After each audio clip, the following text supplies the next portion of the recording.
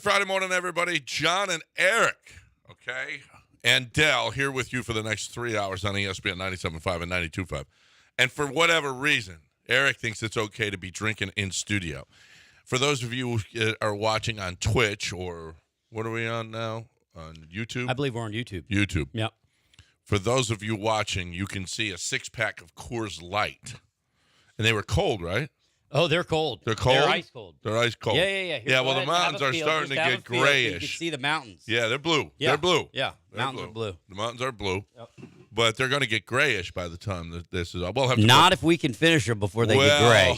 You know, that's another question, whether or not, the FCC, how much they'd like us drinking a six-pack during the show. There's that question. Not a lot or a lot? Not a lot. Not a lot. Not Okay, a lot. okay, That's okay. not in All there. right. That's not in their wheelhouse right there. All right. Us drinking. What if it doesn't affect the quality of the show? Well, it will improve. It might enhance drastically. it. Yeah, enhance the quality. Yeah. Sure. No. I'll get a lot looser. It's not like I've never drank during a show before. I mean, let me just put it to you. Okay. That way. All right. I like it. Yeah. I've been up all night before and An all-nighter. got there, and then still Came in, dominated. Yeah. Well, I don't know about that whole dominating thing, but you brought it in because yesterday you were pretty reckless. First of all, you had, what was the producer's name yesterday? Austin. You had Austin playing taps for the team. Yep. Right? And then you flagrantly bet me a six-pack to my four-pack, okay, because the odds were that the Astros would lose. A six-pack to my four-pack that the Astros would lose that game yesterday. And you were, first of all, wrong on two counts, okay? The season ain't over. It's over. It ain't over till it's over. Okay. And secondly, I'm going to drink those Coors Lights. I am going to relish every sip of those Coors Lights. I hope you do. Yes. I hope they taste a little better. But In just the taste of victory. Yeah. I hope they go down a little smoother. No.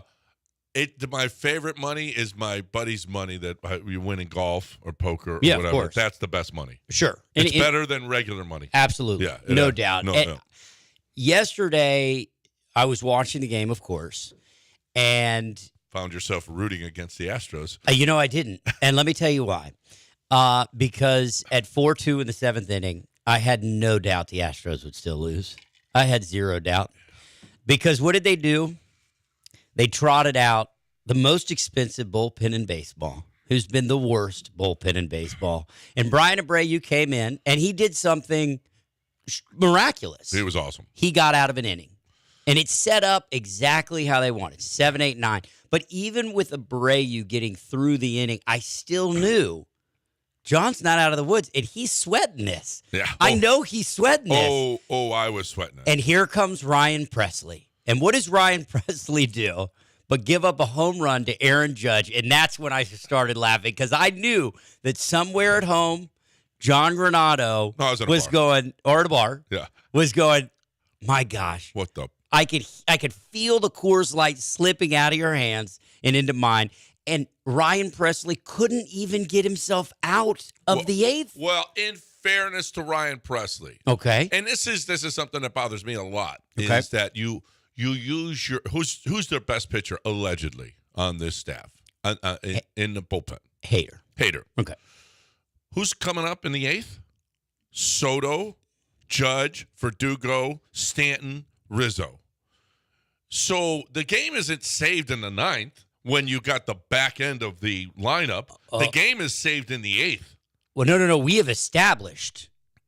We talked about this the other day, how fragile of minds these guys are. Hader doesn't pitch the eighth inning. Haven't we realized that? Hader only pitches the ninth with a one-run lead. And you know what? And A.J. Hinch talked about this, and yet he never put it into play. He always used his closer in the end. But he said, you know what? He didn't understand it, and I've never understood it. The best hitters are coming up in the eighth inning. That's where the game is saved. The game is not saved in the ninth inning. The game was saved. And, oh, by the way, Ryan Presley wasn't up to the task. He was 2-0 on every hitter. 2-0 on every hitter. Yeah. And you cannot pitch that way. And then, sure enough, Judge crushed it. Just crushed it. Soto just missed it. And, well, didn't miss it. He lined out. Kyle Tucker was almost, he needed self-defense there to not lose a hand. And then Verdugo walks, and Stanton is he's Stanton. Yeah, he's Stanton. He's Stanton. You're nervous at that point. But you gotta get him out of. You gotta get him out of there. But he couldn't do it. He couldn't get through an inning. He couldn't get through the inning. Couldn't do it. And then Hader came in. Well, did you want to see Presley against Rizzo? Hell no. Well, I had 4 Coors Lights on the line. Oh, you did? So, yeah, I didn't mind. I kind of wanted to see him do his job. Is that what you're asking? Right. Yes, that's what I wanted to see. No. But then I still wasn't nervous because here you come Hader, who is notorious, even in San Diego, when he was at his best, notorious for being awful in 4-out situations. But he is now, well, for whatever reason, because I think he was looking for a contract or whatever the case may be, but he's relishing it here. He even said so. He said, well, he had a two inning outing a couple of maybe a week and a half ago or so, and he was like, "Yeah, I don't care. I like it. John, I didn't like it before, and I like it now." I would relish hell for $96 million. Right. Okay, what are we talking about? He relishes it? Yes. Yeah, of course. He relishes the humidity? Yeah, no kidding. He's got $96 million in his bank account. Well, that's true. No, there's no question about it. But he's not. He was not all about that in San Diego. And that actually, who was it? One of the pitchers, I called him out for it after he left, and he was here about, oh, well, I guess you can pitch more than 1 inning and blah, blah, blah, blah, blah. But he actually has said recently, and by the way, he came in, mowed down Rizzo. Mm-hmm. You know, he mowed down. He got an infield fly. Yeah, to second base. But he had no chance. He had no chance. I understand. But the first pitch, Rizzo went, oh, goodness. No doubt. He looked great. Yeah. Here's the problem. He then had to go sit in the dugout. Right. And I know you were nervous again. Well, and the first guy, Torres, gets a hit off him, right? First, wait. Before we get back to Hader coming out, Loperfido gets on. Third of the time of the night, okay? Yeah. Loperfido gets on, gets over to second, steals second, okay? Moves over to third on a swinging bunt. And we think, oh, insurance runs. How great is this? This is going to be great for Hader. He's going to have an insurance run. But does he get the insurance run? No. Because what happened? Because Altuve and Yordan. That's not the only. They can't get a guy at third over with less than 2 outs. Second inning. Okay. Wait a minute. Diaz doubled. Loperfido got out on an infield single. Dubon flied out. Altuve singles. Bases loaded. 1 out. Tucker strikes out. Yeah. And then Alvarez out. Yeah. Third inning. Pena singles to center, steals second, goes to third, nobody out. Yep. Runner on third. Singleton strikes out. Captain pops out. Obviously. And then Diaz grounds out to the pitcher. Yeah. 1, 2, 3. There we go. But that's 3 times. Yeah. Runner on third, less than 2 outs. Can't get him home. You gotta be. Are you kidding me? We have to have the most runners left on. Unclutch. Yeah. Have to. So unclutch. I'll look at the break. We have to have the most runners left on. But not only, okay, on top of that, of all of that, John Singleton's the hero we need. Well, because in the bottom of the ninth, when I still had my feet kicked up, I was not even worried in the least. He doesn't make that play, they lose the game. Of course. If he doesn't turn into a Gold Glove first baseman, square his body and pick Hader's throw. Wow. It was as close to a high leverage it was like the ALCS in May. Yeah. That was unbelievable how high leverage that game was for a game with a team that is, 13 games, 12 games under 500. Now 11. And made. I mean, you can, Austin's not here today, I don't think, but Dell probably has the sound. You can crank up taps, baby, because I can tell you, even with that win, this team is cooked. Are you they kidding are me? cooked. We got Detroit now. They cooked. suck. They has historically sucked. When was the last time they won a World Series? John, here's the thing. The problem is that even if you go on some little mini run that's going to fake you out and make you think that you're in this thing, you have to play, at this point, you have to play 97-win baseball to even make the playoffs. That's right. That's right. Let's go. They are not that team. That's exactly They're having what we're trouble playing 65-win baseball. Mm-hmm. They're not a 96 baseball win team. They're going to be the watch. You just watch. Just watch and learn about this team. Well, then we'll have to think of another bet, and I'll come back in September to collect. Yeah, And I'm going to come back and collect in person because it's going to be sweet. Listen, this is going to be And it's a lot of Coors the Lights. best comeback in baseball history. Taps. Is what it's going to be. Like the Braves made this kind of comeback and won the World Series. And you know what they were called? The Miracle Braves. Yeah. The Miracle Braves. That miracle insinuates that it happens one time. 1969. The Miracle. Miracle Mets. Miracle Thank you. Braves. You know how many seasons there's been? How many teams there's been? It's happened once. That's the best. People get struck by lightning too. Doesn't mean that it happens all the time. Best ever. Good ever. Lord. Del, help me out here. So we got to win, all right? And you want to play taps again. To fight this. Taps. I'm not going to help because you get to leave. I got to deal with him and this delusion for months now. Yeah. I don't need to fight it every time. I'll let him go sometimes. I got you. Did you play taps yesterday? No. Did you approve of taps? I thought it was interesting. You approved of it. Yeah, I thought it was appropriate. No. Because unless Ronel Blanco's going to go 4 times a week, you can wrap it up for this team. Hey, by the way, that is the deal. How about 92 pitches after 5 innings? Get back out there. Yeah. Get back out there, and he goes and he throws 107. Holy crap. And you know what? I didn't even want to take him out then, but Brian Abreu came in and looked great. Brian Abreu has not been – Brian Abreu is going to turn his season around. Brian Abreu is too good for this. I don't know that Presley's too good for this. And I don't know that Hader is too good for this because Hader has had – but Brian Abreu is too good to be – and he showed it yesterday. An inning in the third, 3 strikeouts. He was dominant. And that's the kind of stuff you needed. I'm not sure that it shouldn't be – listen – and okay, there it is. Forget Hader in the 8th inning. Brian Abreu should have come in the 8th inning. Although you needed Brian Abreu to put out the fire in the 6th. But Brian Abreu is the one that should have been facing Soto and Judge and Verdugo and then Stanton. That's who should have been facing those guys because he's a beast. When he gets he's going to get on a roll, and when he gets on a roll, there you know what that's the best guy in that pen. Yeah, when he can find the strike zone. Right. His command is a real issue, and it's been an issue until last night. Well, but when he's on, listen, dude, this is Brian Abreu has been. Go look at his numbers the last couple of years. He's unreal. He is fantastic. A closer. He's probably the only guy on this roster that you could say, he could go to other teams to be a closer today. Yes. Right? Like he's one of those guys. He's one of the few guys that we have that Ryan Presley could. You got something for him. I think that's why when we start playing taps, Brian Presley will be a movable piece. You think Ryan Presley is going to be? I don't think anybody's. I don't know what you think you're getting for Ryan Presley. Oh, are you kidding? Somebody making a playoff run that needs bullpen depth? You think they're taking Ryan Presley? Yeah, you're crazy. Of course they're taking Ryan Presley. I don't know that you're going to get. Well, I think so. Well, when the Astros need him, then he's going to be on another team. No. We're talking about when the Astros are sellers to shut it down, to put the fire out. You want him on another team? Okay. When the Astros are sellers. Okay.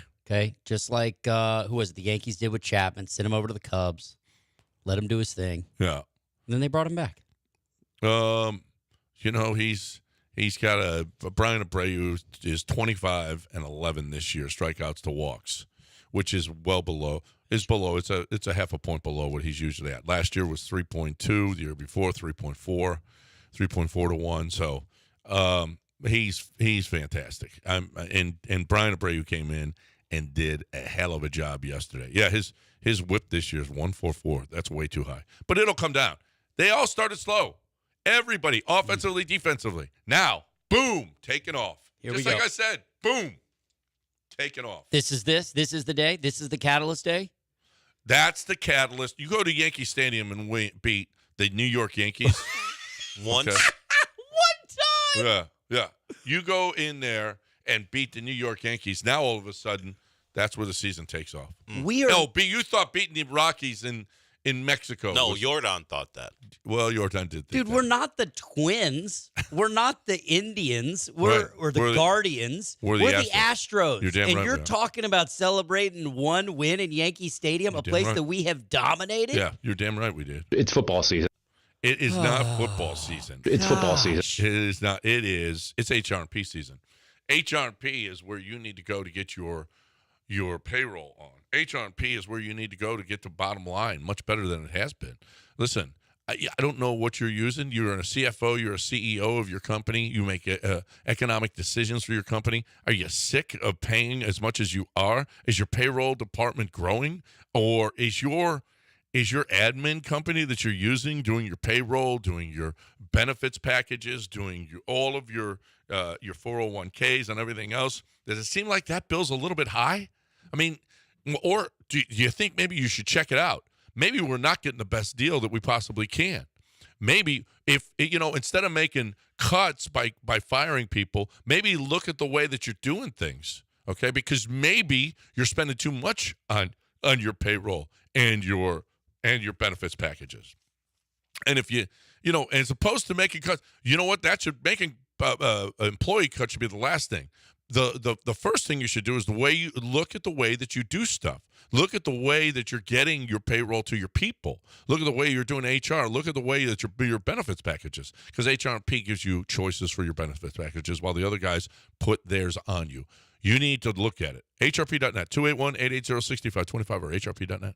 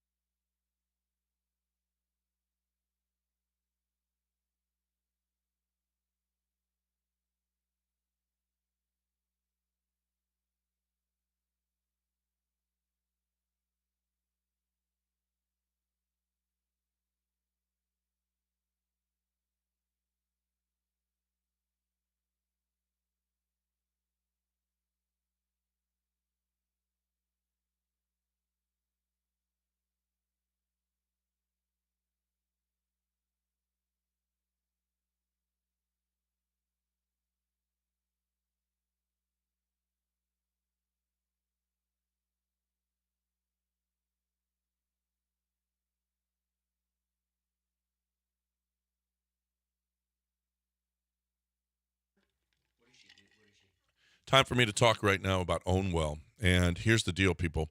I've been telling you, and I'm doing it. I'm going with Own Well. In Harris County, we have to protest. We have to officially protest our property taxes by the 20th. In Galveston County, by the 17th. In Fort Bend County, by the 15th. So we got different counties have different dates. But it's coming up, people. Do it now. Do it now. Because you do not want to miss the date and have the government tell you how much your house is worth. Because your house is not worth what the government says it is. Because the government is always going to try to charge you more than your house is worth. 86% of Own Well's customers save on a property tax. 86% of their customers. That is a ridiculous number. And that just means that the government, and how many more people don't protest, okay? So the government is just getting over. Let Own Well fight it for you. They have top-level technology, cutting edge, that is going to just kick their butt, and they do it all the time. No upfront cost savings or free guarantee. If you don't save, you don't pay. It takes 3 minutes to sign up. Save money on your property taxes with Own Well. Sign up in less than 3 minutes and start your protest today at ownwell.com. That's OWNWELL.com.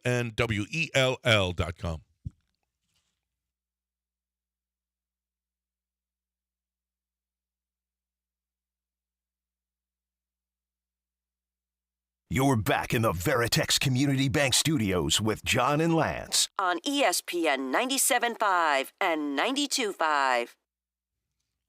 Okay, so did you see that the Texans added a Super Bowl champion to the repertoire? Yep. So Ben Skoranek played for the Rams. He was number 18. Mm-hmm. Looks like a little white guy, right? Oh, he's a bigger white guy. He's a bigger white guy. He played fullback for them. And I don't know, this was an old video. Dan Orlovsky breaking down what he does for him. What's the San Francisco Jersey? The San Francisco fullback. Yes. Yeah, Jersey. What he does for San Francisco, he looks more like a fullback, right? But Skoranek looks like a little Julian Edelman out there. He doesn't look as big as he is or play as big as he is. Yeah, he's 6'3", at least listed at 6'3", 220. Yeah, he's a big. He's a big dude. He's a big guy. I know people very excited. Transactions. Everyone loves a transaction. They saw his. He's a versatile threat, but in an offense where you have those three wide receivers, I am interested to see where he would actually fit in. I think we're going to be, and you have Joe Mixon out of the backfield. So I feel like this offense will be receiver centric. So is he just going to be strictly a guy who you can slip out of the backfield and be unaccounted for? What's his real impact going to be? Probably depth as well. Depth. Yeah. You never know if you're going to, if anybody's going to get injured. But that's a much bigger threat out of the backfield than Beck is. Right? Yeah, we'll see how often they're going to have two backs back there when you have your three wide receivers. Well, he and likes Dalton. using a fullback though. Yeah, but you're gonna have. He didn't have three wide receivers at the level he's going to have. He's going to have Dalton Schultz as well. So how many times will Ben Skoranek be on the field? Yeah, I don't know. I don't know either. Hey, listen, he it wasn't like he was a huge. He had in his biggest year he had 38 catches, right? For 376 yards. That's fine. But man, I don't know. Bobby's going to go, ooh, we can do some stuff now. We can do some more stuff. It's use check. Use check. Yeah. But I mean, don't you think that a little after last season, right? The Texans get where they are. They're starting to go on a little playoff run, and we don't have receivers. So I mean, this is also insurance policy. I mean, you see like the way the game is played now. Like you start to lose receivers, all of a sudden, we were starting guys that had no business starting games, right? So I mean, depth is huge at this point. Yeah, absolutely. You want to keep guys healthy, and you got to have guys that have reps and know the system. So you really can't have too many of them, right? Especially not when offense is your primary weapon. Right. I listen. I don't know that he's going to be a different whatever. But to swap a 6th rounder and a 7th rounder, Lance would think, oh, my God, you just gave up. Look what you gave up. Why do we not value these draft picks? You traded their 6th rounder for your 6th rounder for their 7th? Lance, well, I mean, because you got a guy that has played in the NFL. I love that. Yeah. No. Lance, though. I'm making fun of Lance. Of course you are. Because he thinks that draft picks are the most valuable thing. Well, yeah. More valuable than life itself. Well, he has an investment in the draft. He does. So he's going to make that a priority, just like you make being a degenerate a priority. What do you mean? Because you have an investment in that. I'm invested in golf. That's no, degenerate. Poker, general drunkenness. Yeah. You're invested in both those things. Yeah, that is true. Yeah. So if anyone came at you about, Coors Light's not so great, you'd be upset. Because that is you true. have an investment just I'm like he does. I'm going to give it to Lance. I'm going to give it to Lance on this one. You're right. Draft picks are that valuable to him. Yes. To him. Right. It's a stream of income. He spends a lot of time breaking down those 6 rounders, dude. That's a lot of time in a dark room breaking down 6 rounders.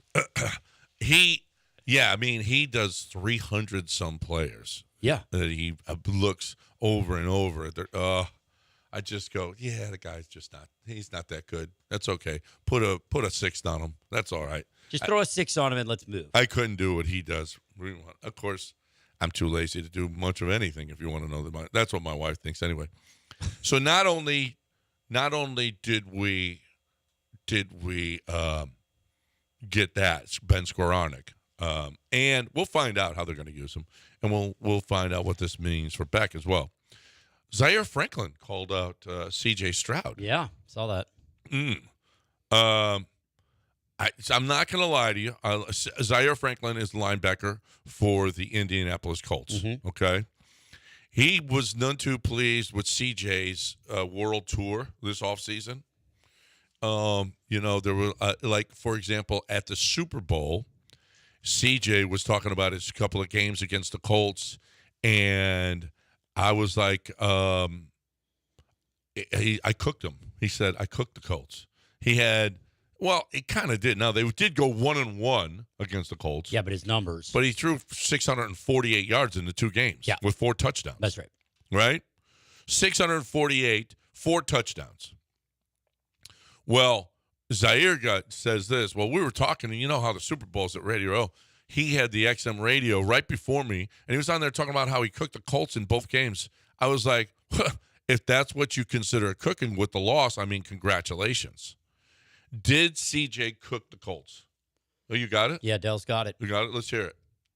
I'm not going to lie to you. I love CJ, man. I support all our young brothers at quarterback, but CJ he didn't say a lot of wild stuff to me, and our run-ins, at the Super Bowl. I need to see that boy again. What'd he say? We were talking, and he was, how the Super Bowl is at Radio Row. It's big, all that stuff going on. So he had the XM radio right before me. He was on there talking about how he cooked the Colts in both games. And I saw him, and I pulled him aside, and I was like, when you play Anthony, it was like 28-7 in like the second quarter. We were kind of blowing you out. Yeah, you threw for 300 yards, but that's not a cooking. That's not a cooking. Yeah, and he was like, bro, I ain't cook you. And I'm like, look, if that's what you consider a cooking with the loss, I mean, congratulations. And and then I have to remind him as well that he's never beaten Anthony. Oh, I love this. You're a psychological warfare guy. Oh, look at him fueling the fire. That was Chris Long. That's unbelievable. Defensive end.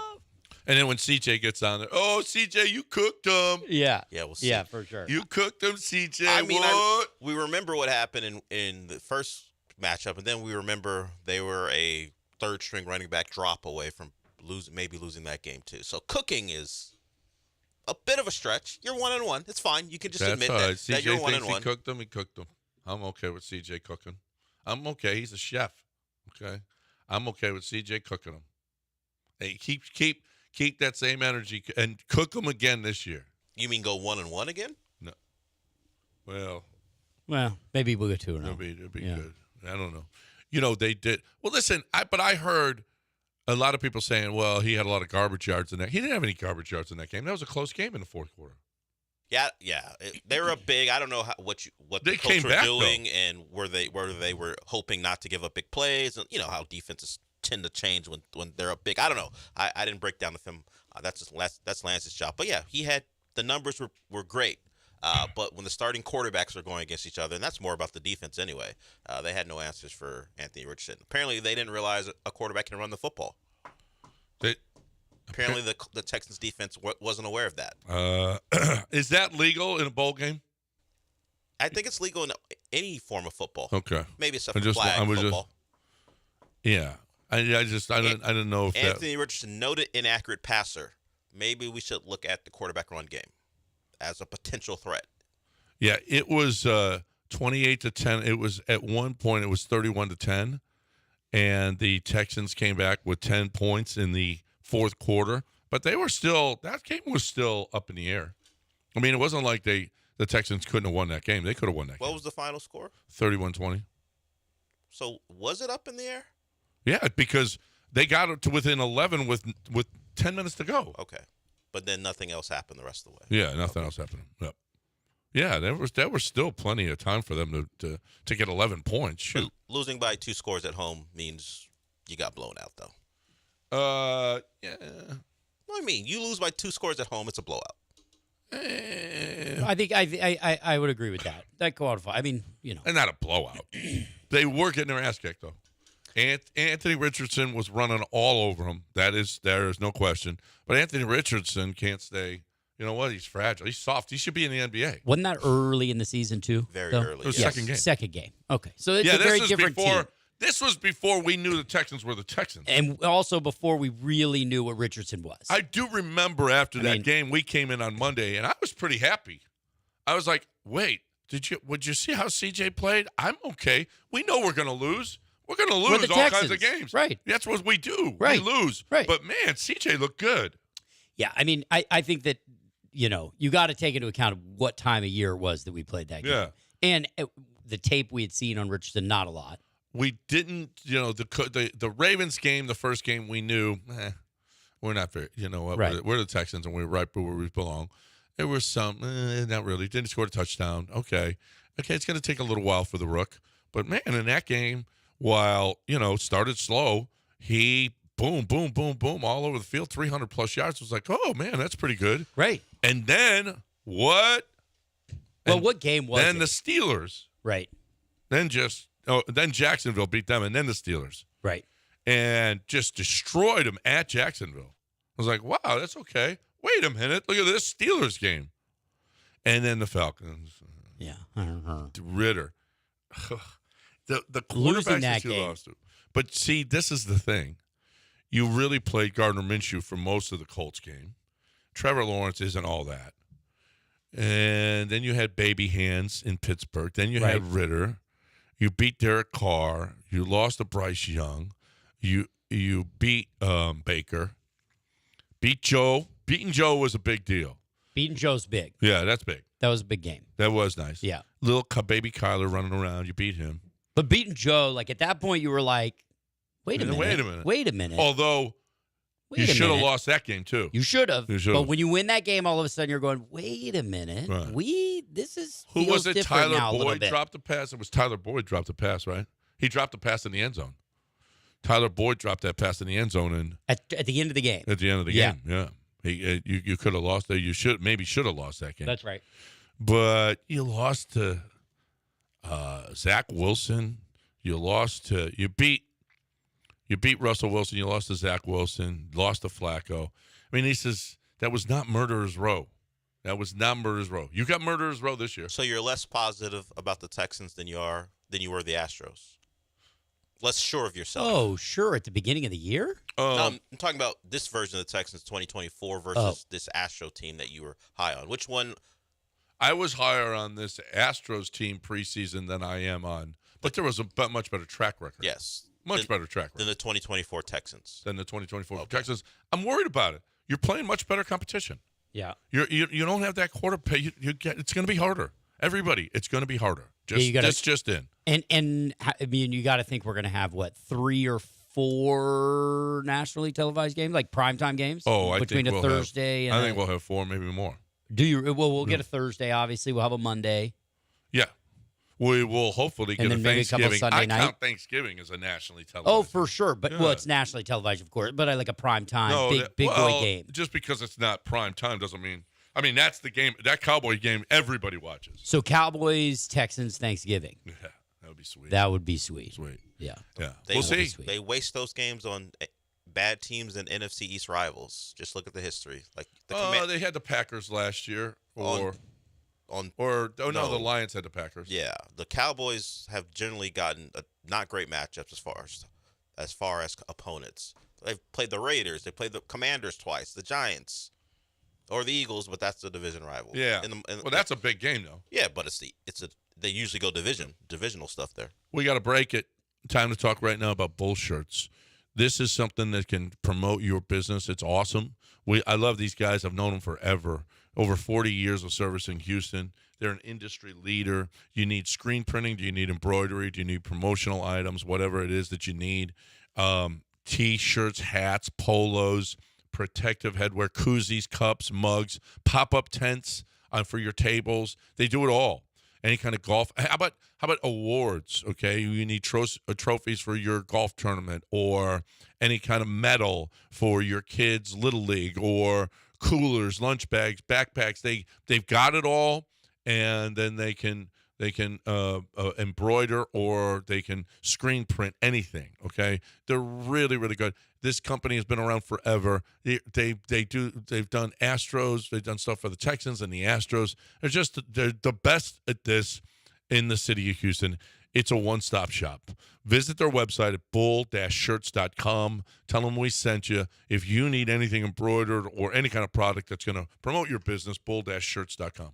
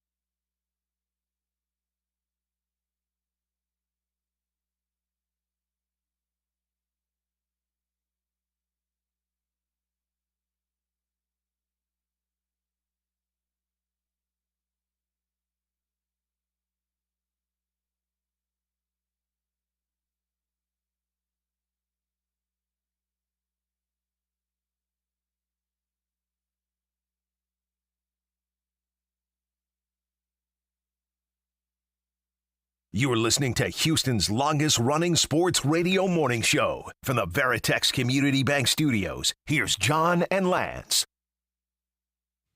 All right, welcome back here on ESPN 97.5 and 92.5. Eric Layden in the studio with us. Eric, I was just playing golf the other day with Mark Trussman, I mean, you're going to blow me up now. Humble brags in here. Well, you're going to blow me up right now. Okay. I don't want to spit in the face of your theory about the Texans possibly playing the Cowboys on Thanksgiving Day, but just since 2016, the Cowboys haven't played a team who had a winning record the year before on Thanksgiving. Like the team they generally are playing a team that was bad the year before. Right. So it's not what they don't put. Maybe good they teams. do that for Jerry. It's a homecoming. It's a homecoming game for the Cowboys. That is true. But they've had some good games. I remember back in the day, they used to, when the Redskins were good, they used to have a lot of good games. They play the Commanders because we don't use that name anymore. Well, they were the Redskins at the time. I know, so we don't I'm going to call them Redskins. I'm going to call them Redskins. I'm down with that. I'm fine with that. Yeah. They were the Redskins at the time. I'm not triggered. I'm not triggered either. Okay, well, now I really only have to worry I'm not going to call them the Commanders because they weren't the Commanders. No. I'm just telling you, the Washington team. Mama called them Redskins. I'm going to call them Redskins. Some other people called them that too. Truth. They've played the Commanders or the Washington team that resides there 4 times since like 2016. They give the Cowboys bad opponents on that day. Well, that won't be a bad opponent this year. Jane Daniels going to chop them up. They won't be good. Going to chop them up. Okay. Yep. Okay. So anyway, we were talking in here. Mark Trussman came out of retirement to work with Jim Harbaugh. Yep. I wholeheartedly agree that it won't be long before the Chargers are good again. Yeah. Jim Harbaugh wins everywhere. Everywhere. And what did he? Why? I mean, he just said his attention to detail is different. He said I would not have come out if it weren't for Harbaugh, like when he called. And he's helping out there as a consultant, overseeing the offense primarily, but because he's done it for so long and been around forever. But he said, the way he approaches the game, obviously his knowledge of the game, but really more than everything, like what he demands of his players accountability, and it's hard on a lot. I mean, he says, even things down to like the way we leave a locker room or a bus in terms of leaving trash. I mean, it's just it's different. The way we dress, the way we approach press. He probably is a bit of a control freak in that way, but he wants from start to finish there to be a discipline involved. And he just, he said he's a different dude. He obviously, it looks like, he's going to do what he did at everywhere, which is build up the lines. That's what you got to do. That's what in the draft, Yep. it was interesting to hear him talk about it. He also talked a little bit about Herbert, and he said just a specimen. So Great. Coach killer. Coach killer. But I'm looking at a story here because it's funny that you would have mentioned that in this break because I'm looking at a story here. And that Dell's Miami Dolphins were mentioned in, as a matter of fact. Biggest roster questions entering 2024, and wide receiver for the Chargers is one of them. For sure. I mean, you lost Keenan Allen and Mike Williams. Now you got Ladd McConkey and DJ Chark. You got nobody. Yeah, well, I like Ladd McConkey, and we'll see what happens with DJ Chark. But, it's not going to be easy for Herbert to be finding guys open when, you don't have, when the guys aren't open. It's going to be an awfully difficult task. Your Dolphins are mentioned in here, Dell, that your offensive line is going to be a mess this year for you. Well, that offense mitigates the impact of the offensive line, at least in good weather. We see as the season wears on how the offense gets less effective. Look, they have two good tackles. Armstead's probably in his last year. They gave Austin Jackson an extension because he was trending towards bust, and then he had a really good year once he got a pretty good offensive line coach. The interior is a problem. They went and got Brewer from the Tennessee Titans, who's a smaller center, which is what they like. The guards are questionable because one's not good, the other gets hurt. Well, Patrick Paul's going to come in and have to play, huh? Nah, probably not, unless he may be a swing tackle, but the likelihood is he's going to get a redshirt year and then replace Armstead as a left tackle if Armstead retires, which he hinted at this offseason. The question is, because they have money coming their way because they designated Xavier Howard for a June 1st cut, will they go get one of the tackles like Risner or Van Roten, one of those guys, guards that they might go after? So that's the thought, that once that money comes in, where they get like an extra $18 million in cap space, that they'll devote some of that to the offensive line. Well, yeah, you guys struggled to stay on the offensive line. And then the Atlanta Falcons defensive line. A lot of people are high on the Falcons this year with the addition of Kirk Cousins. And here's the deal. And Michael Penix. And what? And Michael Penix. Yeah. Yeah. Two quarterbacks. No defensive line, though. Yeah, right. No defensive line, which is their biggest question mark. Right. Right. But let's go get another quarterback. Let's get another quarterback. That way we can just we just need to score a hell of a lot of points because our defense is going to be terrible. Now, I will say the Falcons have at least what Pro Football Focus says is the easiest schedule of 2024. Yeah. Ranked easiest path. Yeah. They do. Yeah.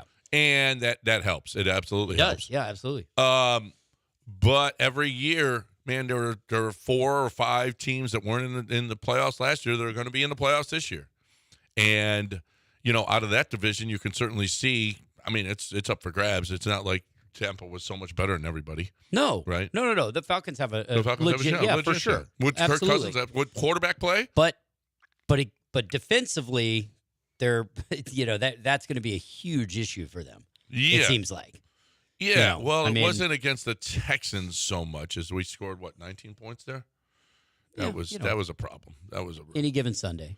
On any given Sunday. That's I right. agree with that. Yeah. I agree with that. Yeah. Do you agree that it's time for you to take advantage, if you are a business, of F-150s at 1.9% financing? I agree with that. Chastang Ford is the place to do that. Chastang Ford is the place to get your 1.9% financing on 2023 F-150s because they still got 2020. I guess they do. Earlier this week, they had 14, and I can imagine that they're going. So if I were you, I would go to chastangford.com right now and see if they've got any. And here's the deal, is if you're a business and you're looking for, you need an F-150 for your work, this is the time to do it. It's a brand new truck, yet it's a 2023. What do you care? All you want is the best price you can possibly get it. And that's what you're going to get at Chastang Ford. You also want the best service. How about that they will service your fleet, come to you. If you have any issues, they will come to you and fix your fleet at your place of business. That's the kind of service that you get at Chastang Ford. Businesses only. Here's the deal. You also got 2.9% APR and no payments for 90 days on SUVs, select SUVs on the lot right now. Looking for the best way to get into that SUV or F-150, I think there's only one place to go in the city of Houston, and that's Chastang Ford. You're going to get the best service. You're going to get the best price. You're going to get an honest deal, no add-ons, no markups. ChastangFord.com on 610 at Homestead, not Hempstead, 5 minutes from downtown Chastang Ford.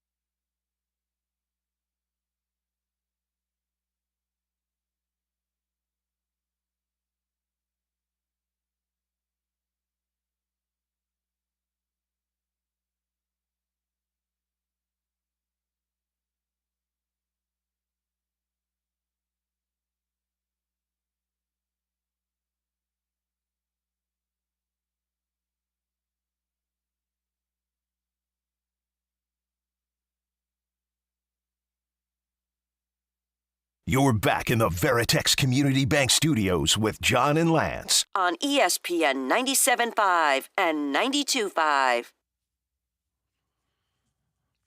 All right, welcome back here on ESPN 97.5 and 92.5. 713-780-3776 is the number to hang out with us here on the show. Yeah, is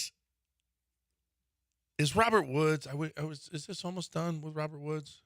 I mean, I think they like him in the locker room. I do. I really do. But it sure would be. I mean, is Skoranek coming here? For those of you who haven't heard, you know, number 18 for the Rams, white guy with blonde hair, a lot of blonde hair coming out of his helmet. No, you're a white guy, right? But and I have blonde hair. But you don't have long blonde hair like he does. And I He's don't got play for the beautiful Rams. locks, not like you don't. Yeah. And you're just not every time I mention a white guy doesn't mean it's you. Well, I Yeah. I speak for the community. Eric's going to speak for all white people now. Yeah. Well, because Okay. we have the black voice. And No, you do not. Eric did go to a Garth Brooks show, so I thought we qualify established him. yesterday. Yeah, that you are. yeah. Right. I could be that spokesman. And who does Heath Thigala speak for? He speaks for the Indian population. Okay. Yeah. All right. the Indian golf population. The Indian golf population. I got Well, you. he's one of the more famous Indian athletes. I think that's fair to say. I mean, Yeah, anybody? Crickets? I don't know the Pun, list. pun Well, intended. well, I can't. yeah. I Pun don't have a intended there. list. Yeah. No, of course you don't. In your head. Anybody? I wanted. They're all cricket players. That's exactly. The 100 top Indian athletes, for the most part, are cricket players. Right. So I think it's fair to say Oh, that I thought you Shahid said crickets. Thigala. I Yeah. did. Yeah, I did that he on did say purpose. that A too. cricket. You get it? I went Yeah. right. Yeah. Right over. Right over. But yeah, Right. so I think Thigala is probably the most Yeah. We're famous going to go to Indian. him if there's any Indian golf Really issue sports, whatsoever. really Indian sports. Indian. Well, Professional athletes. We'll see. That's Yeah. Yeah. We go to Thigala. Right. Anyway, Skoranek comes in here and he can play fullback, but he can also. I mean, you like you said, dude. We were down to Nico, and that was it. That's it. Pretty much it. Hutchinson was on one side. They like to run him on a reverse every once in a while. Other than that, what? Robert Woods was in and out of the lineup, and mostly out. That's my guy, though. You like- USC. Rob Woods is my guy. That's your guy. Yeah, I'm an SC fan. He was really from good. California. He was really good Oh, about so 3-4 years ago. Yep. Yeah. Yeah. He's on the backside here. Yeah, you think? Yeah.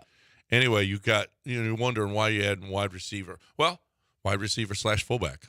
That's what you're adding here, and he can. I tell you, I'm kind. Skoranek's going to come up with a big catch or two in this upcoming season, at least a big catch or two. Okay, he had a few for the Rams. I just don't think you can have too many. I mean, when you've got other pieces that you've taken care of, Right. We saw this last year. Like, you can't have too many options to go to. Well, here's the thing. Yes, you can because you can't have 12 wide receivers. I'm not saying that No, you don't no, have right. other But you're needs. already at your limit. But this guy can play fullback, and he's a special teams guy. So he fits. Right. He's a bit of a Swiss Army knife. Yeah. Not the new version. Not the one old without version. the knife. Yeah, he's the old version of a Swiss Army knife. The people, you have to listen all the time, okay? Because News of the Weird had a Swiss Army knife that they forgot to put the knife in it.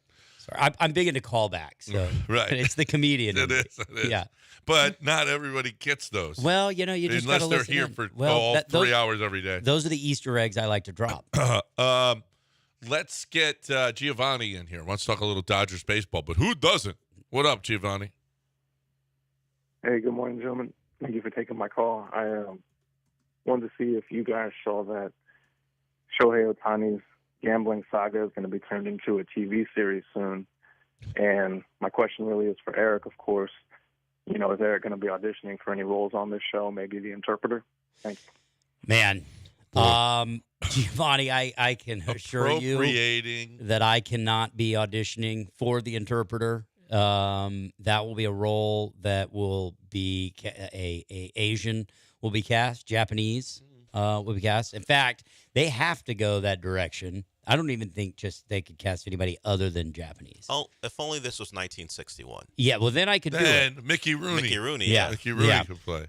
No, we don't live in a time anymore where, in fact, Giovanni, I'm not sure how many roles will be in that movie for me. I'd be interesting to see how they approach could be a that. front office guy. It could be. Yeah. It could be. Yeah. Friedman, is he with the Dodgers? Andrew Friedman? Yeah. So, maybe. It'll be interesting to see how they approach that. Like, what angle they take. Like, whose POV are they taking? Whether it's Ohtani's, whether it's baseball's, whether it's the interpreters. The interpreters, probably. Okay. Because Ohtani is just like, do, do, do, do, do, do. I didn't know nothing. So this guy who falls on the sword for Ohtani is now in jail, correct? Well, he's going to. He's going. And is he going to American and he has jail to pay or is he back going to Ohtani, Japanese which he jail? has no money. Is he going to American jail? It was an American crime, right? Yeah. Yeah. So, okay. Yeah. So he's going to American jail. I mean, If he went to Japanese jail, How He'd long be- would he last?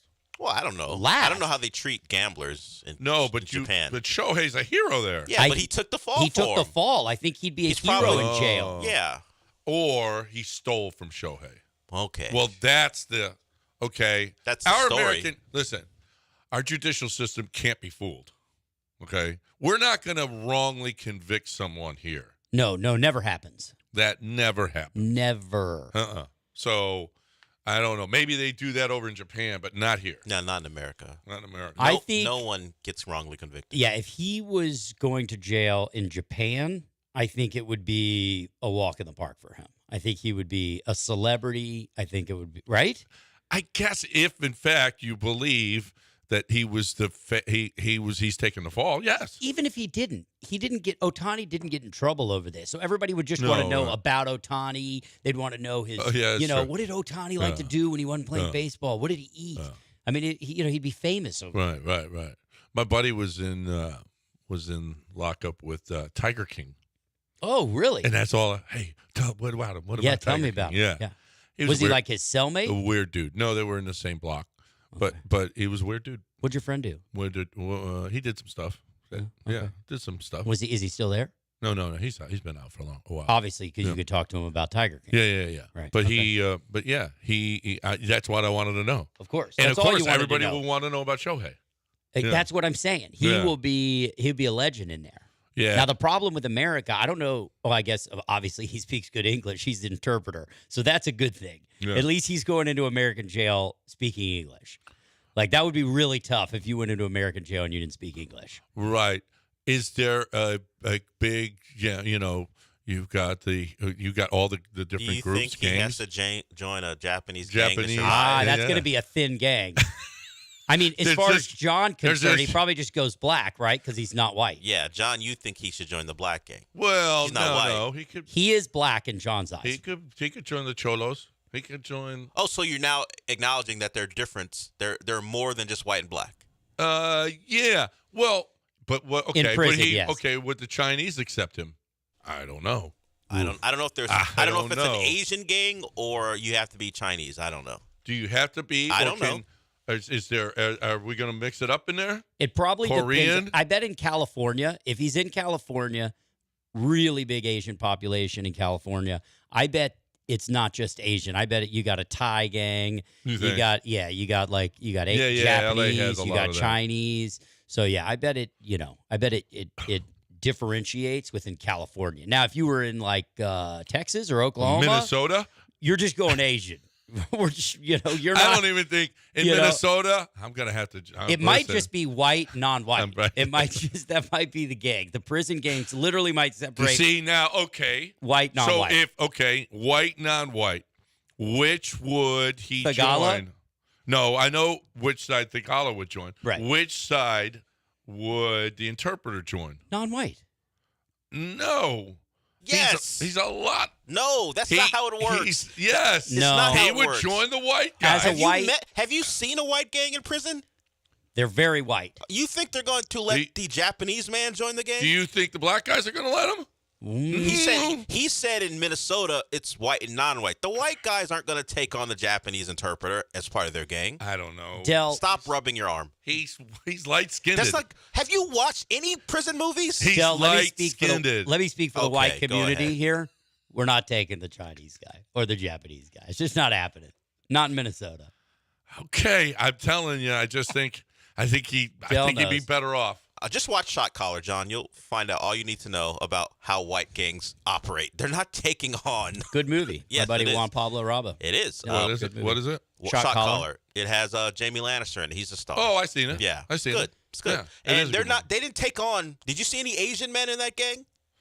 No, but there's no Asian guys in that prison. Oh, okay. It wasn't a big big Asian. It was a Southern California prison. I bet you there are Asians in the prison. Well, I didn't see. Did you see? I don't know. I have to go back and watch it again. They weren't taking on Asians. Well, no. in the gang. Well, but we were talking about if he was in Minnesota. And they're not taking the attitude still applies. They're not taking on an Asian man.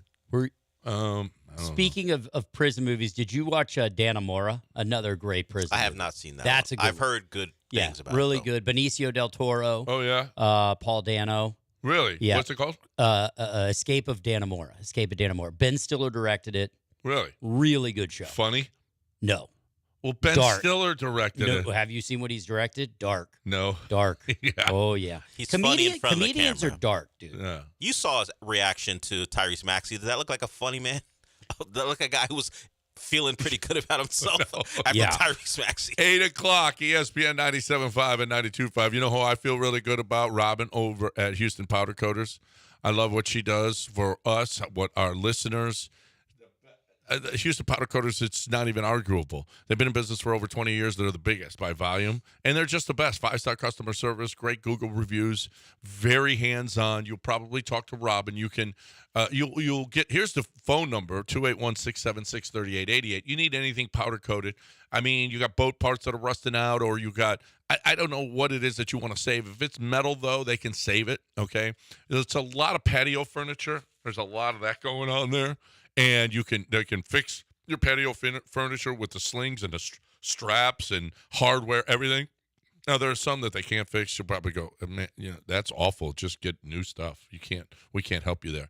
But if you want it to look like, maybe buy some new stuff, and you want it to be your favorite team's colors, your college team or your pro team, the one that's your favorite. Do you take your stuff out to the tailgate? You want it to be your team's colors. Done. Houston Powder Coaters does all of that, okay? She had an Astros chair out. There wasn't an Astros chair. It was Astros colors. And I was like, wow, this is really, really cool. Well, you can do that every single day at Houston Powder Coaters. HoustonPowderCoaters.com. They're the best, and you know what? Just do it. If you need to save something, HoustonPowderCoaters.com.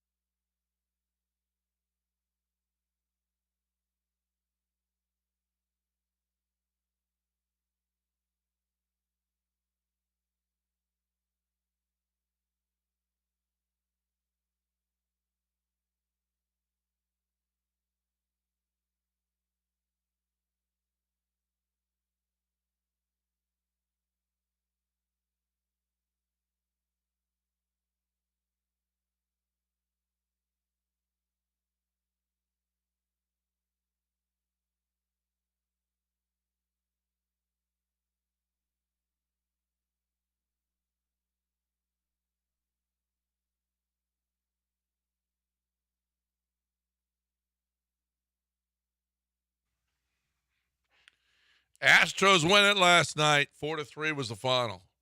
Any thoughts? You're more than welcome to get in here. 713-780-3776. Boy, Renel Blanco, please. I mean, can somebody start pitching like this, dude? Can you get – and I mean, even JV was – I mean, you're looking forward to – you would think, okay, Fromber's on the mound, great. JV's on the mound, great. That's about all. Javier's coming back this weekend, though, right? Javier's coming back Saturday. Yeah. So we got that to look forward to tomorrow. It's Renel Blanco. He's the best. He's got blonde hair. He's awesome. Wait. You didn't know who he was a month ago. I know. Well, we saw him a little bit last year. Right. You didn't but know we he didn't know he was a going to be our starting ace. pitcher. No. You didn't even know if he's going to make the team. No. Well, he had a really good spring. He but did. It was like, and he won himself a job in the rotation because he was so good. Yeah. Well, there's a reason. He's good. He's really good, and he's carried that over to the regular season. And you beat the Yankees, and it just turned the season around. It has just totally turned the season around, and now we can look forward to the 8th straight ALCS. I mean, the fact that we're talking about a starting pitcher being your guy, right, that turns the season around is the issue because he can only pitch one every 5 days. Yeah, about 6 in this stretch, probably. I don't know if you know, we got a Hall of Famer. We got Fromber, who was won Fromber. an All-Star game. Mm-hmm. Yeah. We got Christian Javier, Right. who was considered to be the Cy Young favorite going Right. into last year. Right. Didn't really pitch like that, but he was considered. Right, but we're talking about now, right? We're talking about what's going on Well, now. now Christian Javier is coming back. Okay. What? Yeah, but you're looking into the future. Christian Javier is coming back. What I'm looking at is what Jordan's done over the past 3 weeks. Brian Abreu, we got. Okay. We And get a lot of guys to third base. we do get a lot of guys at third base. We do. But Look, at some point, the offense is going to have to start to click here. At some point, these guys are going to have to start putting the ball in play. They're going to have to score runs. So bad. They've got to score runs. Second inning, you could blow this thing open. You got a runner on third and Kyle Tucker up. You got a bases loaded, 1 out, Kyle Tucker up. Strikes out. You got Pena on third, nobody out. Singleton strikeout. Bregman popped out to right. Diaz grounded out. What? Ninth inning. Ninth inning. You got Loperfido on second. No outs. No outs. No outs. Yeah. And then you get a swing. And he's bunt. at third with 1 out. That's right. Altuve strikes out. And on one of the worst pitches. Oh my gosh. That thing was 3 inches off the plate. Craig Biggio was like, what are you swinging at? Yeah, terrible. Absolutely terrible. Luther Bish, I'm sorry. He's got 3,000 hits. But Altuve's great, too. But that's the thing. Okay, so in all honesty, and the reason why I really do believe the season is toast is because these guys, the pitching obviously is an issue because of our depth and our injuries and everything else. The bullpen has obviously been awful. Let's just say they turn it around. Right. And let's just say our starting pitcher. Let's say Javier comes out and Javier puts up 6 innings, gives up 2 runs, on Saturday. Great. He's back. Let's say he throws another back. no-hitter. Okay, let's say he doesn't. Okay. And then we've got, and let's say JV comes out and does his thing. He gives up 2 in the first, but after that he steadies the ship. And okay, where are the runs coming from? This lineup is too good to be doing this over and over and over and over and over and over and over and over and over and over and over and over and over. Now you sound like Shogun. And over and over. I like just shaking his head. Listen, I love Shogun. I will go back. I sound like a broken record. There's an issue, but you can't offensively, no matter, even if these pitchers do turn it around offensively, you can only say these guys are too good and they have to turn it around for so long. They haven't been able to do it, and we've got a big enough sample size to prove it. Mm-hmm. So I just, No. No, you got a big enough sample size to know that these guys are better hitters than this. That's what you got a better sample size of. Much bigger. What has shown you, other than Pena And yes, over the course of the last 3 seasons, you've got a big enough sample size to see that. Yeah. But something is going on right now. Well, and they're unable to do it. Right now. But it's not one guy. I don't know if you heard DB. Off to a slow start. Right. But it's not one guy. That's Dana Brown, for those of you that weren't here. Yes, it's not one guy. We're talking about, we only have 2 guys that are actually hitting, timely hitting. So it'd be one thing if we had, one guy that was kind of was dragging us down, or 2 guys. Last year it was Maldonado in big situations. But it's not that right now. It's the entire lineup. Outside of Pena, Dubon, a lot of times when he plays, but outside of Pena and Tucker, who's having a good year offensively, outside of those 2 guys, you can't even string together 5, 6, 7 guys that can pass the torch. And that's the problem. Watch and learn. Okay. Okay. All right. Your negative attitude, Moriarty. Okay. All right. We have got to remember who we are. That's all. You're just saying a different version of back of the baseball card. That's right. I never said back of the baseball card. I said a different version of saying that. No, that's what we you're know saying. who we are. A sample size, the history, that's just all what the Astros brass was saying. Abreu now was bad for a year and a half. That's different.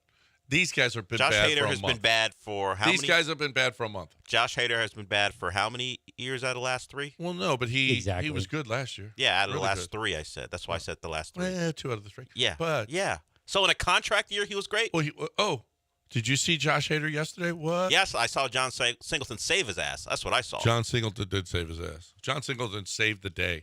John Singleton has come in after being awful. And, now do we have a sample size? Do you see what happens when you turn it around? Even John Singleton can turn it around. And you guys don't think Jordan or Altuve or Bregman or when Chubby comes back. Who's Chubby again? McCormick. Oh, okay. Yeah. When he comes back, now all of a sudden, what? No. You insulted him a little bit. You got a little out of order yourself. I just want to point out that turning it around for Singleton, who I appreciate because it's a pretty good story. He's hitting 239. Okay. but where was he? I know he was. By the way, he's got 4 homers in his last 6 games. He has certainly been a much better player than we thought. And what is turning it around? Are you telling me you're going to be happy as an Astros fan if we win 83 games and miss the playoffs? I'm going to be happier than I am now. Why? Because we suck right now. No, so therein lies the problem. I would rather just swallow the pill, and make moves that we need to make sure that we protect ourselves over the next 4 years, as opposed to try to make a move to get ourselves to 85 wins miss the playoffs. With 7 playoff teams now, 83, 84, 85 wins might make the playoffs. I think last year, 86 wins was the 86, last year. Okay. Yeah, but currently the Royals, who, thanks to the Astros, have a better record than we would imagine, they're on pace to win 94. They're the Royals. And that would make the playoffs as the 7th seed. Yeah. 94 wins. Right. So guess what? They're not going to keep that up. Listen, the Yankees started off last year better than the 2000 Mariners, 2001 Mariners, or whatever. Do you believe the Astros have 600 baseball in them the rest of the way? Do what? 600 baseball in them, the Astros. Yes. Yes, they do. Yes. You really believe that? Yes. Even though we've already played every team that we're going to play, and we've shown that we can't beat them. Yes. We're going on. Me and DB think we could go on a run. 7 here. Do you want to align yourself? You want to align yourself with DB? Me and DB. That's right. You guys are going Bagwell-lytics here. Okay, so no, the problem is they went Bagwell-lytics. Let me ask you about this then. Since you're in for now, last week there was like a little, I don't even know if it's much of a rumor, but there was somebody wrote that Vlad Guerrero comes right for Lo Perfido. Yeah, and another minor leaguer. No, I don't want to do that. No, you don't want him to do that. I don't want to do it. But I thought, you're riding Singleton on this road. Why would you take out John Singleton right now, who won a Gold Glove last night in my eyes, and homered? Right. What more do you want? And he homered if we're going to talk like that, he homered to the third deck. Yeah, he did a homer, and that's almost worth more runs. No, here's the deal: that's like a home run in every other park. All the other that home run that Volpe hit was It's a home run in no parks, in one park in baseball, and it was It'd have to be maybe the one he's Boston, in. maybe Boston, and maybe Houston, but Right. that's it. It And was you know the where cheapest home run ever. And the only two places we're going to play Volpe. There's only two places we're going to play him. Houston. Houston and New York. So every place that we would play him, that would be a home run. Here's a stat in your favor, John, according to our good friend Kevin Joseph. There was a graphic yesterday that showed the Astros have played the most difficult schedule in all of baseball, played the most teams over 500. What? Well, they helped make those teams. That's the other thing. They've helped make those teams over 500 because they get beat by them. Right. But you see that? Now the schedule gets easier. Watch this. Watch and learn, you two. Mm-hmm. Okay? The schedule gets easier for like 3 weeks. Yeah. And that's going to be just enough to jumpstart them. That's right. That's the problem. Dell hit the nail on the head. It's, can they really play 650 baseball the rest of the way? Because that's what it's going to take to slip into the playoffs. That's right. It's going to take 650 baseball. Watch. You two put the taps on them. That's going to be the difference in the season. Eric put the I taps put on the him. taps on him. Him and Austin. How many? So if we get to the ALCS this year, it's number 8? 8 in a row. That's 8 in a row. And you feel good about that. I do. You do. Okay. He doesn't feel good about it. Greatest Astros team ever. Ever. I love that. All right. 8 cases of Coors Light. 8 cases, 24-pack. I guess 8 my of them. one. What? That's the odds. No. No, that's the odds I'm right now. getting 8. You're getting 8. No. If they miss That's it, I'm the getting odds 8. right now. 8-1. And more. It would be more for the Astros if you get to the ALCS right now. The 4th worst team in baseball is worse. Whoa. You don't get to play both sides of the line here. Yes. You just told Well, me there I'm not wasn't. a dumb better. I'm not going to bet even money on it. I bet 4 Coors Lights to 6 So yesterday. that just shows you right there John's confidence level. No, that's not it. It's smart betting. You don't bet 1-to-1 on a bet like that. We don't have to bet 1-1, Oh, but yeah. 8-1 is absurd. Oh, okay. Last year, Patrick Mahomes in the 4th quarter, I think they're going to win. Okay, let's bet on it. Well, of course they're going to win in the 4th quarter of the Super Bowl, but you want even money on it. Okay, I'm not asking for even money. 8-1 seems absurd. 8-8 is absurd too. Okay, let's go 4-1. 4-1. It's 8:17. Time to talk about GiveMeTheVin.com. That's what we're talking about right now. Look, if you're somebody that is looking for the best way to sell a vehicle, okay, John Clay Wolf buys vehicles. He's been doing it here.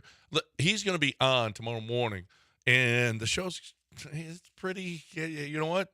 You got to have a taste for it. But here's the deal: is John Clay Wolf is it's a funny show. I'm telling you. You, my friends, have got to. You have got to go to GiveMeTheVin.com if you're going to sell your car. That's right. GiveMeTheVin.com is the place to go to sell your vehicle because John Clay Wolf will give you more. And by the way, he'll bring a check to you. He'll pick the car up and bring you the check. He will do it all and he'll give you more because he just makes less. He buys in such volume that when he resells it at auction, he just makes less than the other guys. But he has so many more vehicles than everybody else that he makes more money than they do. That's how this works. But when you buy in volume, you get a discount. When you buy in volume, like John Clay Wolf, he ain't getting no discount. You ain't giving him no discount. You're giving the most that you can for your car at GiveMeTheVin.com.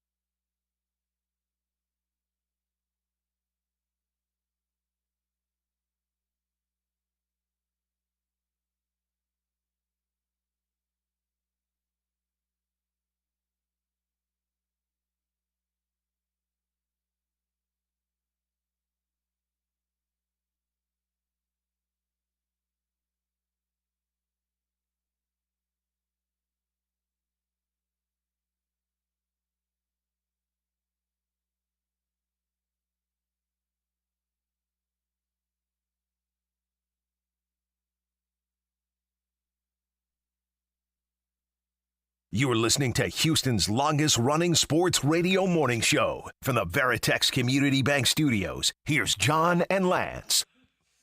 All right, welcome back. Here on ESPN 97.5 and 92.5. So last night in the NBA, man, Cleveland just blew them out. Blew them out. And that's Boston at home.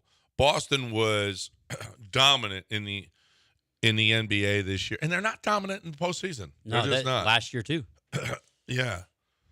And they lost game 2 in that first series against the Heat. But then they went back to roll them. Yeah. So, I mean, I think it's tough to decide on one game. I fully expect them to beat Cleveland and take care of this business, but they got embarrassed yesterday. They got embarrassed at home. Yeah. And then, of course. So was the Heat whooping, right? That was at home too, right? That was at home too. Yeah. Yep. And then they came home and they came back and just walloped the Heat, which I think most people probably expect them to do here. They're too talented of a team, but when you look back, I mean, we've seen this book in the playoffs before, right? Last year, so they've had issues. They haven't gotten the ring, and they've certainly had a team worthy of getting the ring. Yes. So well, they've been right there. The difference, I'd say, compared to the previous series is outside of Jared Allen, and we'll see if he comes back. The Cavs are pretty much at full strength. You look at that Heat roster, 2 of their starters were out, and then their best shooter off the bench was out too. So yeah, in Game 2, the Heat were historic from 3. They won that game, but then you still have to play the rest of the series undermanned. They do play a Cavs team who's pretty healthy. Yeah. And maybe swap Porzingis out, Jared Allen out, fine. But the rest of the Cavs, they're there. So if you had any concerns about Boston, it would be, well, you're not facing a Heat team who's decimated by injury. You're facing a Cavs team who has a guy who can be the best player on the floor at least 3 more times than Donovan Mitchell.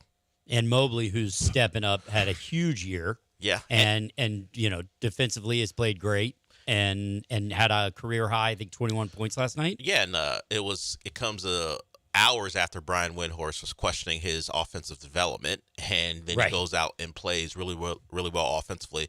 Probably noticed that maybe Al Horford and Luke Cornett shouldn't be guys who are stopping me. So maybe I should step it up. So it's 1-1. I do think Boston will win, but for them the problem is at points, Donovan Mitchell is going to be the best player on the floor for like 8 minutes at a time, and that can change the course of a game. So they do have to worry about that. The other thing is, the 2 games they've lost, there were games at halftime. The other games they've won, they weren't competitive. So that's the thing you have to question about Boston. If they are in games where they're not running away and hiding from teams, can they pull it out?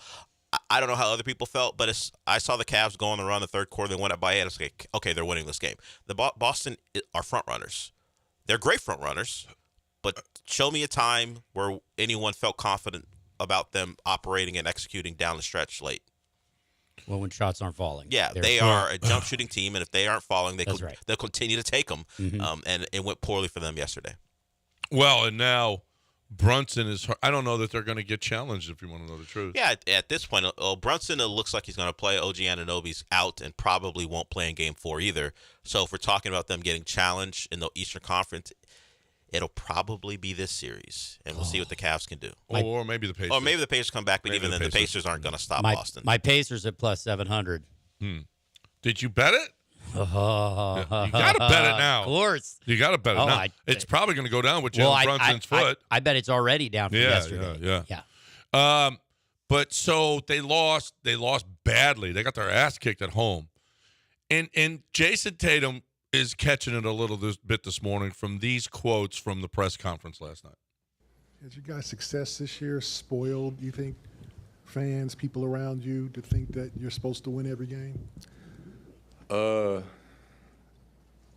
mean, that's the narrative that you might see on TV.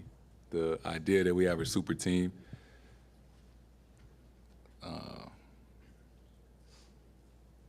It's twofold, right?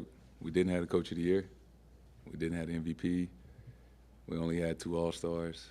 So they say we're a super team, but, we didn't get rewarded like we are. But, we know we got a good team. We're not perfect. We play the right way. more often than not. And we know we got to be better. But, for, I guess, saying people that are spoiled from our success, we don't pay attention to those things. We just go out there and control what we can control. First of all, he's catching a lot of grief about this. Mm-hmm. Are they a super team, first of all? I don't know. I don't know. What do we talk about when we make that definition? Because they weren't put together like we call super teams. They're a super team in the East. No, I mean, even super team, the definition is you bring these three stars together. Right. And these guys, for the most part, the two stars are homegrown. Yeah, you would probably consider the Suns more of a super team. Yeah, Devin Booker, and they bring in Kevin And the Durant and Bradley Clippers. Beal. Right. Yeah, that would be the one how we've classified them in the past. You would just call them a historically great regular season team. They're a super team because of how they played. Yes, not because of how they were built. No, Because they're super. Because we're really good. Yeah. Yeah. But I don't think. I guess. Well, I mean, what is he? Is Jason Tatum? Oh, I'm so upset because. Well, first of all, were fans booing? Fans left the arena early. I know that. It's Boston. But yeah, it's Boston. And now the expectations are too great on. Yeah, no, wait a minute. You should be breezing through the Eastern Conference. Now, whether or not you beat the Western Conference team is another story. But if it's like, are we getting? Everybody's being so critical of us. We shouldn't lose any games.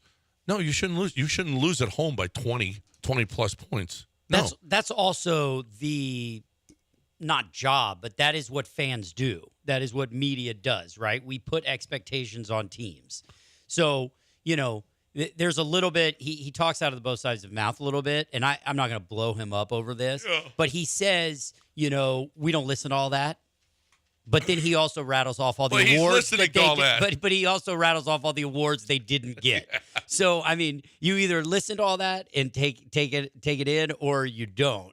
But the other thing is I think that he was just referring to the fact that, like, we're not this super team that people put together. He kind of put those words in his own mouth, though. The reporter didn't ask. The reporter never said the word super team. No. The reporter just said expectations. Are they too high? Yeah. And they're not. You should be going through. Here's the deal. No. We sucked tonight. We were bad. We were really, really bad. Donovan was really, really good. And now we go to game 3. You know what? Miami was really good when they beat us that one game, and then we went to and then there was the rest of the series. So we'll go to Cleveland now, and we see what happens. Isn't that what Brown said? Oh, everybody's got two expectations. And Jaylen Brown came out and said that. He's like, we just didn't play well enough, right? We didn't shoot the ball well. We didn't make stops. Like, we didn't play well. We got to play better. Can they afford? Just do that. Can they afford? They can probably afford to do this all the way through the Eastern Conference playoffs. They can't afford to throw in a stinker like this against Minnesota, or no way. Or I don't know right now. I mean, the way that Dallas played last night, my buddy's giving me the business because he was like, "I'm betting Dallas and to win it all." I'm like, that's so stupid. Is Minnesota the favorite now? Like when you look at the NBA, I mean, Dell, you're the NBA Rain Man. Is the you're the black man, so we'll refer to you here as you rub your forearm. Is it fair to say that Minnesota is the favorite in the NBA to win it all at this point? I think Boston remains that, but as far as the betting, but I would say the way Minnesota has been able to lock down defensively, and they just so happen to have the perfect lineup to play Boston. They have big wings that can defend, and then you throw in. You don't even have to put Anthony Edwards on a Tatum or Brown. You can throw him on Derek White if you need to. That's how deep they are as far as wing defenders. Yeah, I would say so. The way they've handled the Nuggets, we'll see if the Nuggets change a bit of that narrative when they see each other. The Celtics are a big favorite. Yeah, the Celtics are minus 115. The T-Wolves are plus 300. Not surprising. The Oklahoma City's plus 800. Dallas plus 950. Because the Wolves have a tougher road to even get to the finals. So the Celtics are favored over the field. Oh yeah. The Celtics are minus 115. The field is minus 110. The Celtics were historically great in the regular season. Yeah. And they've consistently won 4 out of 5. So if you are a Celtics backer, you say, okay, they won 4 out of 5 against the Heat. They'll win 4 out of 5 against the Cavs. I've gone through why I think that might be a little different. But I think the Wolves would be their best matchup because of the way they'll be able to defend them and the size they have. Right. You say the Wolves have the toughest road, but the toughest part of that tough road is the series they're in right now, and they're up 2-0 and have made it look easy. I agree with that. So, but if we're talking about even a conference final, if they're seeing the Thunder or even a Mavericks team, particularly if Luka can play like he did last night, trying to get through an injury, or the Knicks, a hampered Knicks team or Pacers team who doesn't stop anyone, I still think the Wolves have a tougher road to get to the finals than the Celtics would, even though they're actually tied in their series and the Wolves are up 2-0. I just think the opponents, Denver still, and the Thunder and the Mavs. But I like the Wolves if they see the Celtics. I think they have even if Porzingis is back, they have Reed, they have Karl-Anthony Towns, they have Gobert. They got the size. Porzingis makes a difference. I understand. That's why I said even if he's back, he's a big difference for the Celtics. I just think the size of the Wolves can combat him. They have guys to throw at him, and they have guys who can go score as well with Reed and Karl-Anthony Towns. And they have the wing defenders to get after them. They have a solid point guard in Conley who can get them situated if things go a little haywire. I think the Celtics want to see anyone but the Wolves. They split in the finals. They split this season. It looks like Wolves won. Excuse me, 114-109 in the first, and then 127-120, both overtime games. November of 23 and January of 24. Yeah, so both overtime games, tight games. Yeah, I don't know who was in and who was out, but it speaks to their ability to play with each other. And I think the Wolves team has gained confidence as the season's gone on. And remember, they haven't played that much playoff basketball together until this run. Right. Yeah. All right, breaking it here. If you got any thoughts, 713-780-3776. I've got some thoughts on you joining the Texas Star Grill Shop. You need to join our club, okay? We've got a club at Texas Star Grill Shop where we get better deals than everybody else. Go to 975grills.com. Anything that you need for your outdoor cooking, they have got right now a Weber rust-resistant griddle. And it's fabulous because if you put a griddle outside, it's metal and it's going to rust. This is rust resistant. You don't want rust on your food. So you've got this. You've got your gas grill or your pellet grill or whatever. You've got your griddle.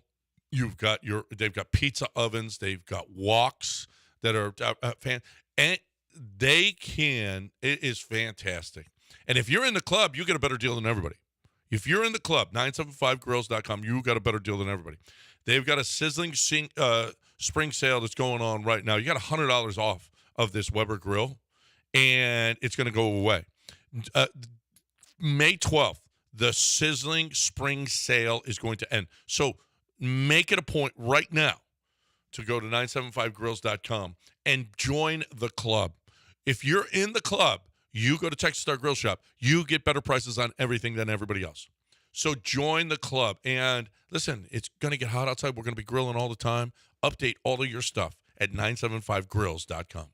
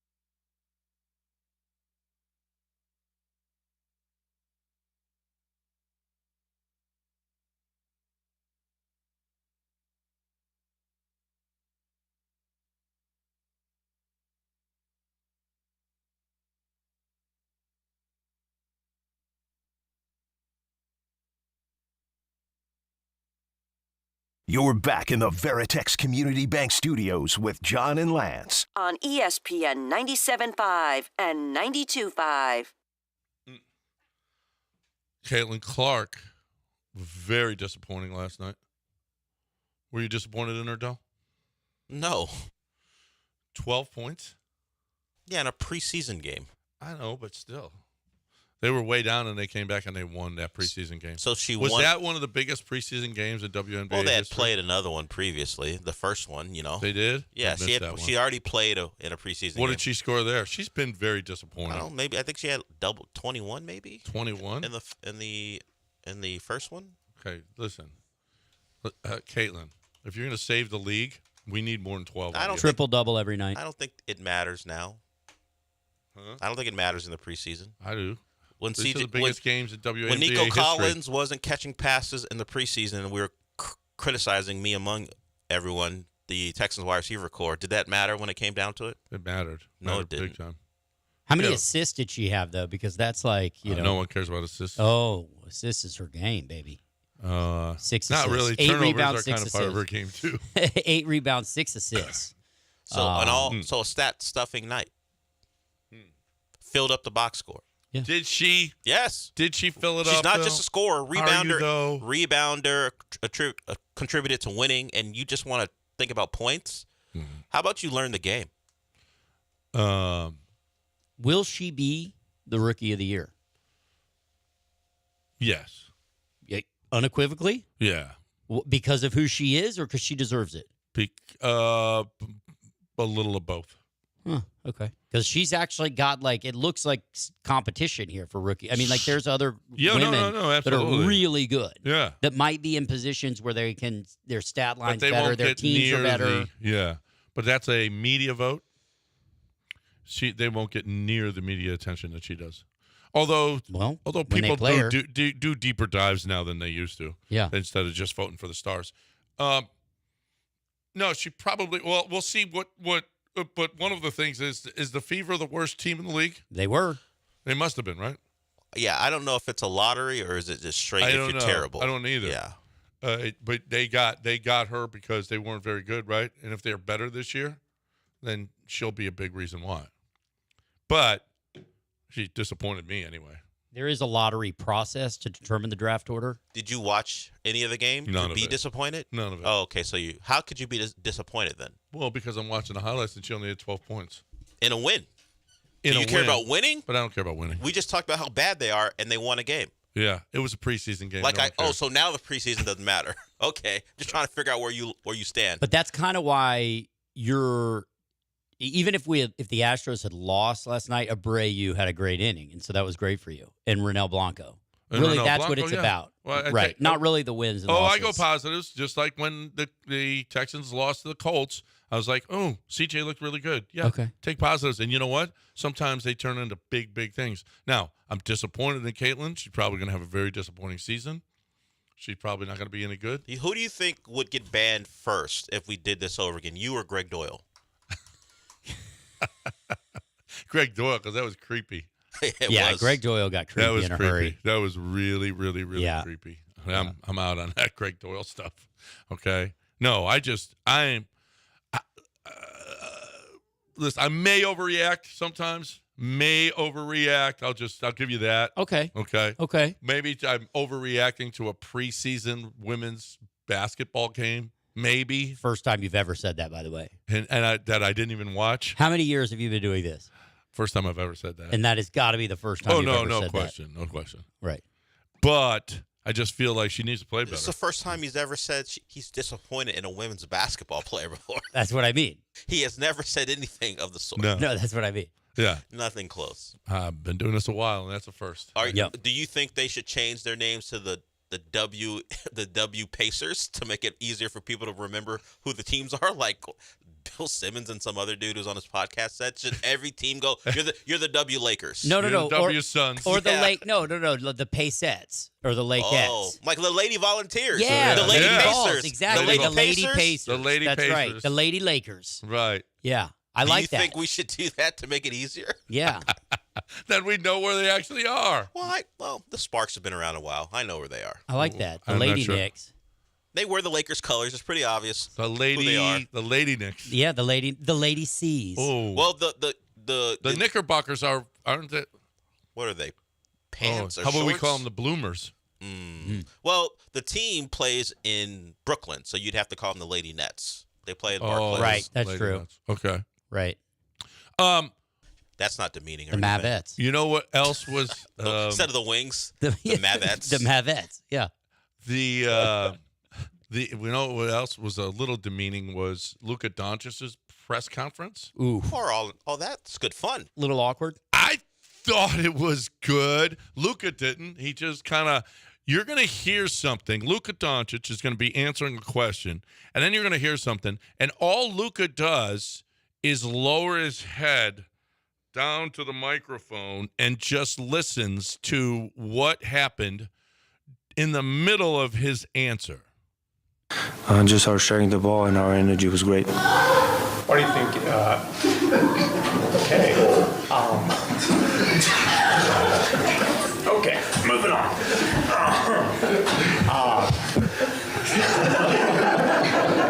I hope that's not live.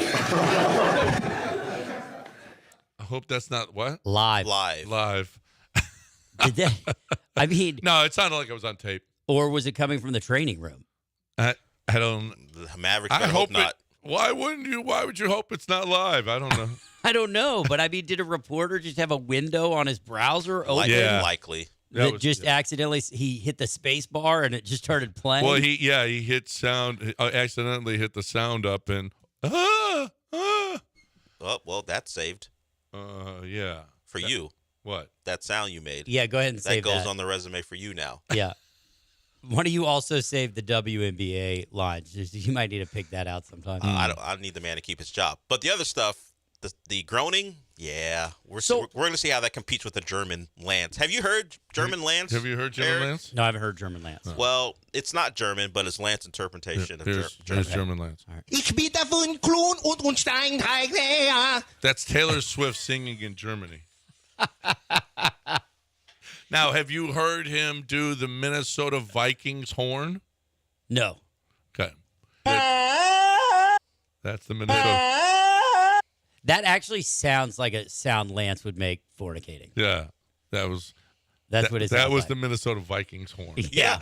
Or now it's our new sounder when there's an update, when there's breaking news. I like that. That is a good breaking news. It sound. is. Yeah.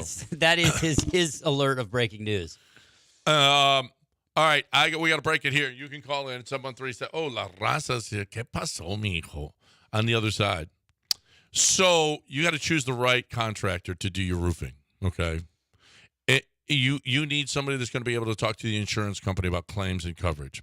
They will be there every step of the way. They will explain in detail at Brinkman Roofing, exactly what they're doing. They've been in business for 50 years. Okay.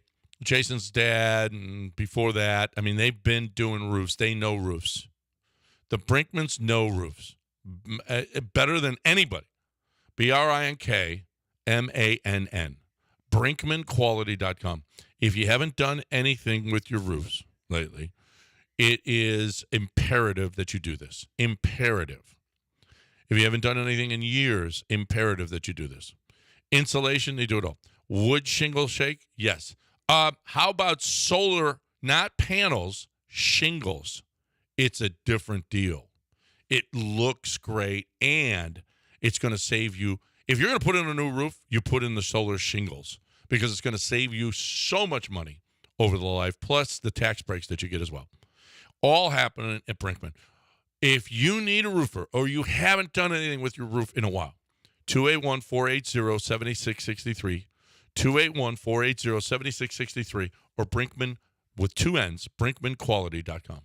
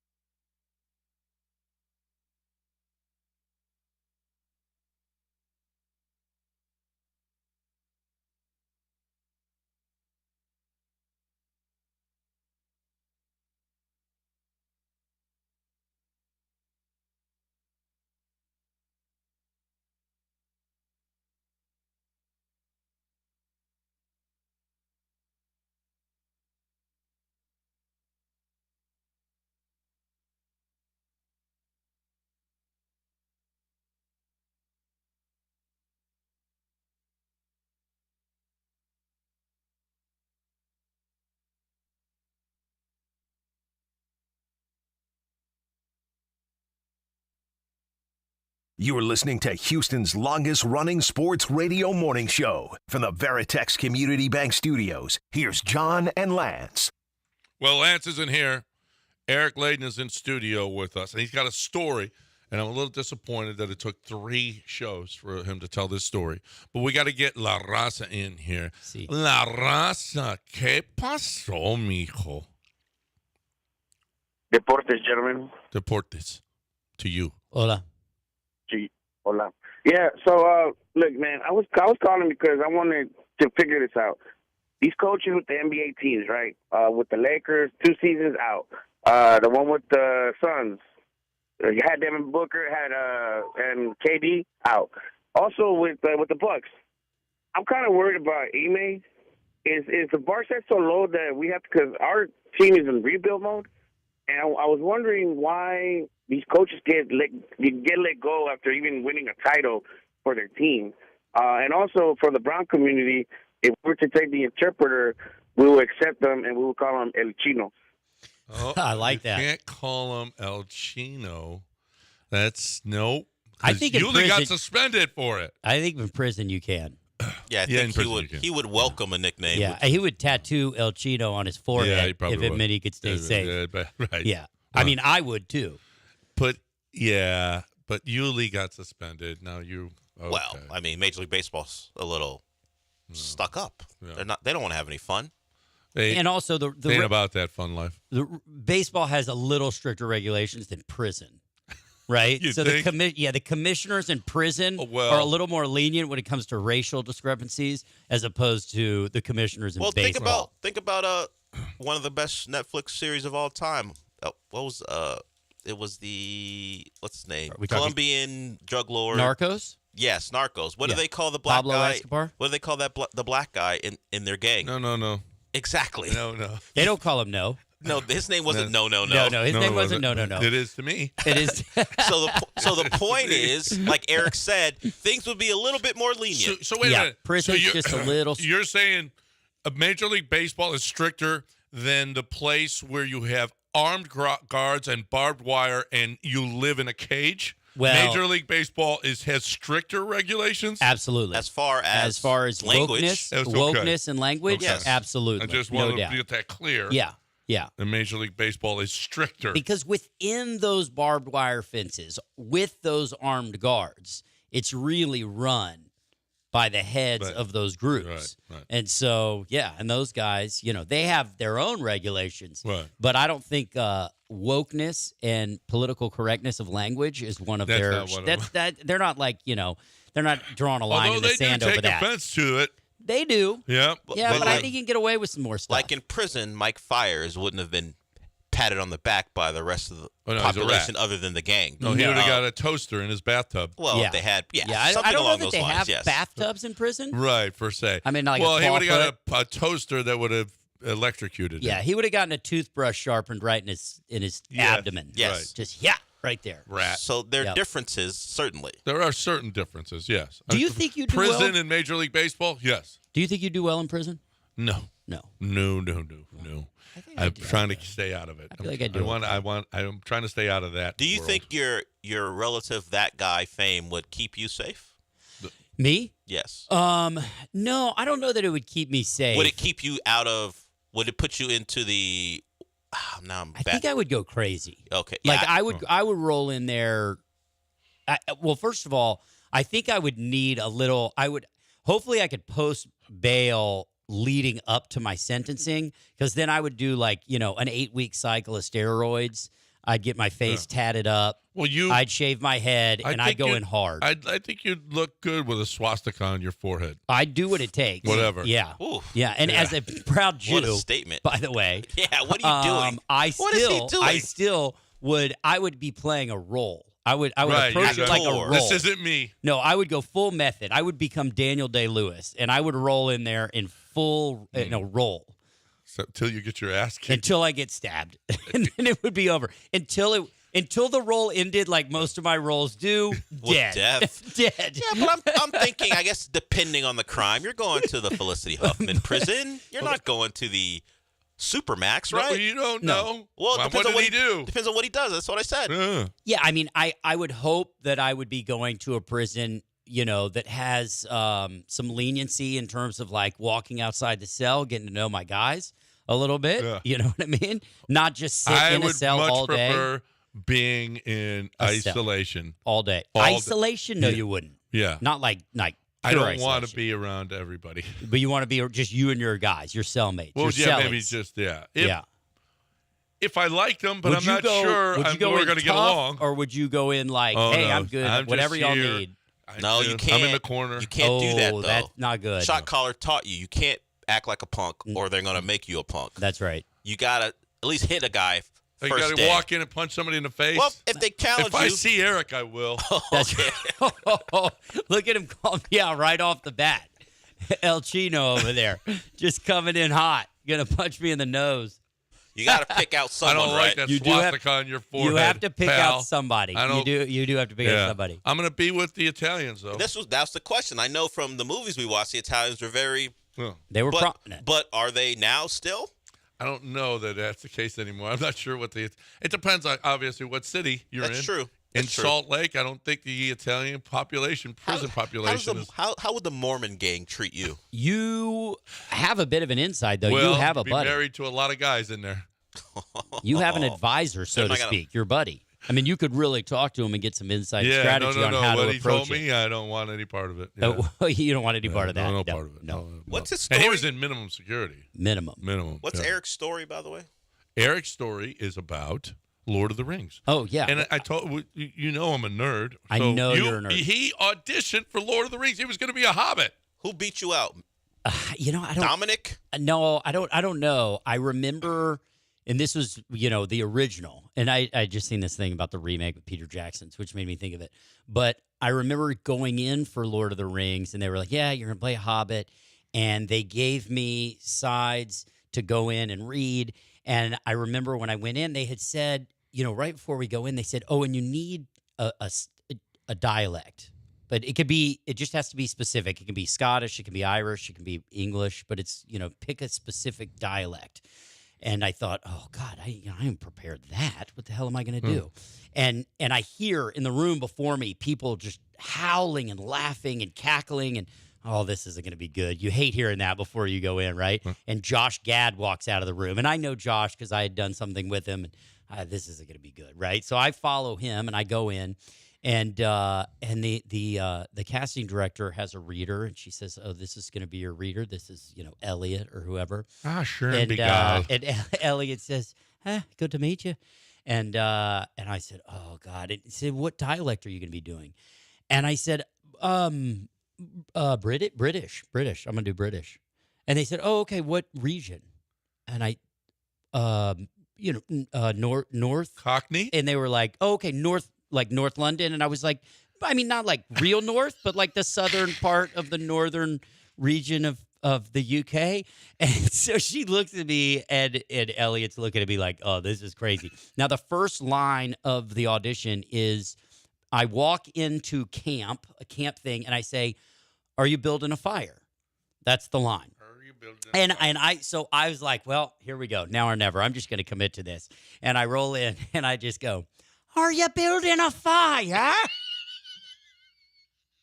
And that is exactly the response I got from Elliot, what John is doing right now, which is a hard, silent laugh, red face. And then I just looked at him, and then I doubled down and I repeated, I said, "Are you building a fire?" And the casting director looks at me and just has this look of like, is this a joke? Are you like, are you totally messing with this? And I just looked at them and I go, I think I'm done here. I don't feel like this is going to go much further. So let's save everybody the embarrassment and I'll leave. And she was like, I think that'd be a good idea. And I walked out. And that was my audition for Lord of the Rings. Are you building a fire? I mean, initially it And feels you like didn't get the part? Isn't that amazing that I didn't get at that part? first it feels like you got something, and then I sure and then building like a fire. I was like, okay, maybe. Nah, the rest of it, no. No. I mean, it's like just a bad leprechaun or something, like a drunk pirate leprechaun. That's what I went with. And for some reason, like, how I didn't get this information before I went in so that I could work a dialect. And that's where and then once they wanted me to get specific, you know, like, South Texas, lower class South Texas. The only thing I could have said was Cockney, because that's the only British. Is there another one? Yeah, I mean, like you've got Royal, you could be Royal British. Yeah, yeah, sure. I mean, there's a lot of different dialects within the UK. And you know, I guess there are, but like first the American audience, they're just talking funny. I mean, we weren't going to be able to tell. I didn't know they put that much into it. Wow. Did anyone hear? No, oh well, Mary's talking this way and Pippin's talking this way. No one was thinking about that. I didn't know that. Yeah. So one was British and one was Irish and one was Scottish. They have Welsh and they've got Yorkshire and they've got Cockney. And, so Scouse, I believe. Are you building a fire? It's a pertinent question. So sad you didn't get that. Man, I'm so sad. If I tune in one day and you're dropping that sound, I don't know where I'm gonna. Well, when we talk Lord of the Rings, John loves Lord of the Rings. Are you building a fire? I'm gonna ask you that question, John. We gotta break it. Oh, that is good stuff. Time to talk right now about Doc Linville. Time to talk about your hair. Time to get doing something about it. Time to stop waking up every morning and going, man, oh my goodness, look at this. My forehead is a 5 head. Oh, it's receding. It continues to recede. Oh, you're getting looking and say, oh my God, and look at the bald spot. It's growing and growing and growing. Don't have to. Doesn't have to anymore. Because Doc Linville is here for you. He's here to save the day. You're looking for the best way to get that hair. There's only one way to do it. Neografting. Well, there's 2 ways to do it. You can get the PRP, which will inspire growth in your own hair, okay? Or you can get the neografting, which moves the hair from the side of your head to the top of your head, okay? So Doc Linville will determine that for you. But you're tired. You're too young. You're too vibrant. You're having too much fun. You don't want to be bald. I just don't want to be bald. That's all. So I'm going to do it, okay? And commit to it. It's inexpensive. It's not crazy expensive. There's not painful. And Doc has all these different ways. Listen, you're going to love it. You're going to love the process. It's the best process, period. Doc Linville, 975hair.com. That's 975hair.com.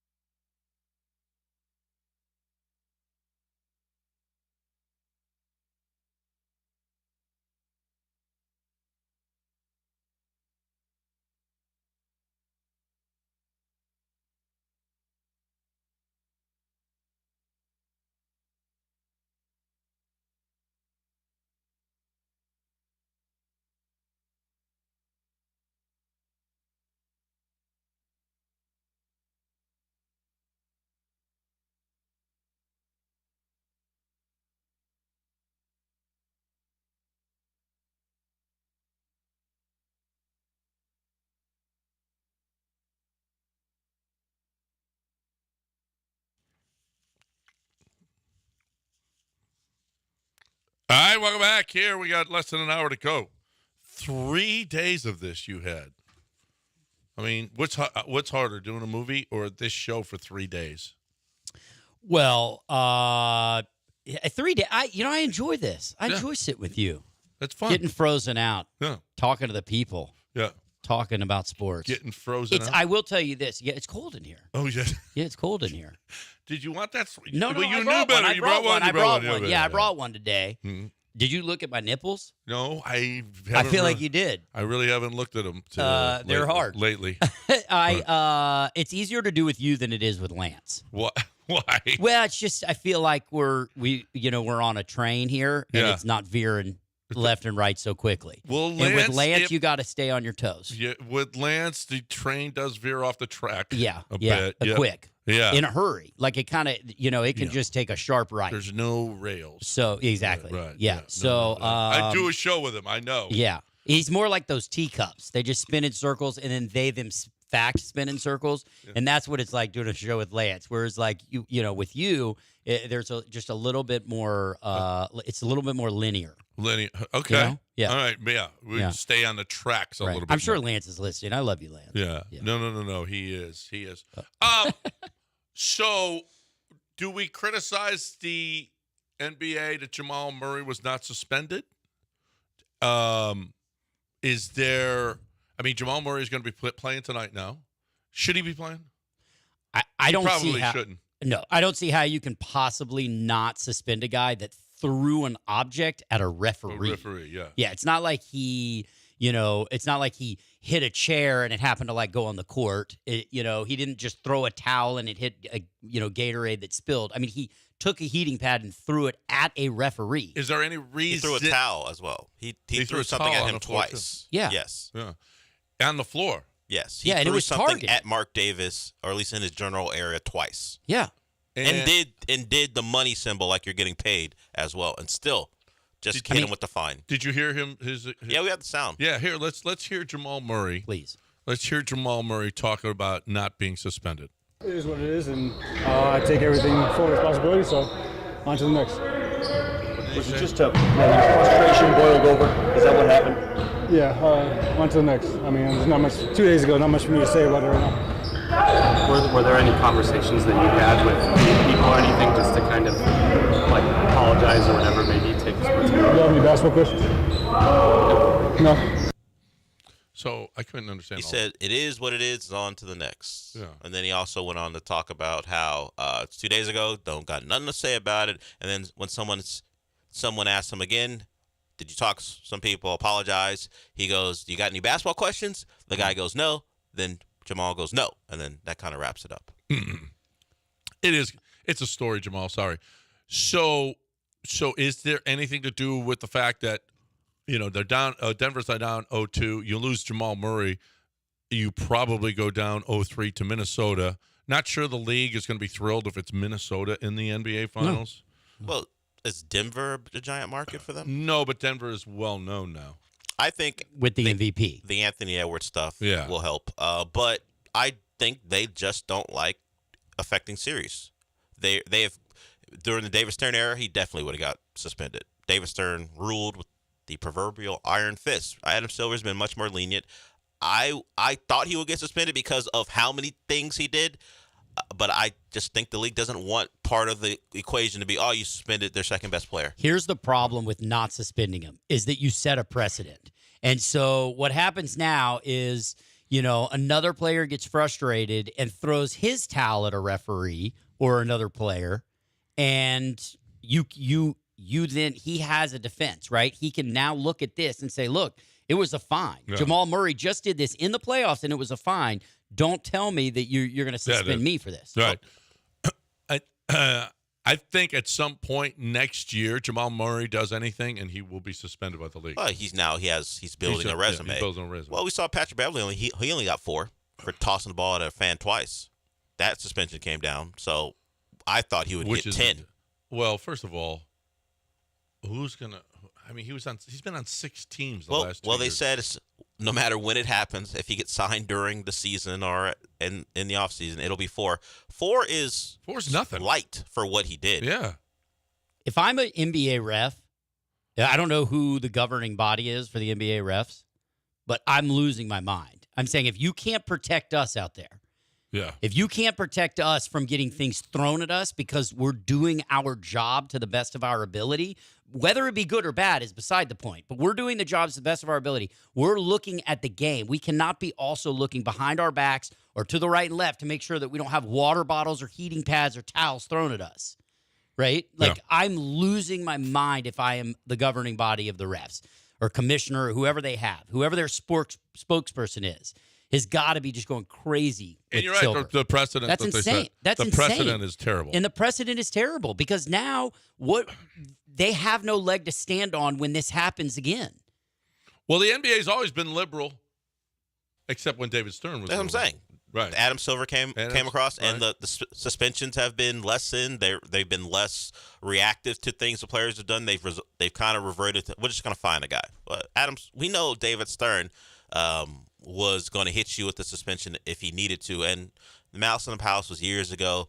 But the interaction with the fan is something they've always tried to mitigate and make sure if it's not positive, then it's a neutral. And you have a player beating a fan in the head, getting the ball back, and then tossing it back into the stands, and he gets hit with 4, which I think, considering what we think they believe in, is light. But hey, maybe it's just what the Adam Silver's NBA.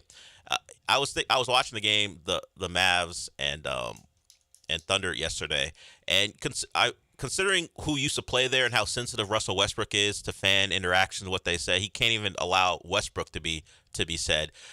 Kyrie Irving is yelling at a fan, "Go home, P-word. Go home, P-word," because I guess there's a back and forth. Like, players get really upset when fans talk to them in a certain way. I guess you can say whatever you want to a fan as long as if you're a player. I imagine it being on tape that you're calling the fan the P word. Well, when you can throw basketballs at them, and it's fine. You can call them the P word, I guess. Or you get them kicked out. Now we just get them kicked out of stadiums. Yeah, you get them out. I don't know if they kick him out or they move them, but yeah, they asked to get the guys kicked out. Listen, David Stern had to rule with an iron fist because the league was getting out of control. Yeah. The fighting, the drugs. I mean, there was a bad reputation for the NBA at that time. And David Stern needed a hero, and he got him in the faces of Magic and Bird and Michael, and he got and it turned the league around. I don't know that this NBA. I think that this NBA is a little bit more, and it's so talented, and yet the ratings are not good. The ratings are terrible. It's not affecting the money. The new deal's coming up, and the money still will be huge. But yeah, as far as people watching, but the people watching aren't affecting right now the money that the TV deals are already signed, so the money's already in their pocket, so they can go pay the players, right? So that's already done. Yeah.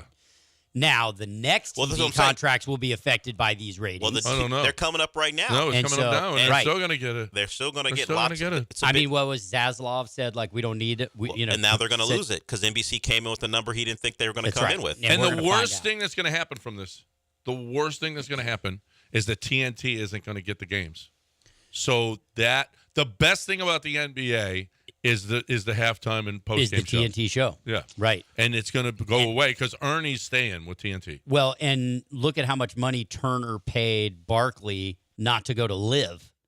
Right? Yeah. Like, remember that? Yeah. Remember there was a world in which Barkley was going to go to Live? I ain't going. I'm not going to do that. But Turner paid him stupid money. Only because Turner right? said, right? Yeah. Because the Saudis came in with a Brinks truck, and Turner was like, no, because of that show. And then you make that sort of investment in these guys and that show, and now all of a sudden you're like, we're good. But maybe this is gonna price TNT out of it, which they can't be getting great ratings. I don't even in the NBA in the playoffs, they're not getting great ratings. I don't know how they do this. I have no idea. Which casting director would be more offended if John walked in for the Charles Barkley story and did that impression, or Eric walking in to do Lord of the Rings with his. What did you say again? Are you building a fire? And I ain't doing that. No, I ain't doing that. But that doesn't sound like Charles Barkley, though. That sounds like Kenny, you're stupid. That sounds like a. It's an effeminate Charles Barkley. I was gonna say, I was looking for the right word. That sounds like an effeminate Charles Barkley. Really? Yeah, maybe, and he might have smoked like half a joint. Kenny, you're stupid. That's better. That's better? that's better. It's got a Okay. little bit more aggression to it. But Kenny, you stupid. Kenny. Hey, I don't know that Charles drags out syllables like No, he John's doing doesn't. right now. No, not at all. Well, I don't know. Um, I gotta work on. It's better than. Are you building a fire? No, it's actually not. I committed. That's why mine I was a asked. commit. I don't know. I'm not sure it's better. No, it's not better. Mine was a commitment, Oh my God, no. and that's what we do as actors. We commit.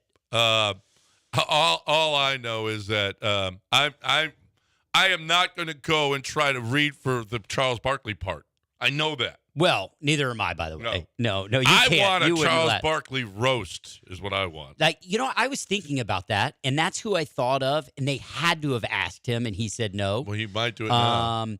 They had to have, but I was thinking about that roast, and with as much money as Brady already has, would there be any amount of money that you would take from Netflix to sit up there and let people just eviscerate your wife? Now, I know it's your No, ex-wife, but it's the mother of your kids. There's got to be a nuts to me. bitterness. There's got to be a bitterness involved for Brady to let that happen. That's He's what bitter toward her. Must be. Yes, But that because is the mother of his he kids. didn't stop that. No. He stopped the Now he crap. stopped Robert Kraft. Yeah. Don't touch Kraft. He's Right. untouchable. Right. But not Giselle. Not Giselle. Oh, whatever. Whatever. Say whatever you want. Yeah, Barkley was one though I thought of. Barkley is somebody that I feel like he could be a really good one. It would be great. Yeah. So we were at Klein's yesterday, and I hadn't been to the store before. He just opened it. It's on I-10, the Echo exit, which is also Blaylock, and so it's right there. It's actually on the Blaylock side. It's on the south side of I-10. It's in the Hedwick Village. This store is beautiful. Wow, what he has done. I knew Mark back when he had, on West Hummer. He and his dad had the old shop next to Amalfi and all those the other ones, and we were in there. It was just this little place, and he had all of these cases and and it was just so tight. He had the L's in the back, and everybody was shoulder to shoulder making all the jewelry. Now it's just big and beautiful, and it's because of you guys. I mean, in large part it is because the 97.5 listeners have been so good. Well, Mother's Day is coming, and he can take care of you again, and he is going to give you a better price than the other ones. He has been doing this for our listeners for so long. I mean, we were back in the 610 days. It was awesome, and it has been awesome now for going on 25 years with him. You're looking for the best way to get her into those diamonds or whatever jewelry this Mother's Day. It's coming up. You're running out of time. He's open today and tomorrow. Hurry. Or you can go to all online, kleinsjewelry.com, 832-316-1388. He will show you can send him a picture of what you want made. He'll make it, 832-316-1388. Or get to see him. He's got Woodway and Woodway and Augusta, and he's got I-10 at Blaylock. It's Klein's Jewelry.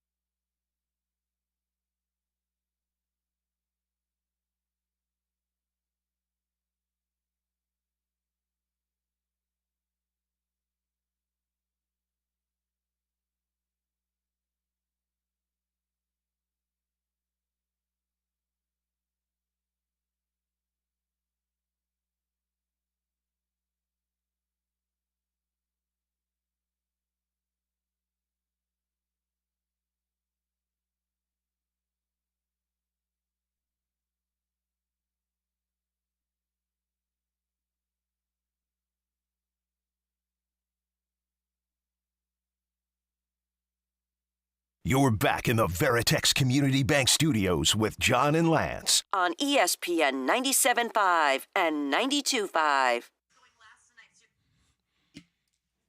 All right, welcome back. I was just watching Nikki Glaser on with Pat McAfee doing the jokes that she didn't do for the Tom Brady roast. The outtake. She is fantastic. She's an assassin. Yeah. Oh, my God, she's good. Yeah. She is funny. None of which we could repeat here. None. You can't, Dell, you can't.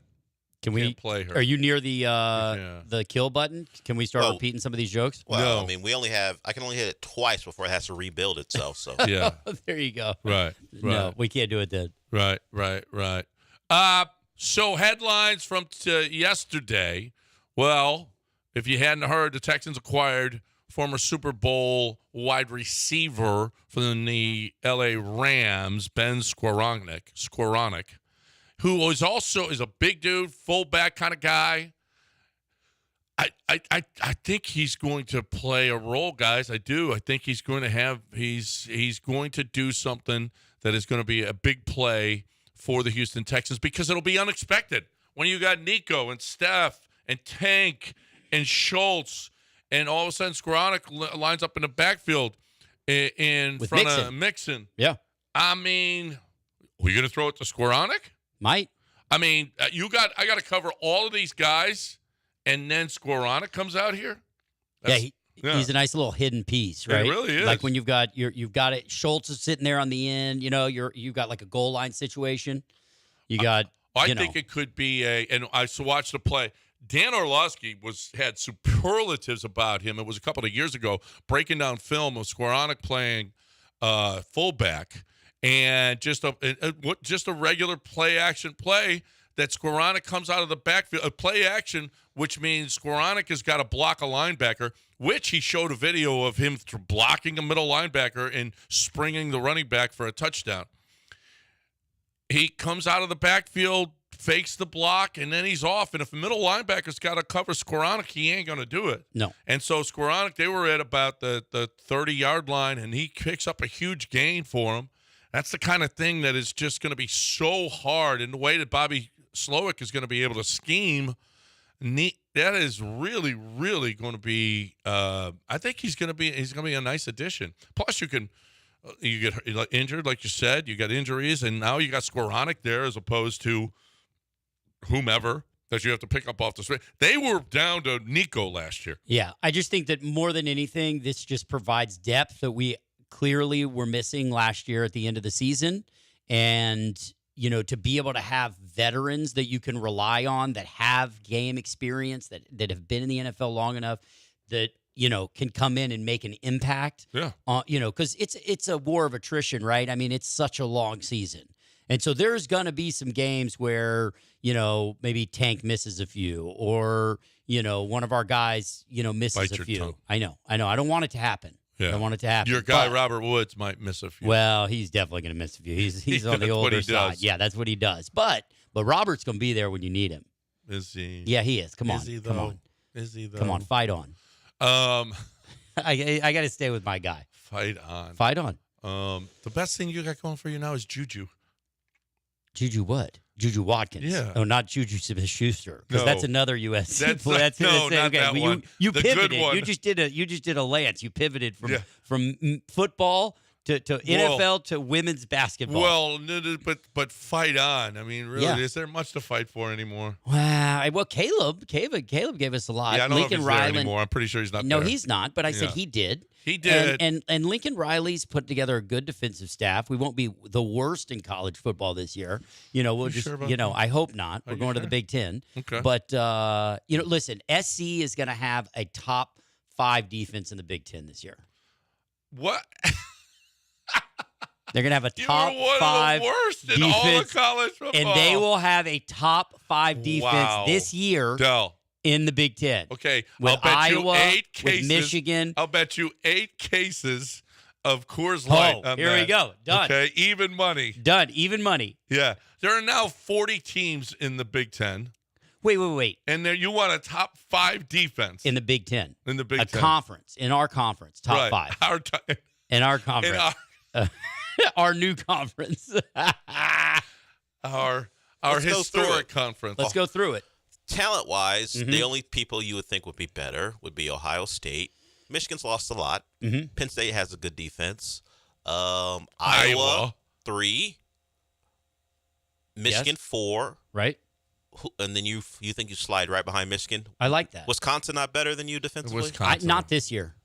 Nebraska will be better than you. No, you were one of the Nebraska's worst defenses in Nebraska's college awful. football. Well, here's the other thing, though. We were playing against Pac-12 offenses. We were playing against much better offenses than we'll see. I mean, when we're playing against Iowa, that's going to help the numbers. That's going to help the numbers. Thank you. Thank you. That's going to help the numbers. No, Iowa will definitely help the numbers. Okay. But don't forget, you're playing against Iowa, and they will hurt your numbers. Well, Okay. offensively. USC offensively will be better. They should score. I mean, Iowa's a good defensive team. And they've added a ton defensively in terms of not only recruits, but coaching. Well, you host LSU. Okay. That without Jaden Daniels. We actually don't host them. That's a neutral site game in Vegas. So you'll be the home team, though. That's right. More We're the SC home fans seed. will be there. I don't. SEC fans travel. That's so. true. Maybe they want to see Vegas. But is it Nussmeier who's playing quarterback for LSU, John? Yeah. Well, then I side with USC there. Okay. I mean, you saw Miller Moss. It's Moss time, baby. It's Miller time. Utah You State. saw Miller Moss. Utah State. That should be okay. That's a win. They go to Michigan. That's right. That's a tough one in the big house. They host Wisconsin. Mm-hmm. Minnesota. That was Wisconsin, and if Tyler Van Dyke's playing quarterback for Wisconsin, USC will be fine. Trust me. I've seen him quite a bit. Minnesota You should be okay there defensively. You host Penn State. Drew Aller is not a great quarterback, so if he's still the quarterback there, that's another quarterback you should be okay against. Right. Okay. You go to Maryland. No Talia Tagovailoa. They're breaking in a new quarterback. Okay. Rutgers doesn't have a good passing offense. Okay, so far, my top 5 is feeling good. You host Defensively, Washington we look good. with new system, new quarterback, new head coach. Right. Pennick's gone. You go to Washington. You host Nebraska. Don't worry about that. Okay. You go to it's not. You go to UCLA, same city. Yep. And they have a new coach, a new quarterback. And you host Notre Dame with Riley Leonard if he's healthy. Right. I mean, he's got a shot. This feels like 9 to 10 wins, and let's go over last year. Defense gave up 41 to Colorado. Okay, but this is a new year. Gave up 41 to Arizona. Gave up 48 to Notre Dame. Notre Dame was a good football team. Gave up 32 to Utah. Good football team. Gave up 49 to Cal. Not a good football team. Gave up 52 to Washington. Great football team. Gave up 36 to Oregon. Great football team. Yeah. And 38 to UCLA. Crosstown rival. Good offense of system. I think he is correct in one way. He gets to face Penn State, Wisconsin, Minnesota. Nah. Maryland. The schedule gives him a real shot. Not a lot of great offenses on that schedule. Big Ten offenses. Drew Aller? He stinks. At least last year he did. He's awful. What are we talking about? He's awful. He's got a shot to beat you on this one, John. No. Got no shot. Oh, for sure. Zero top shot 5, to be a top 5 defense. Top 5. They're bringing in one of the D'Anton worst Lynn in college football. One of the worst in college football. Okay. We'll find out quickly because LSU has new receivers, or at least not the top guys. 2 first-rounders are out the door, and a new quarterback. And we'll find out pretty quickly. But Who's played a lot. The dude is like 40 years old. Sure, but is he any good? But we brought in D'Anton Lynn, who was at UCLA, and turned them around overnight at a program that you don't turn anything around overnight because they have no money and they don't pay for coaches. So he will be a great defensive staff. Eric Henderson, who came from the Rams, who Aaron Donald just speaks so highly of, talked about making his career. Okay. We have our defensive staff all these now. Coaches now. Yeah. And you know what the coaches bring in college football? The players. Okay? The players are coming. Just the worst, going from worst to top 5. Okay. Well, top 5 in the conference. Top 5 in our conference. Yeah, I'm taking baby steps. It's half of college football's in the Big Ten now. And half of college football's not great. Yeah. Right. No, that's true. But he's not playing the entire Big Ten. He doesn't play Ohio State. We get Penn State. We get Michigan on the road, which is tough. But Michigan's okay, but they're not the same team. They got a whole new team, new coach. We got Penn State, okay, at home. So, and we get Iowa, which is a gift. But Defensively, we won't be better than them. Because, that's just what they do. Iowa's going to be an offensive juggernaut. You don't get Iowa. Oh, we don't have that Iowa. Was speculation in when we're making jokes. Oh, right. You get Rutgers, which should be good, and Nebraska. Yeah, exactly. So, okay, good. I got Casey. With the number one quarterback in the nation coming. Yeah, but is he ready to play? He better be. Otherwise, you know what? What? Otherwise, what? Another Nebraska coach gets fired? Another coach gets fired. Yeah. Yeah, that's right. All right, we got a break.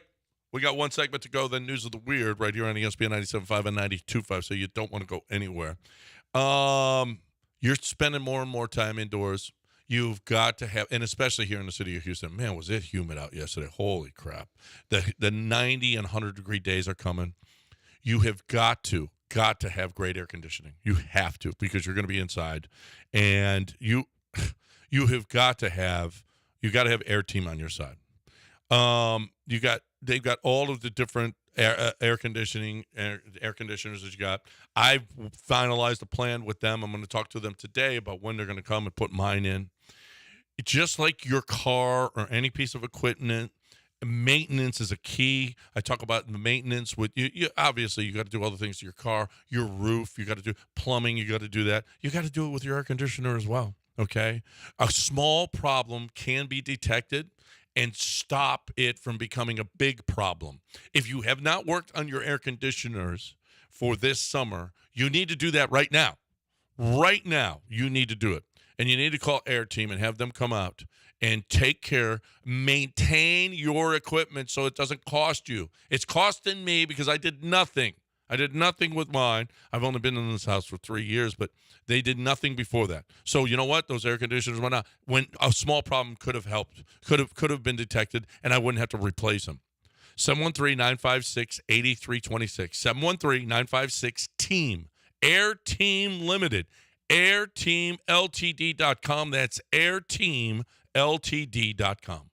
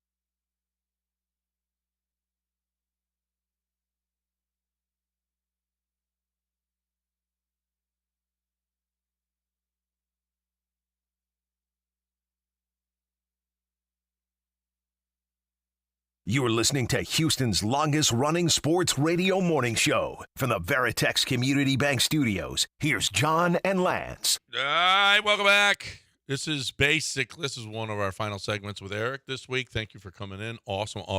We really appreciate you. That is good stuff. Yeah. We kept the train on the track. You said some things that were, didn't he call the interpreter Chino? He did. No.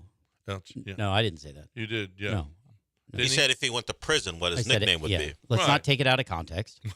Well, you did say it though. I did. With your face, Yeah. your whole voice, everything. Yeah, said you it. know the whole Yeah. just but not out of But context. context Not- matters. Context matters. Like if I played something out of context, John, you'd get upset. But Eric, like if I play this and no one knows what we're talking about. Are you building a fire? Yeah, I mean, what's that? What's that? What is that? Are you building a fire?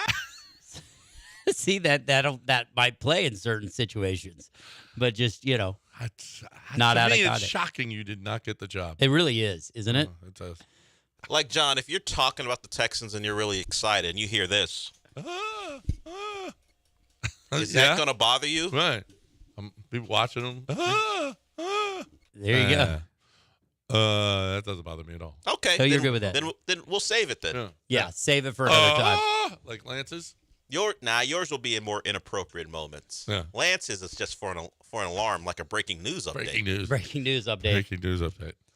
Let's get Charlie in here, and because we're the shortest wait times in the business. What do you say, Charlie? Hey, good morning, guys. Hey, I just had a quick question about the Astros. I wanted to see what y'all thought.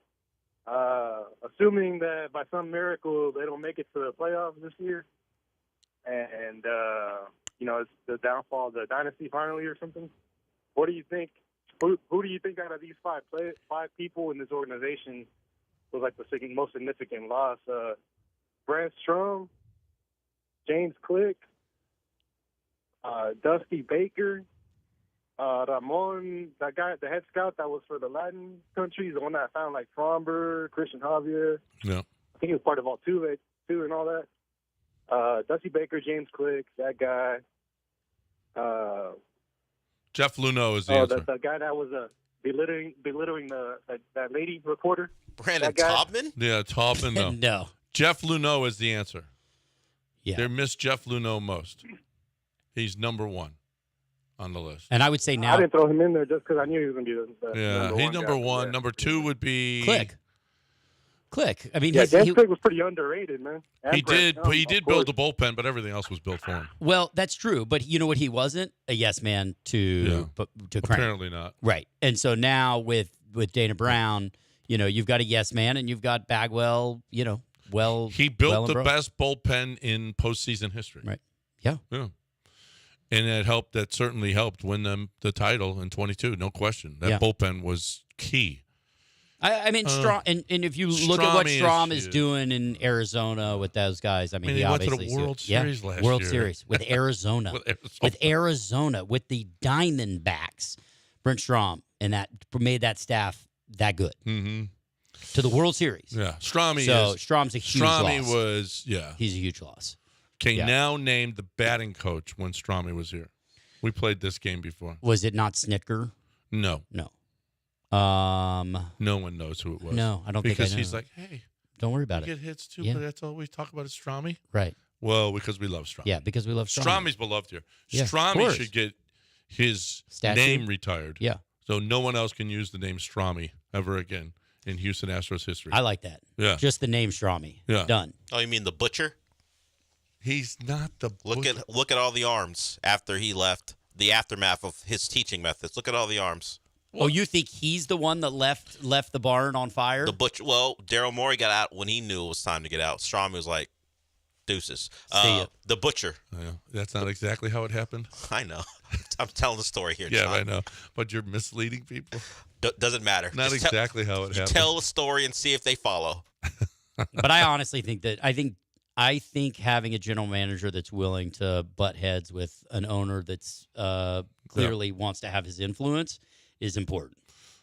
I'm afraid that there is a lot of groupthink going on. Oh, yeah, Reggie Jackson and Jeff Bagwell and Jim Crane, they all think alike. And, let's get Abreu.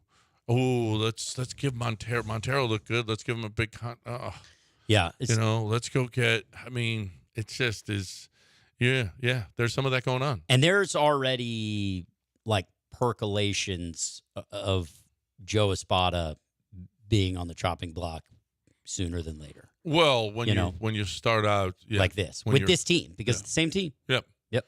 And it's not on him. No, I agree. I don't. The guys have to play, No. so it's definitely not on No. them. Yeah, I'm with you there. All right, let's get Keith in here, finishing up the week strong. Hey, Keith. Let's go, Keith. Hey, guys, love the show. Eric, thanks for being on the show the last few days. I've got a serious, acting question for you. Obviously, everybody watched Ozark. Fantastic show. You were on the show, obviously. Who was the most impressive actor or actress kind of between, Julia Garner, Jason Bateman, and Laura Linney? And do you have any, funny stories from the set? Thanks, guys. Yeah, thank you, Keith. Listen,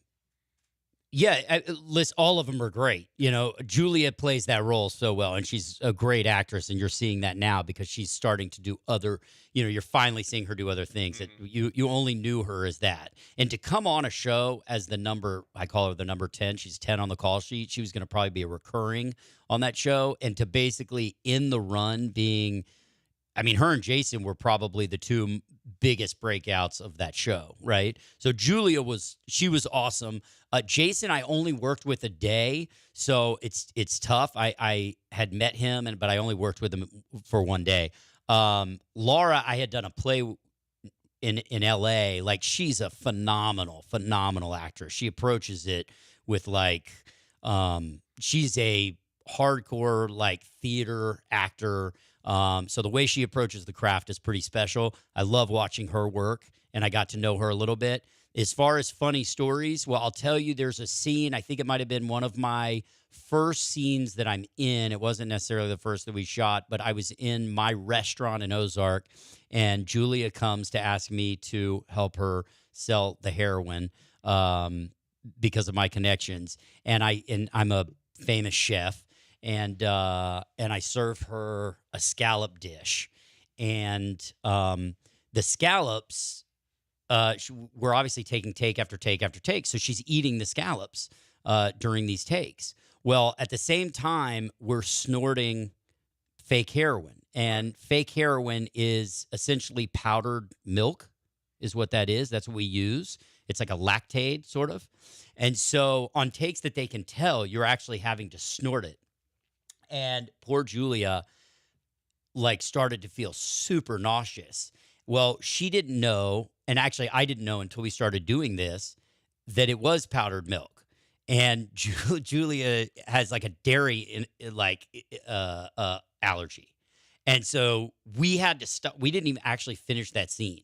So there was another couple camera angles that we wanted to shoot that scene, and we couldn't do it because Julia got really sick, unfortunately. Nobody told her. Nobody asked, is anyone lactate? The props guy, probably just, assumed that. I don't even know that they would have put two and two together. But ultimately, she just got such a bad stomach ache that we couldn't Plus finish. Cold Plus, we're scallops. eating scallops. You know what I mean? So it's just awesome. So anyway, for the next 3 months, whenever I saw her, I was like, if you want to go to dinner, I'll go buy you some scallops and some milk. yeah, milk on the side, just a glass of milk on the side. Julia's awesome, such a good sport, such a good actor. She was a true professional, but we got to a place where it was all right, we've got enough. We don't need to keep shooting this scene. This is insane. Julia, you feel like puking right now? I mean, not good. That is. Yeah. Somebody should ask, is anyone lactated intolerant in I here? will tell you, those kind of things, doing those little things on set, because I've had to snort cocaine in the past, and it's not fun. You're snorting this stuff, and you're actually taking it in. Yeah. So it's coming down the back of your throat, and you go home and you get in the shower and it's just disgusting. Or the cigarettes that we smoke when we have to smoke cigarettes are these herbal cigarettes. They're not nicotine. No. You can't smoke nicotine on set because then you're just secondhand smoke all around, or you're making an actor smoke cigarettes, time after time. But the herbal cigarettes are just as bad. They're terrible. Are they? They're absolutely awful, and you have the worst headache. And snorting anything gives you a headache. I mean, it's watched really rough. Philip Seymour Hoffman's last movie, Mm-hmm. and he was the in best. every scene he was smoking. Yeah. Every scene. Yeah. It was I was like, man, that's because how many takes did you have in all? Yeah. He must have smoked to make this movie. He must have smoked 2 or 3 cartons. So when I did For All Mankind, in the pilot episode, there's a big speech that I have. in the pilot episode, where I basically bring all of Mission Control in, and I'm giving them this big, like, motivational and just important speech, right? It's like the locker room speech of a sports movie, and telling them failure is not an option. And during that scene, I'm smoking and I'm smoking and I'm smoking. Well, they wanted to shoot it with a crane in like a oneer. They didn't end up using it in a oneer, but they shoot the scene. We must have shot the scene 20 times, 25 times, and I'm smoking throughout. And I was doing it with, I had just gotten over strep throat and still had like a minimal fever. And that might have been one of the hardest work days I've ever had. I mean, it was brutal. Smoking all of that. Smoking Wow. with just a sore throat and minimal fever. And it was disgusting. It was awful. It was awful. And then we'd be like, all right, here we go, another take.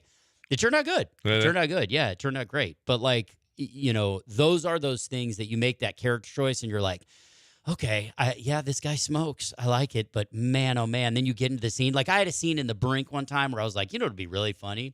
I'll be on this phone call at the payphone. This is an HBO show I did that was hilarious.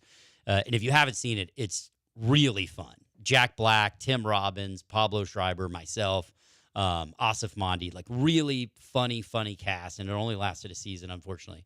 But I was like, you know, what'd be funny is if I'm eating a banana in this scene. That'd be fun, right? I'll eat a banana in this scene. There's just something funny about eating banana, especially my character and with the scene and why and everything else. It wasn't sexual, but it was just funny. I think I ate 19 bananas in a matter of about an hour and a half. Scene? In an hour and a half. You didn't poop for a month. I did not poop for 6 weeks. It was like the worst thing ever. I was like, this is an awful idea. Why did I think this was going to be a good character choice? This is awful. Okay, can't we have him eat peanuts? Anything. Anything. Time to talk. How about drink coffee? Free reign. You know what? If you had to do a scene over and over and over and over and over again, and you had to drink coffee in that scene all the time, free reign coffee. From San Angelo, Texas, you know it's good, okay? It's America. And they're all about America because we're getting down Mother's Day. So Free Reign Coffee put out there, said, listen, if you're in the military, we want to send your wife a bag of coffee. How's that? How's that for Mother's Day? That is so awesome, and that's the way Free Reign is. I mean, it may sound corny to you. It ain't. You know what it ain't? It ain't corny. It's real. It's what these people are about. Nurses, hospital, first responders, doctors, firemen, all of these people that put their life out there on the line. Get up and get after it with Free Reign Coffee. I love it. You'll love it. It's the best coffee I've ever had. Try it. 975coffee.com. Put in promo code ESPN20 for 20% off at 975coffee.com.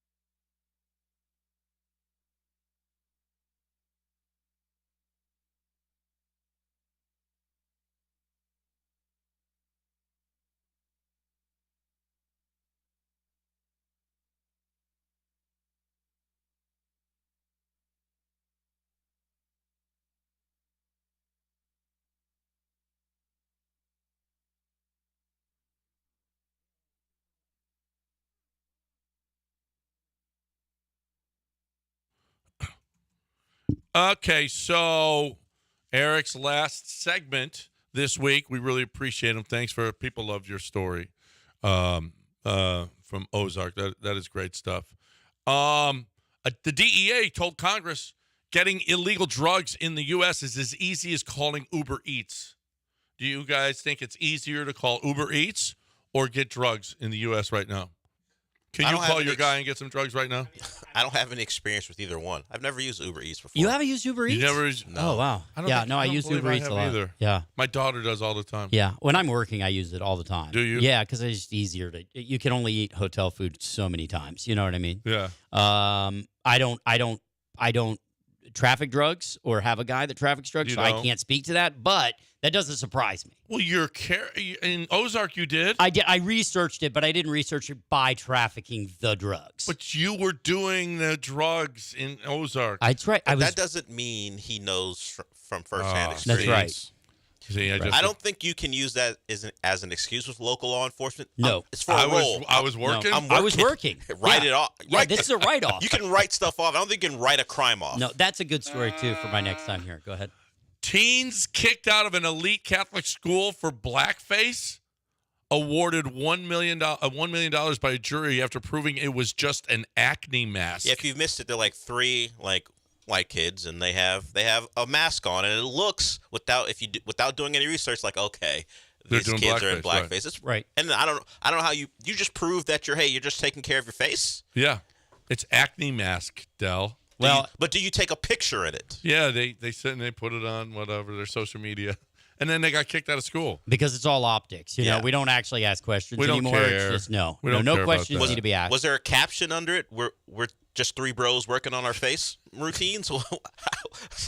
How do you explain away the fact that you're kind of what looks like blackface? $1 million, Del. No, I'm asking. How did they explain away? Should we now do it? No. Me and Eric? No. I don't think we should. No. You don't? No. El Chino. Eric definitely Eric not. needs to. I don't. Eric definitely. You might be Mr. Teflon. Eric's got a career. And he works in Hollywood. Here he goes rubbing the forearm again. See, Mr. Teflon may think he can get away with it. Well, I could probably get away with it because I cannot. Eric certainly can't. Eric can't. Not in the environment he has to go back to. No, he's got to go back to the swastika on his forehead.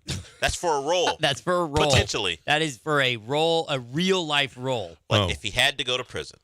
Women are paying big money to scream and smash sticks in the woods. It's called a rage ritual. Ooh, rage therapy, so to speak. My mom used to do that at home. Yeah, rage. They're paying to do this. In the woods. In the woods, when you could just go do it without you could paying do someone. Yeah, just do it at our house. Are people stupid? People are just stupid, doing it at home like moms in the Are they glamping? 80s, 70s, and 80s did. Is it a glamping experience where they're in a cabin and it's a retreat? Yeah, maybe they just want to do it It's in part the of a retreat. It's a retreat. Yeah, it's a retreat. It's rage therapy is really what it is. I mean, right? That's what it seems like. Rage therapy. Yeah. I don't know. Just do it to your family. Yeah, like there was a lot most moms do. Yeah, a lot of dads did that years ago, and their kids have never been the same. Yeah. Well, right. Belgian sex workers made history. Okay. They're the first in the world to get health insurance and pensions. Sex work is work, according to their. Yeah. Are they unionized? They're at least they're getting. They got a pension now, So that means that if you hire a sex worker, it all has to be above ground, right? Like above code. So you probably have to have a paper trail of that. I don't know. That probably kills their work, right? Because it has to go both. If you're going to be like a real worker, then that means you're going to have to. If you, John, go hire a sex worker in Belgium, they're going to have to report that for taxes because they're making money on it, which means it's public. Information it's on paper. I would probably pay cash then. But still, they're they have a record of that. I'm Eric Layden, and I came here, of course, to have sex. So with I just wonder if by doing that, they're actually losing a customer base because all of their work has to be well, it's got to be cash, There's or no question. Venmo. Just no cards. You could Venmo for sex work. Even still, that's a paper trail. That's a technology trail. Yep, cash. Just know that in Belgium, when they put that down. They're like, on May 9th, Yeah. John Granado, sex work. And then you pay them cash, and they don't have to report it. It's a I don't- win-win for everybody. But then they're not making their health insurance. They probably have to make a certain amount of money to It's make true. their health Yeah, insurance. right, that's true. Right, and their pension. Is subscribing to OnlyFans cheating? Is the question. No. Well, it depends on what relationship you're in. Some people. I guess that's true. It's circumstantial. The partner might think you're watching this. That's cheating. Right. Another Yeah. partner might not care. Right. Yeah. Yeah, that's a good question. Are you cheating on your spouse if you're doing stuff to OnlyFans? Are you doing stuff to it, like interacting on OnlyFans? Well, because then it becomes a relationship. I so don't yes. know. I've never been on OnlyFans, but I feel that there's two-way participation in this thing.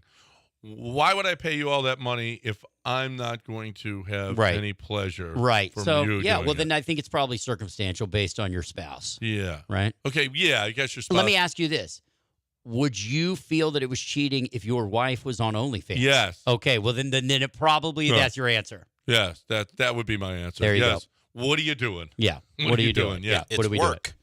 Huh? Yeah. It's work. It's work. I can't be cheating. I'm working. It's a write-off. Well, it's funny. Research. There's a new study out that says you boost your productivity at work if you watch movies during work. During work. During work. I mean, I've watched movies for work and Right. during the day. Well, but you that's can part of write my that job. movie off. Yeah, right. that's You part of can my write job. all that off. Yeah. We don't. But apparently there's if you watch movies, so watch the show, watch movies, don't do anything at work, and you'll be more productive. Well, I don't think that don't do anything is part of the equation. I just added that part. I added that part. I've got to think that means that after you watch your movie, you're more productive because you realize you have less time to finish what it is now you I'm need gonna to do. do stuff So you got to lock in and do as it all. opposed to just doing nothing all Because day. let's think about it. The guy that works the 9-hour shift, is he working 9 hours? Probably not. No. How much is he working? 6? 5? Okay. Yeah. So that leaves time for a movie. Right. So there you go. Instead of chatting with coworkers. Instead of chatting with coworkers, sitting on Twitter, Instagram, Yeah. like whatever, somewhere along the way, you're taking 3 hours out of that workday to do whatever you're doing. And you'll feel So- guilty because you watched a 2-hour movie. I No. gotta work. No, yeah. Yeah, exactly. Or just, this is now the time I have. Right. So you watch the movie, boom, work.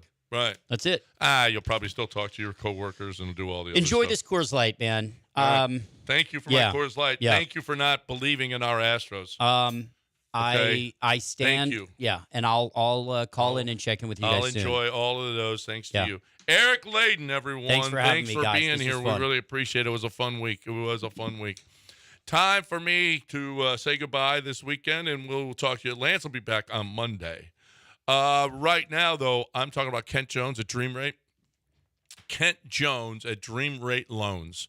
Kent Jones is a guy who loves mortgages. Kent Jones is a guy who's going to work his tail off for you. There's a lot of things he has a lot of stuff. You can't say this. You can't say that. You can't say this. One thing you can say, okay, because the mortgage, I don't know. They're just, that's how just the mortgage game is. But here's the deal. One thing I can tell you is Kent Jones is going to work his tail off to make sure that you get the best deal he can possibly find for you. And you know what's not happening with a lot of these other companies, these other mortgage companies? They're not doing that. You know why? Because they're really, really big, because you're just a number, because they're just going to make sure to get this through, because we got to put our name, we got to make as much money as we can, we got to cycle it through, go, go, go, go, go, get as many mortgages as you possibly can. That's not Kent. Kent's limiting the number of clients that he's going to have because he wants to spend and pay as much attention to every single one of them as he possibly can. Shop your loan. It's the biggest investment you'll ever make, and Kent Jones has been doing this forever, and he is going to make sure that he gets you the best deal he possibly. You could save thousands and thousands of dollars. The Ultimate Mortgage Hookup, 713-520-5626, 713-520-LOAN, or 975loans.com.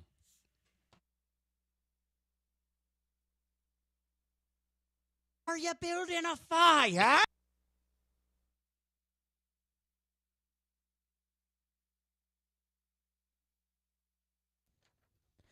I'm Nicole Murray with Your Money Now. Sam Altman, best known as the CEO of OpenAI, is also the chairman of a nuclear power called Oklo, which has just gone public through a special purpose acquisition company. Oklo merged with Altman's SPAC and is now trading on the New York Stock Exchange under ticker symbol Oklo, OKLO.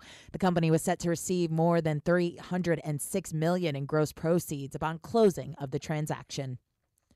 According to the University of Michigan survey of Consumer Sentiment Index for May, consumer sentiment slumped as inflation expectations rose, despite otherwise strong signals in the economy. Along with the downbeat sentiment measure, the outlook for inflation across the 1- and 5-year horizons increased. Stocks are mixed. The Dow Industrials up 117, the Nasdaq down 1, and the S&P 500 up 9. That's your money now.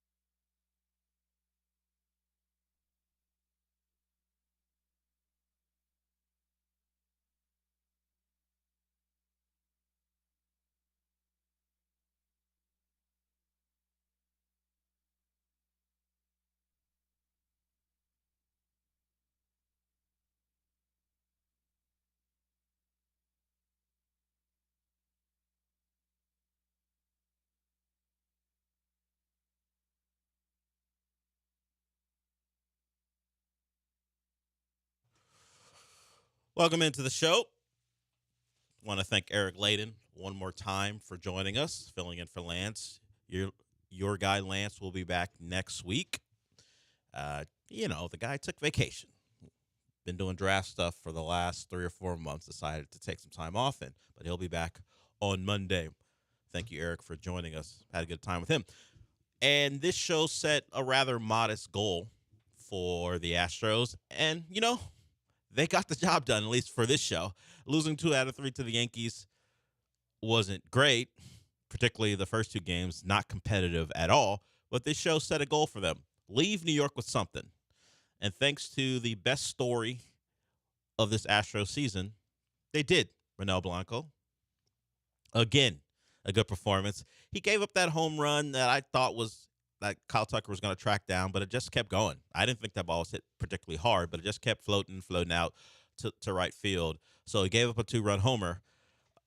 But overall, you can't ask for anything more from a guy who, look, no one expected him, despite what he was in spring training, to be a guy you would depend on to be your stopper, and that's what he's been.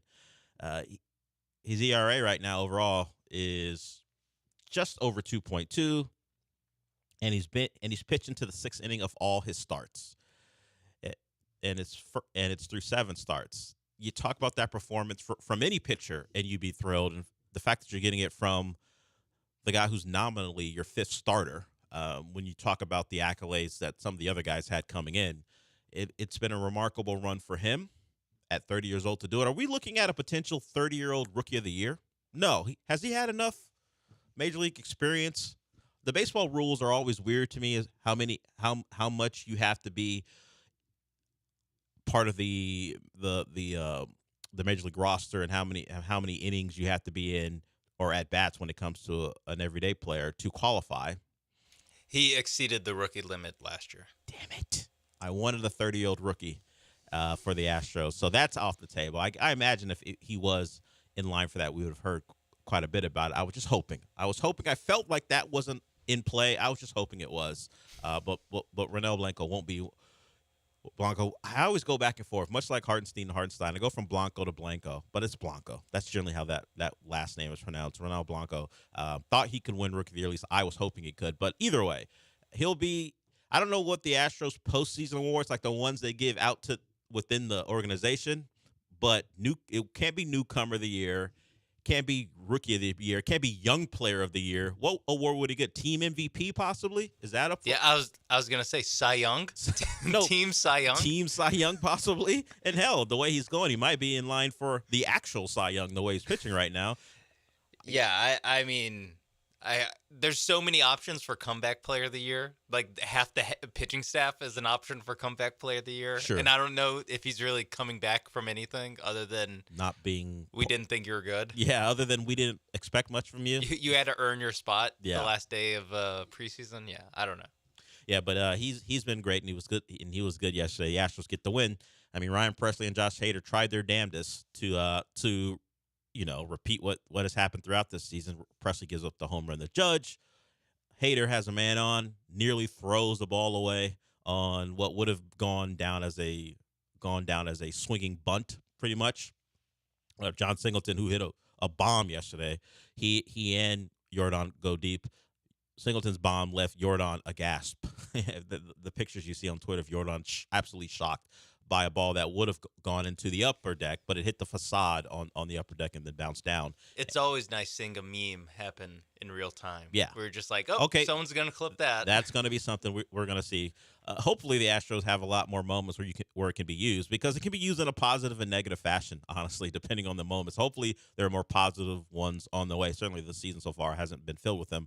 But the guy who is now my favorite Astro, because of his story, because of the unexpectedness of how he's performed, I'm in on Blanco as my favorite Astro. And, you've got your old standbys like Altuve, but as far as guys you're hoping turn this season into a real thing where whatever his future is an Astro, we can point to this year and go, this is where it started, I'm in on Blanco. And he's continuing to pitch well.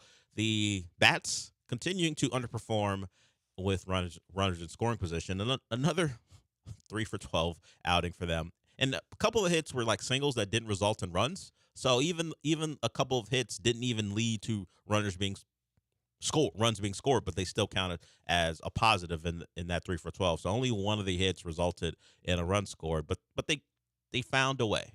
They found a way to close out a game in New York and avoid getting swept again by the Yankees, which is, we'll take it. We'll take it at this point because there's not much else to take. Raise the banner. We didn't get swept in New York banner. We didn't get swept by the Yankees twice within like 40 days banner. Well, 1-7 in the or 1-6 in the season series against the Yankees. We said it. I'm gonna leave here with something, and that's what they left here with. Left New York with. Denzel told you, and Ronel Blanco. I knew he would get it done. What are we doing, Sean? I'm leaving here with something. You know what I mean? I'm from around the way. I'm leaving with something. Blancos are from around the way, and we're leaving here with something. That was the approach last night or yesterday afternoon into the night, and they got it done, thankfully. Thank you to one of the highest priced bullpens in all of baseball, at least 7, 8, 9 for coming through. Shaky. Abreu was great. 8, 9 weren't so great, but we got it done. It really is impossible for any member of the big three at the end of the bullpen to come in and just have a stressless, clean inning.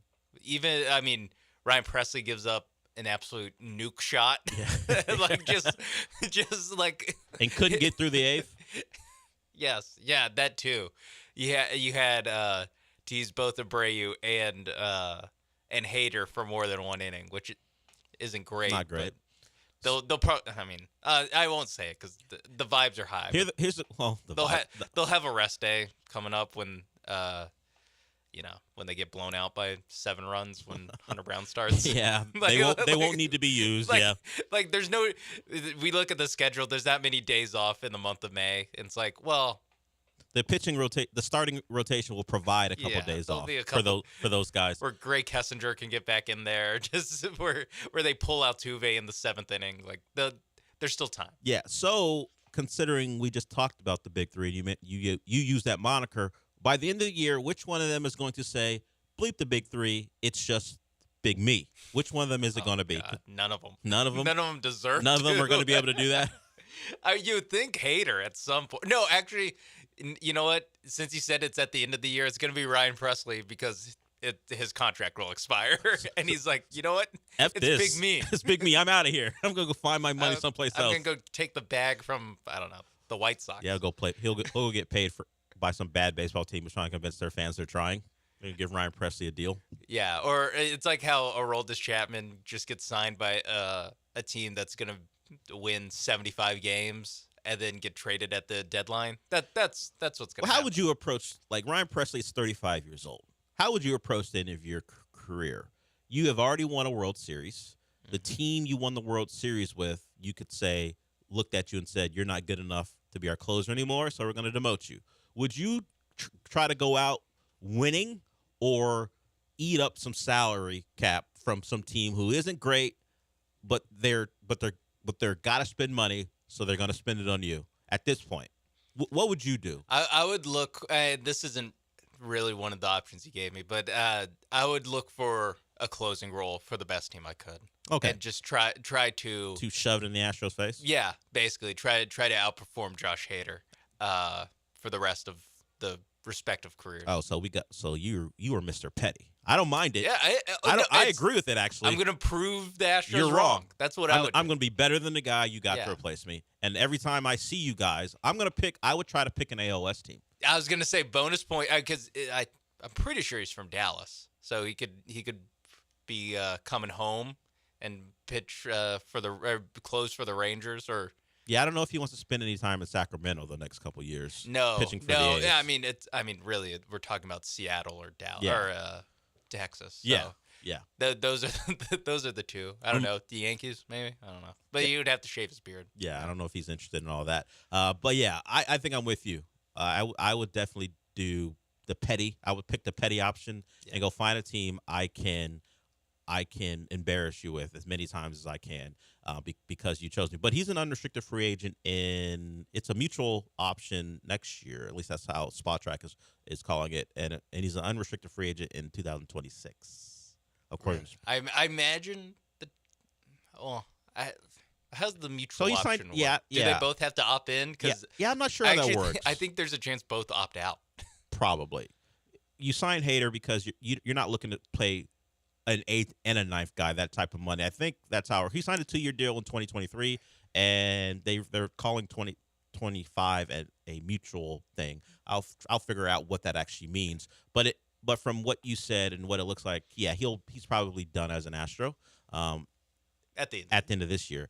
And yeah, maybe he's a guy who doesn't want to be here considering what they chose over him. And that's understandable. And if he's pitching for the Rangers or the Mariners because he's coming for the Astros, more power to him. I can't knock getting paid and then try to ruin the team who overlooked you or maybe just decided you weren't good enough anymore. So we'll see. Ryan Presley, not great last night. The Astros probably won't miss him if he continues to pitch like this.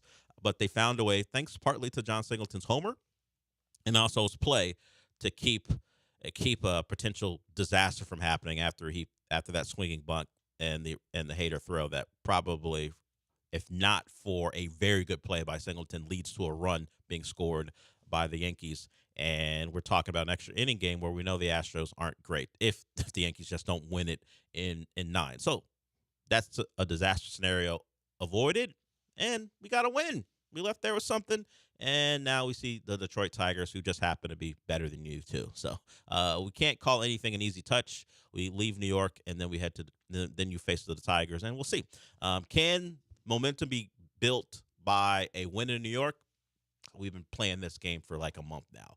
We'll just take it as it comes. We'll continue to talk the Astros throughout the show. We'll get into some of the stuff that happened in the NBA, and also it's not a report, but it's a projection for the CFP, an early one considering it's just post spring. So Sean and I love to talk college football, so we'll get into that as well. If you want to call into the show, 713-780-3776. Also at 11:30, Michael Carroll will join us to tell you what you should watch this weekend. And I'm not going to put him on the spot for this week, but I will ask Michael Carroll to build a list of what we should be watching this summer. We've talked about The Boys coming back. We know that House of the Dragon will be back on that same kind of weekend. Though I think The Boys premieres on the Thursday, House of the Dragon on the following Sunday.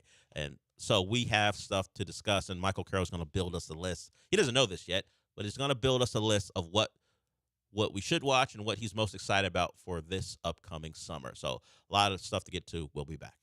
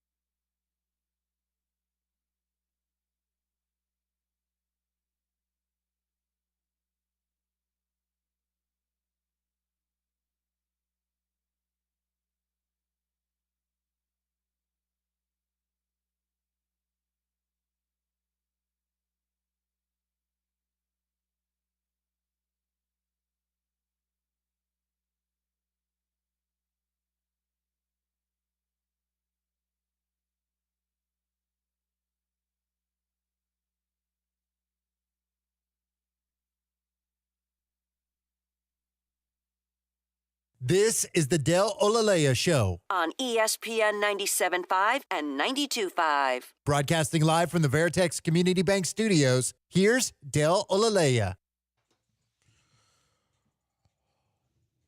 Welcome back, and that's just not for everyone that I normally say that to. It's time to welcome back someone who did their time. This gentleman called in last week with a bannable offense. At least he said something that was bannable, and he got banned. But he did his time. He's back on good behavior because technically I think he got banned in the second hour of the show. But because he didn't try to sneak in and trick us, he's back a little early. He did his time. He read a couple books, self-improvement, stayed out of trouble, made sure not to be caught in a gang war. I don't know. Julian is back. What's up, Julian? So, when I was in there, I felt like Miklo. Yeah. I wasn't really accepted, and then I became the leader. And so I just, I'm back, eh? Oh, my gosh, it feels good. What? Welcome but, hey, back. Man, I haven't finished Tokyo Vice, which is crazy to me, but my fiance and I have just been really busy. Our schedules haven't matched with the kids and everything like that. But X-Men 97, please tell me you guys are a part of that. Yeah, I've been watching it. I watched the latest episode, as they say, the penultimate episode, and something happens to one of the favorite characters in X-Men history.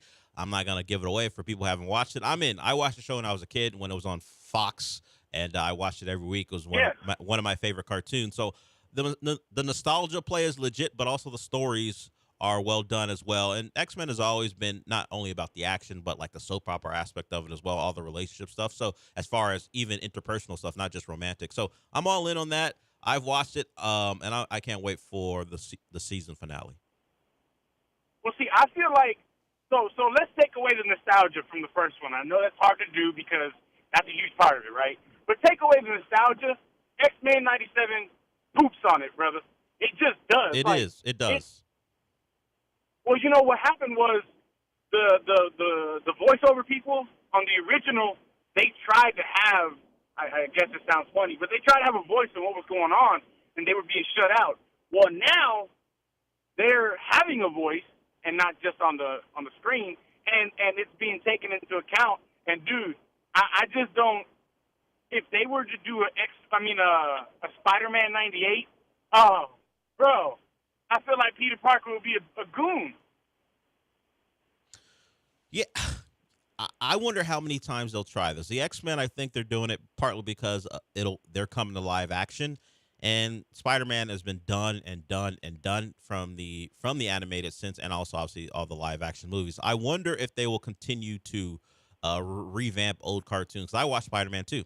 I think they were like maybe on back-to-back on Fox. So if they bring they bring Spider-Man back, I'm in on that too. Look, I'm a sucker for.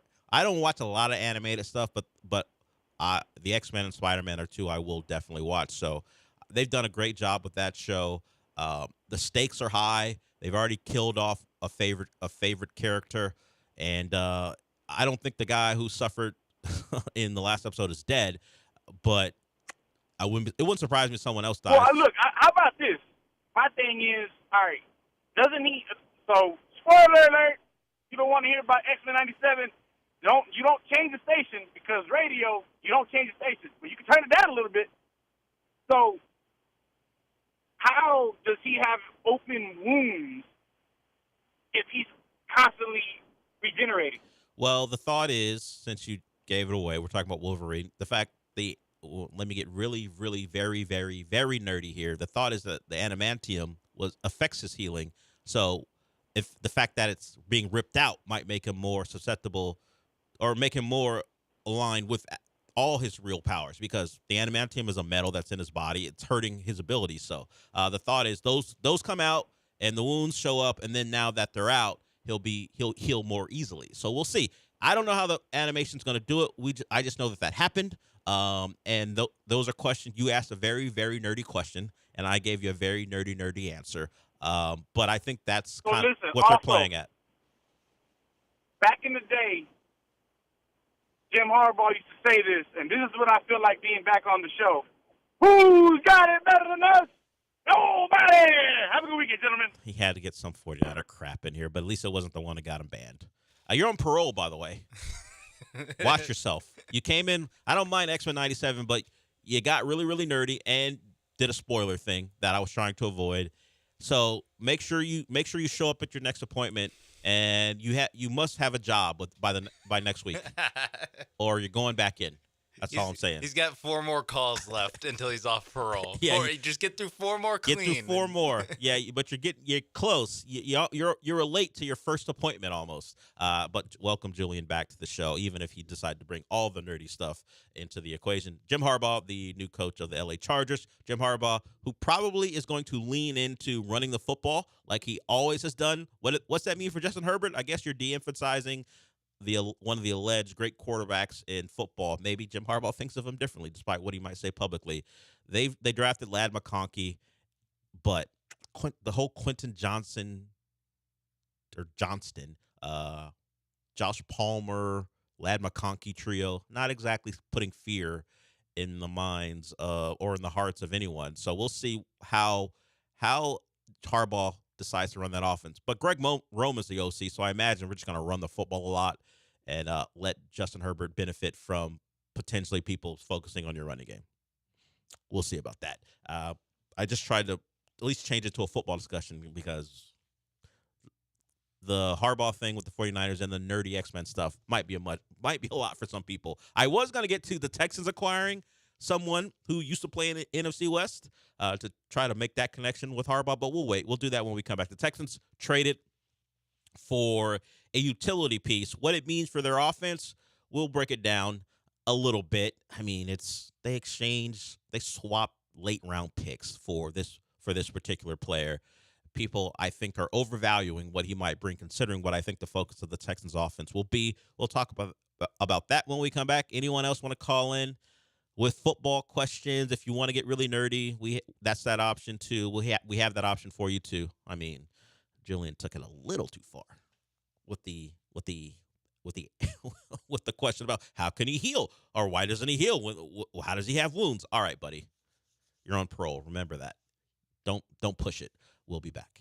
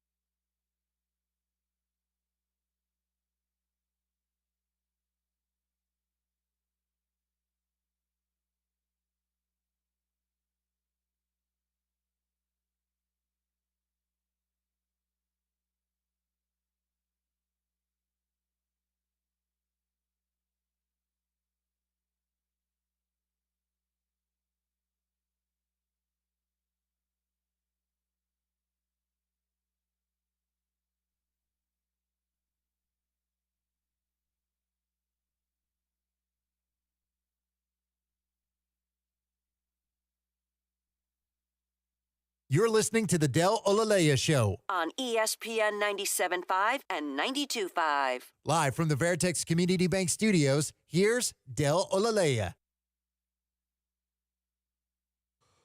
Welcome back to the show. Fake Julian, I see you. We'll get to you here shortly because all of a sudden now we're having a discussion between DC and Marvel and which one is best. And Dream Shake, I saw your tweet. We'll get to that as well. But Ben Skoranek is the player the Texans have acquired. He was a utility guy for the Rams. They swapped picks. Gave up a 6, got back a 7th for Ben Skoranek. It's one of those things where he was going to be released, and then the Texans jumped in and said, you know what? We don't want you to get to the open market. We're willing to swap picks for you. So he comes in. He played fullback for the Rams. He's played wide receiver. He had a couple catches in the Super Bowl.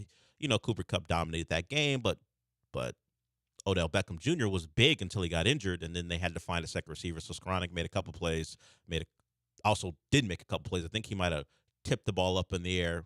Stafford threw the ball a little low on a ball across the middle. I think Skoranek tipped it up in the air, and it was picked off by a Bengal. CJ would have put that right between the well, of course, right in the numbers. Stafford's one of those poverty quarterbacks that Lance keeps talking about. I was going to say right between the 8 and the 1, but I realized I don't know what number he wears. He wore 18. Okay, right between the 1 and the 8. Yes, then. I believe Skoranek was the one who that led to a pick, but the Bengals obviously went on to lose that game. I think he had a big third down catch at some point as well. So he's played in big games. How many targets will he get? You got 3 big-time wide receivers that you have to keep happy, so probably not a lot. Will he be used as an option in the backfield when you have Anthony Beck as what you would think is your starting fullback, and how many 2 back sets will they actually employ when you have 3 legitimate receiver options and then Dalton Schultz?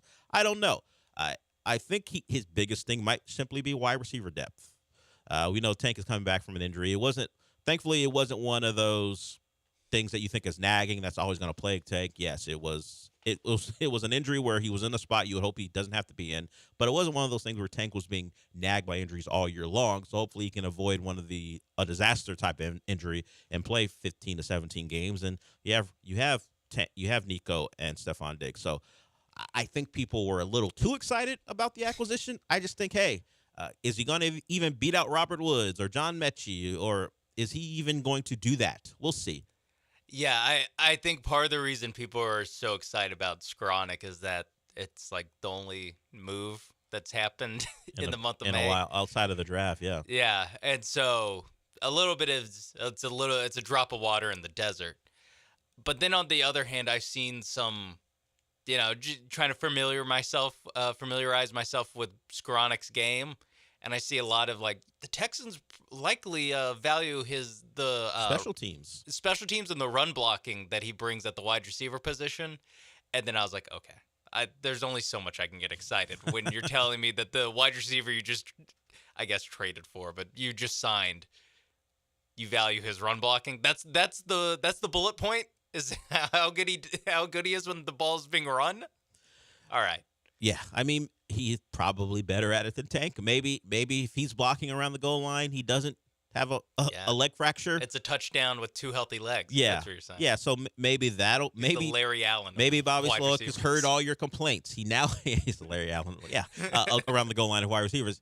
Bobby Sloak heard all your complaints, and he doesn't want to put Tank in a position where he's blocking around the goal line in crowded areas. So maybe Ben Skoranek will now be that guy. It certainly would be a tell to the defense. Oh, Skoranek's in. It's a run. It's a run, so he'll have to diversify some of that. But maybe he has an option now to block in the slot. He's a useful piece, and he'll have to play multiple positions to have value on this team, considering what's ahead of him. But hey, you'll take it. It only costs you a pick swap, and I guess maybe he's your 4 if Mechie or Robert Woods doesn't take that, and you'll live with it. You're just adding a bit here and a bit there, but we all know how this team will run and what will make it a successful year. And it won't be the acquisition of Ben Skoranek, but maybe he'll make a play or two that you'll say, you know what, Caserio, executive of the year, transaction god, if Skoranek comes through in a couple big time situations. We'll see. We got a couple of calls because it is this show. We've got a guy named Tongue Dart and a guy named Fake Julian. We'll go to Fake Julian first. What's up, Fake What's up, fake Julian? What it is, jive chicken? It's turkeys, but sure. Hey, Dale. So, we were talking about Marvel versus DC, right? And Marvel hasn't really been good at animations. You know, they're more after the movies, right? Because DC has made better animations from the long run, ever since the 90s, right? Sure, I would agree. The DC animated movies are very popular. Did you have a question, or are you just telling me that DC's better than Marvel? I'm just gonna let you know DC's better than Marvel. But I have a real basketball question. Rick Carlisle just got fined $35K. Is it unfair because Patrick Beverly hasn't even got anything? He threw a basketball at somebody, and what's his name? Jamal Murray threw a heating pad. Is it just the coaches that are getting treated unfair? And bang bang Texan gang, whatever. Does fake Julian, is that impression because he thinks the regular Julian's uninformed? Because Patrick Beverly got 4 games. He did get a punishment, and Jamal Murray, didn't get suspended, but he got fined $100K, I believe, for his actions. So Rick Carlisle, if you missed it, we played some of the sound yesterday. I wouldn't say he went off because there wasn't a lot of bass in his voice when he was complaining about the referees, but he mentioned that the referees were maybe slanting their calls towards the big market team, and they sent in the 78 missed calls through the first 2 games to the NBA offices. So the aftermath, the day after, I guess it's breaking news because I hadn't seen it yet. $35K, unless the fake Julian is wrong about that too. We'll see. But if Rick Carlisle got fined, I'm not surprised. Maybe I'm a little surprised by the amount. I thought he might have gotten more, but Jamal Murray had 3 incidents. I guess you can say Rick Carlisle. It was all in one press conference, so we'll just hit him with the $35K, fake Julian. And my question to you, Sean, do you think he added the nerdy voice because of the topic, or does he think Julian sounds like that? I don't know how you would think that Julian sounds like that. He doesn't sound like that. That's not what he sounds like. No. I also like the Bang Bang Texan game, whatever. Whatever. Whatever at the that should be the actual Texans motto is Bang Bang Texan game or whatever. Who's he? Whatever. Yeah. But I appreciate your call, fake Julian. I think the NBA at this point, a coach criticizing the refs in a post-game presser is now par for the course. They try to dance around getting fined. Sometimes Carlisle did not take that opportunity to dance. He decided, despite my issues with his tone, to make it pretty clear that he was willing to catch that fine. And it's all gamesmanship. Will it affect the officiating? Maybe the home crowd in Indiana will do more than his complaining. So yeah, the NBA fines or gets after everyone. Maybe we question how much they gave Patrick Beverly, only the 4, but he caught it. And the question will be, will he actually serve it this season? Because there are some thoughts that people think Patrick Beverly is done, washed, cooked, whatever word you want to use, and maybe no one's rushing to sign him. He's a guy, if he doesn't get signed in the 3rd or 4th wave of free agency, it's probably someone who's waiting till training camp or maybe in season for someone to decide, hey, they need a 4th or 5th guard. We'll see about Patrick Beverly. But yeah, he got his. Well, just 4. I have some not breaking news, just news developing story. Okay. Real Julian called in and said, "What the hell? He gets nothing for Bang Bang Texan Gang, and I get suspended for Bang Bang Niner Gang." Sorry. He says it's a miscarriage of justice. But I can't. But it's fake Julian, so I can't suspend a fake person. I don't know who that's a dangerous precedent to set. I know. but the problem is, if I suspend fake Julian, that just means no one who can call in as fake Julian. That is true. Yeah. That is true. He used the cover of you, Julian, you as a fall guy, to get away with what he said. That's all. And by the way, he said it as a taunt to you, not as a real thing. You say that with your chest. That's the whole point. That's why it's so terrible. Because you feel so good saying it when you shouldn't. The whatever at the end was the little tag to say parody. Yeah. If fake Julian wasn't enough, he did add a little bit at the end to go, look, I'm kidding about this. So no, he doesn't catch. You don't look, you served your time. Just be happy that you got off early. Now he served his time. He's out now.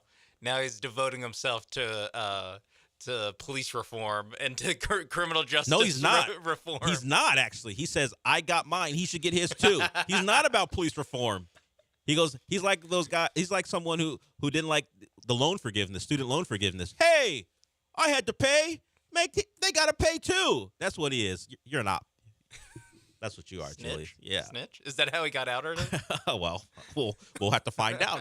I'm not going to put it out there because apparently I'm law enforcement. I'm not going to tell.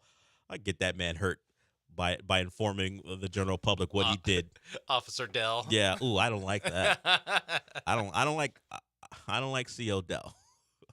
Parole Officer Dell. I don't like any of it. There's going to be a picture of you. Like, there's a picture like of Rick Ross. I don't like PO Dell. I don't like CO Dell. I don't like Officer Dell. I don't like Lieutenant Dell. I don't like any of it. I'm just a guy who's trying to keep this show away from certain things like awful slogans for teams in the Bay. That's all. Tongue Dark Chris, I see you. We'll get to you on the other side. You want to talk about X-Men too. Maybe. Who knows what you actually want to talk about, but we'll get to you when we come back.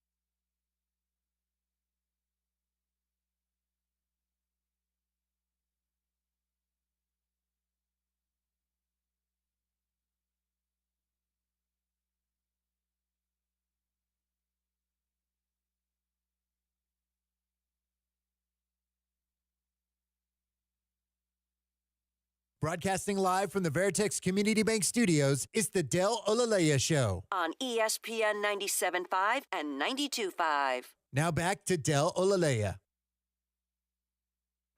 We're back. That voice is Michael Carroll, the one you heard, bringing us back. And at 11:30, he'll join us to really talk about the things we've kind of talked about throughout the first 45 minutes of the show. And we're going to continue that right now.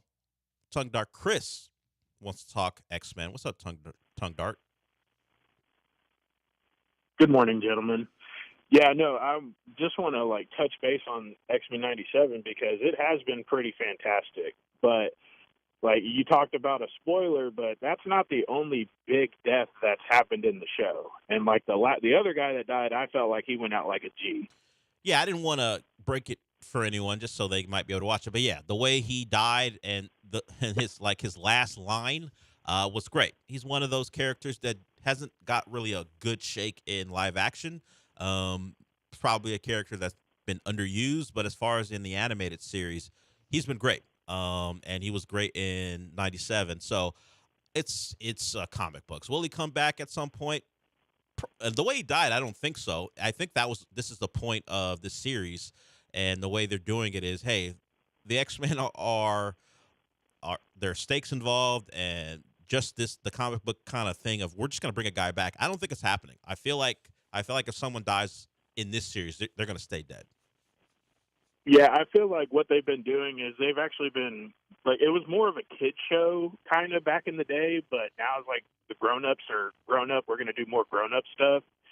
But another thing, too, that I wanted to mention was a show that's coming late summer on Netflix that I'm looking forward to is Umbrella Academy. I'm waiting to see how that wraps up. So I don't know where you're at with that one. But. I'm up to date. I'll probably have to rewatch season 3 or see some type of recap thing to catch up to it. I'm in. I'm a completist. So if I start a series that I liked, and even if you might think a season or two didn't live up to the originals, at least the first season, I will watch it. I'm there. We make the joke all the time. John loves the talking monkey Pongo, and now they had 2 different academies because of the timeline divergence. So we'll see how that stuff clears up and what they do for their final season. But yeah, I'll be watching that. It's that genre. Oh yeah, stuff especially with the way season 3 I just wrapped up finally, but it was pretty good. I enjoyed the way it ended with nobody having. Never mind. I'm not gonna say that's a spoiler if nobody's seen it. But other than that, so you're a product of the internet growing up, correct? Definitely. Okay, so you know all about 4chan, the original Reddit. I'm aware, yeah. Okay, so my question to you about that is, where were you the day of the fappening? I don't know where I was. I didn't mark it down. It wasn't a day in my history that I'm going to always remember. If you don't know what the fappening is, I'm not going to explain what that word means. Good. I'm not going to explain what it means. It was a day that there's a giant leak of celebrity nudes. It had been Ryan's Christmas. It would have been Ryan's ultimate Christmas. That's his origin story, actually. Yeah, that's why he's now so interested. That was the day he was born. Yeah, the whatever version of Ryan we're getting now, it began that day. But yeah, I don't know where I was. I just know it was a day that a lot of internet pervs celebrated, and it continues to be a day that people reference. Case in point, internet perv referencing the fappening. You guys can figure out what that word means. I'm not telling you because I don't want to get involved. But I don't remember. It's just a day where celebrity nudes dropped, a lot of them, for people that you may not have expected those nudes to come out. They did, and it's probably what's like a decade now, probably at this point, somewhere around there. 2014. Yeah, so 10 years. August 31st, 2014. I had just moved into my dorm in college, my freshman year of college. 2014. I'm trying to think where I was. I might have been just back the second time here, working on the national side that is now defunct. But yeah, sorry, I didn't remember the date that it started. August 31st. But now that Sean has told me, I can kind of figure out where I was in life. Getting ready for week 1 of college football.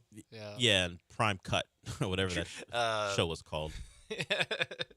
Georgia and Clemson, I think, kicked things off week 1. Yeah, Mark Richt was still toiling at Georgia, disappointing everyone with 10-win seasons. I think that was That was Deshaun Watson's freshman year. Yeah, he and I were in the same. He was splitting high school club. Well, that's how you That's how you mark the passage of time. I was in the same recruiting class as Deshaun Watson. Yeah.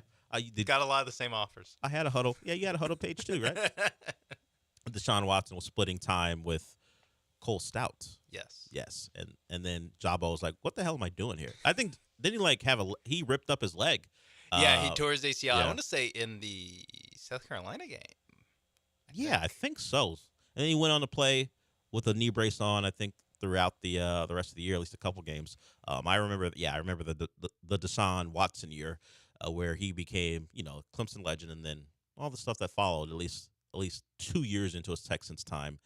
Not so great, but hey, in Clemson, he was just the next big thing. Yeah, at that point, I was just like, wow, that guy is also a freshman in college, and he is doing that, and I am sitting in my dorm couch. Genetics, Sean. Genetics. Yeah. Sometimes you lose the lottery. That's all. Yeah. That's all. It happens. It's all right. Yeah. Let's just say since that point, your name has less stains on it than his does. Yes. Yes. Yeah. Yes. Definitely. Yeah. I mean, sure, the money that he's accrued. He's still not actually down to my level, but no. But when the name is said, when Sean Mapes is said, people don't go freak. Yeah. People are like, oof. He's a fan. He's a fan. He's a fan. Yeah. Yeah. Well. Unfortunately for you, maybe you Deshaun don't care. got a weird case. Why is he around? Why is he around? No one's saying that about you. Yeah. Deshaun, we said that for a while, and the Browns are like, it's 230 million reasons why he's still around. And then all those draft picks we gave him. 2014, apparently, that was when the big celebrity leak occurred. Don't remember it. And I'll be fine not thinking about it ever again. But thanks, Tongue Dart, for remembering. If you want to call in on August 31st to commemorate it, call a different show. No, what he should do, because this show would accept him, he should call the Killer Bees and see how they handle it. Oh, God. Because I think Gallant and George would laugh it off. And the John and Lance show, we'd be okay. Call the Killer Bees if you want to commemorate that particular event. Guys, I'm just calling in. I know we're close to the start of college football, and the NFL's wrapping up the final preseason games. But actually, what I want to talk about is it's a holiday. It's a holiday show. It's a holiday show. Yeah, it's a big date in my history. That's what you do. A lot of the listeners yeah. I know you feel accepted calling this show because we'll just laugh it off. You want to start chaos? Let's see how Branham and Blank handle that particular subject matter. I'd love for BMAC to be the one that has to look it up and be like, yeah, I know. Here's what it is, guys. Yeah, 4chan. What's that? August 31st. What's that mean? We'll see. We'll see what Tongue Dart Chris does on that date. Before we're talking a lot of college football. Before we wrap it up, well, we'll get this hour up. Before we get to the CFP projection by a certain writer, we're getting more, and I talked about this really since the show began. I'm going to look up news on this, and there's more news. Well, relative news. We've seen some of the cover, the players who are going to be on the cover of NCAA 25, although it's not called that anymore. It's EA College Football 25. The news was that we're going to see multiple players on the cover because of all the special NIL deals they signed. Now they signed deals with like over 12,800 players. Not all those players can be in the game. Just roster limits would keep that from happening. But we also have these special NIL deals for stars. And the cover right now of the deluxe edition, if we're going by what the PlayStation Store has to offer, you see the backs of Donovan Edwards, Quinn Ewers, Travis Hunter, Jalen Milroe, Carson Beck, Judkins from Ohio State.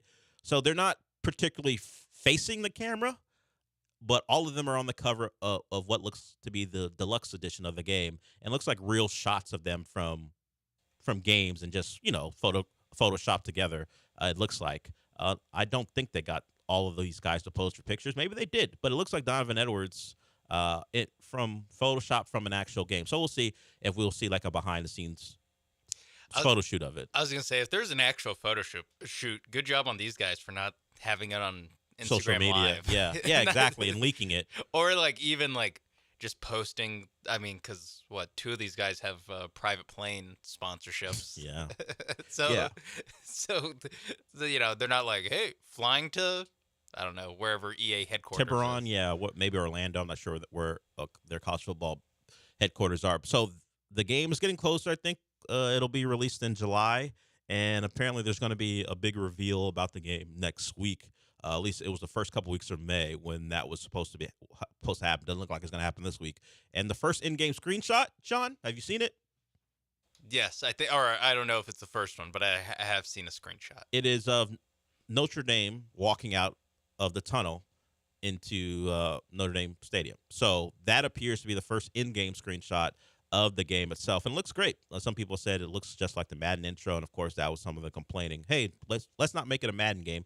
The people who've developed this game have said it's not going to be that way, so we'll see. But it looks great as far as looking at it on my laptop. So we're getting closer and closer to that. Just part of the pop culture things we've discussed today. We'll get into some Astro stuff coming back from our break, and also we didn't get much into the NBA because we were distracted by talk of DC and Marvel and other things. So we'll get into what happened last night in the NBA as the series were evened up. The 2-1 seeds lost game 2 at home back-to-back. So we'll talk about that when we come back.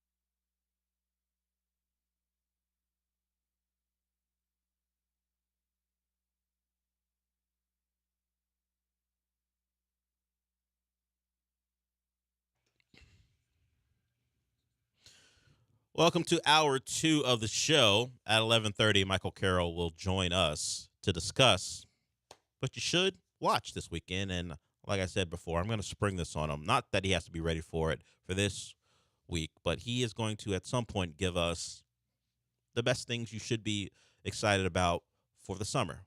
It's that time. Like June is going to be filled with so many things, at least the people who call this show and their interests. June's going to fit their interests. So we'll discuss that with him and get him prepared to provide a list for us to set us up for the month of June and July as the summer continues. But I did want to get to the NBA and what happened last night. I mentioned that both 1 seeds lost. And I'm not surprised by how the Celtics game went, particularly when it hit halftime and they were tied. I think I said it before, that if you can get the Celtics in an actual game and keep them from running away from you, their flaws start to show up.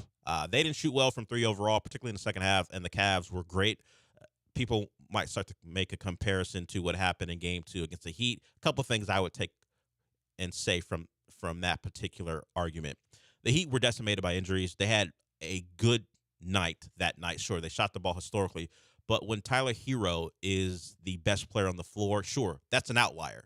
Donovan Mitchell being the best player on the floor 3 more times isn't an outlier if it happens. He's capable of doing that. So I would cut that comparison off right there with that point. And also, the Cavs are healthier. Jared Allen's not playing, but the Heat were without Butler and Rozier, and their best shooter off the bench, Duncan Robinson, had a back injury that kept him from really playing. He only played because they were injured in other spots, and he had to give them like 4 or 5 minutes, and he wasn't effective. So I think the comparison should end there.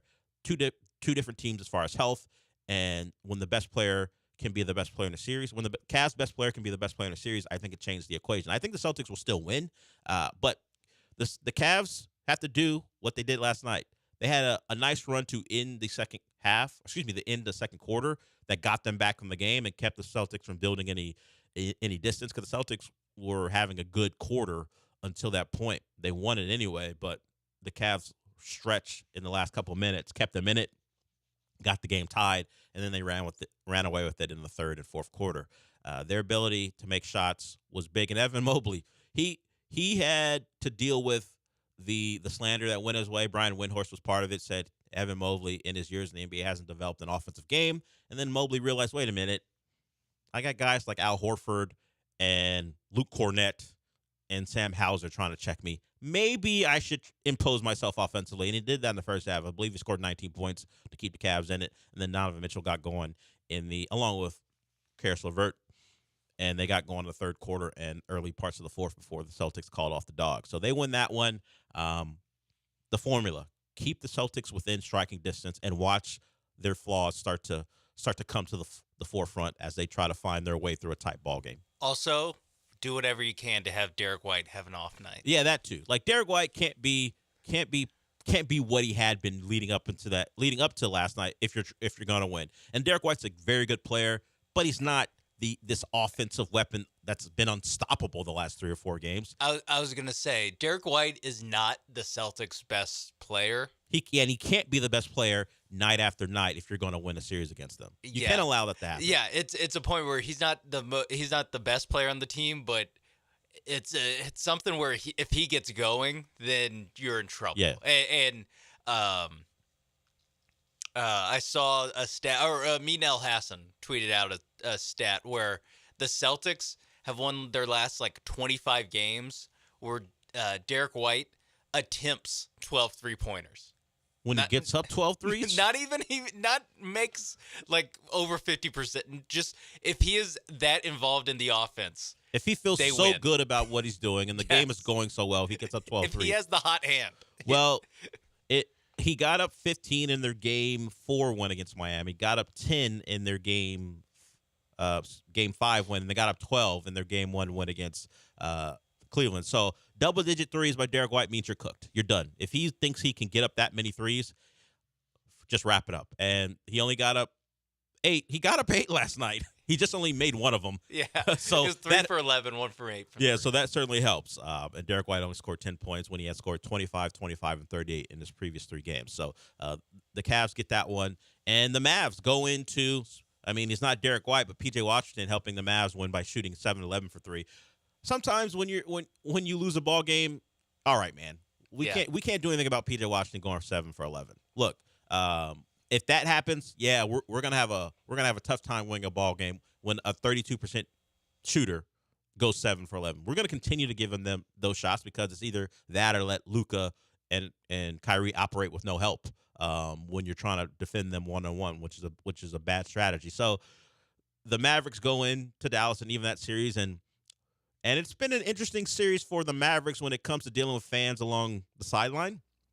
You had Luka have a ball thrown away from him when he was trying to grab it in game 1, and Kyrie, it was funny. Luka didn't appreciate it, and Kyrie didn't either. He had some words about it last night about how where I'm from, if you do that, he didn't finish the sentence, but I guess he's saying that if you throw a ball away when I'm trying to come get it, we're gonna have a real problem. He had a real problem with a fan late in that ball game. I think he said goodbye. And he called him the P word a couple times. And, it's more lip reading. He's yelling at a fan during the middle of the game. The audio, you can't really hear him say it, but you can read his lips. So, and it was along that same sideline that he had, that Luka and the other fan in game one had an issue. So Kyrie was barking at the fans late in the ball game, as a road player will do if he's felt like he's being talked to disrespectfully. It is funny. I brought it up in the previous show that only because Westbrook played there for so long that Westbrook can't even handle you changing his name a little bit. But you know what Kyrie will do, and it'll be fine? I'm just going to call that fan the P word a couple times, and nothing's going to happen. The NBA is going to see that and go, the game's the game, I guess. He can call one of our patrons the P word several times, and you know what's going to happen? Nothing. Just don't throw a ball at him. Well, you only get 4 for that. Just keep the ball in play, and we'll be good. You can't throw a ball at a fan, but you can throw stuff at a referee, and you can call a fan the P word several times as you're wrapping up the ball game. So I think I'm good with that. Yeah, I'm fine. I mean, once again, I'm not looking for anyone to get suspended. I'm just looking at what is deemed inappropriate and what is deemed like, it's whatever. You can have that conversation if you so choose. It's okay. And the fans are giving it right back. So I think that's where the NBA where they draw the line. Just don't throw basketballs at people who paid to be there. If you want to throw something at a guy we're paying to be there, like a ref, we're good. And Jamal Murray, we heard from him. The audio's not great, but he pretty much said, "I'm moving on. I did what I did. It's okay." One of the reporters was like, "Did you talk to anyone and about an apology?" And Jamal Murray's like, "You got a basketball question?" And the reporter's like, "No, I don't." And Jamal Murray's like, "Okay, no, you don't. So I'm not gonna answer any more of your questions." He didn't drop, "Hey, subscribe to my podcast." But he wasn't interested in answering questions about that. He just wants to move on. Look, if I had Jaden McDaniels and Nickeil Alexander-Walker and Anthony Edwards to deal with, I wouldn't want to answer any questions either. I got to focus all my energy on dealing with them while I've got a lower leg injury. That'd be great if he was like, "Listen, I got enough on my plate." Yeah. All right. We're down 0-2. I got to deal with those 3. These guys are going to be on my ass for 48 minutes coming up. Yeah, I don't have the energy to answer your questions. I got stuff to deal with, and we'll see how I'm not apologizing to nobody. I'm not apologizing to Jaden McDaniels. Guy is ruining my life right now. Yeah, I'm miserable. You should be thanking me that I didn't do anything else in that game. I don't know if Mark Davis will call another game in that series, but Mark Davis was one of the game 2 refs, so he's had an interesting couple of days. Jamal Murray and then Rick Carlisle yelling at him for a lack of calls, and we mentioned earlier that Rick Carlisle got the $35,000 fine from the NBA for his complaints about the officiating. So tonight we've got Knicks Pacers, and the Knicks are playing without OG Anunoby. Jalen Brunson's questionable, but he's expected to play. So can the Knicks get through this series as the bodies keep dropping? OG Anunoby, I saw, won't play tonight and is expected to miss Game 4.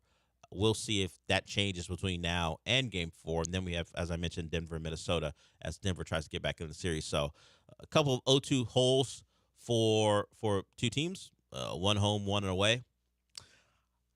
Do I think the Nuggets are done?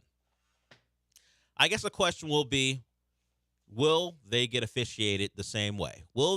I'm not even saying that Minnesota is doing anything wrong, but will Minnesota will they be allowed to be as physical on defense as they were in Game 2? Because if they are, we can pack the Nuggets up, I think.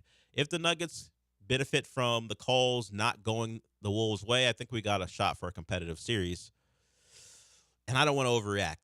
I know it happened in Denver, and Minnesota looked, particularly in Game 2, untouchable. But maybe it's the curse of Rudy Gobert.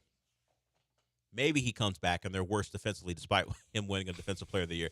That's the only. Think about that sentence that you just I know said it's out crazy, loud. but how can I look at what happened in Game 2 and the way that they defended without him and go, you know what? Probably nothing. Yeah. You know what?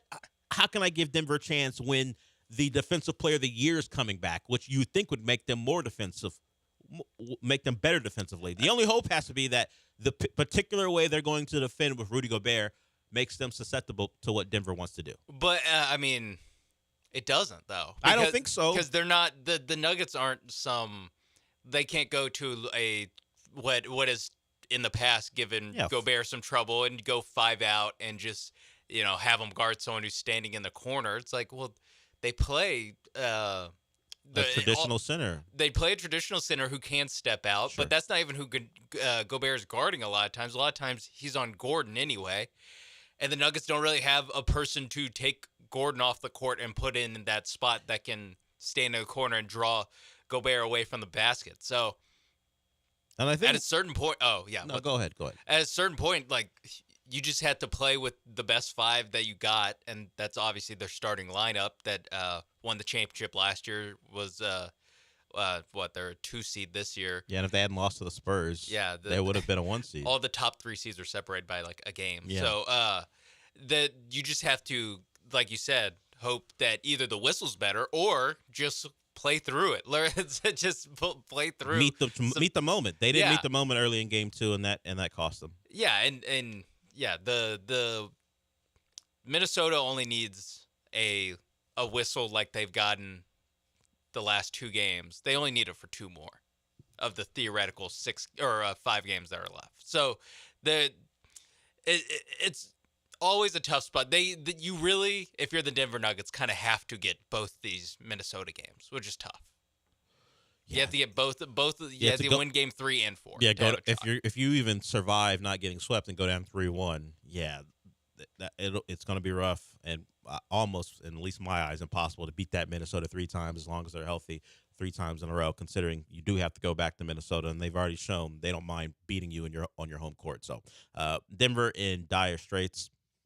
We'll see if all that heart of the champion stuff saves them in Game 3. You would think it'd be their best effort, and we'll see if Minnesota, who handled the whole, hey, you already got your 1, they handled that well. They weren't satisfied. Will they handle being up 2-0 well, and the fact that, hey, you got some breathing room, or will they go for the kill and try to knock Denver out tonight? We'll see how that plays out. We'll get more into the Astros because they won a game. We shouldn't take these for granted. They won a game, and my favorite Astro played really, really well, or pitched really, really well. So we'll get back into the Astros and some of the numbers that, at least for Blanco, are good. The rest of the lineup, or at least the rest of the team, not so great. As we continue on the show, and remember, 11:30, Michael Carroll will join us. We'll be back.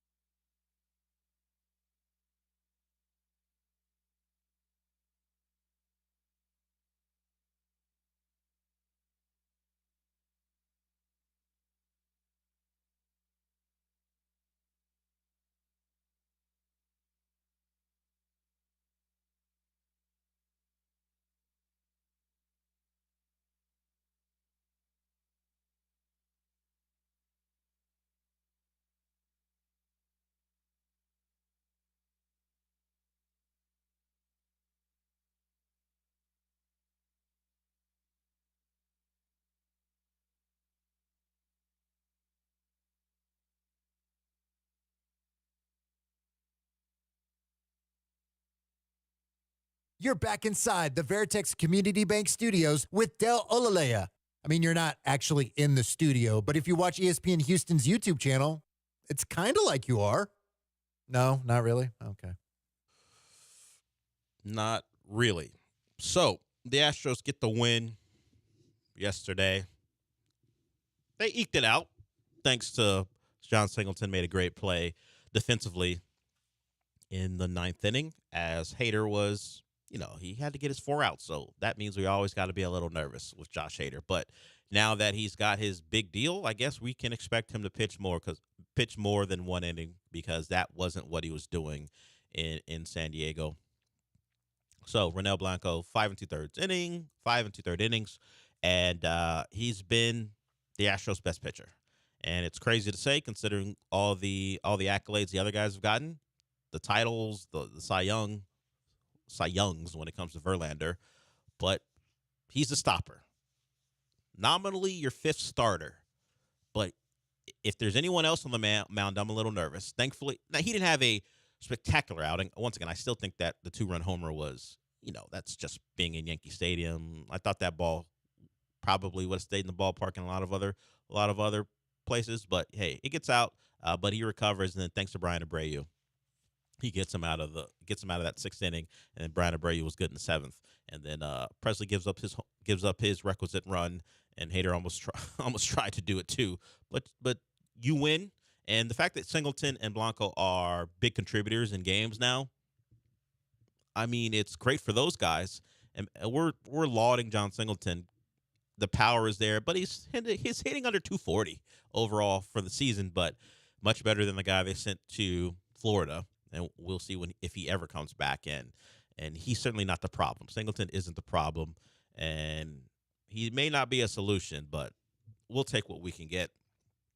And now we see Detroit and A.J. Hinch. And I saw someone tweet, hey, we got to be on the lookout. He didn't mention A.J. Hinch by name, but he said the manager in Detroit is known to cut corners, known to mess with the system.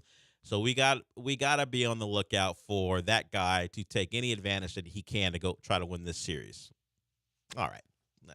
We're referencing something that happened like 7 years ago now. But and A.J. Hinch noted against the cheating, broke a couple computers to make sure the guys knew he was upset, even though he let them continue to do it. Yeah, he didn't.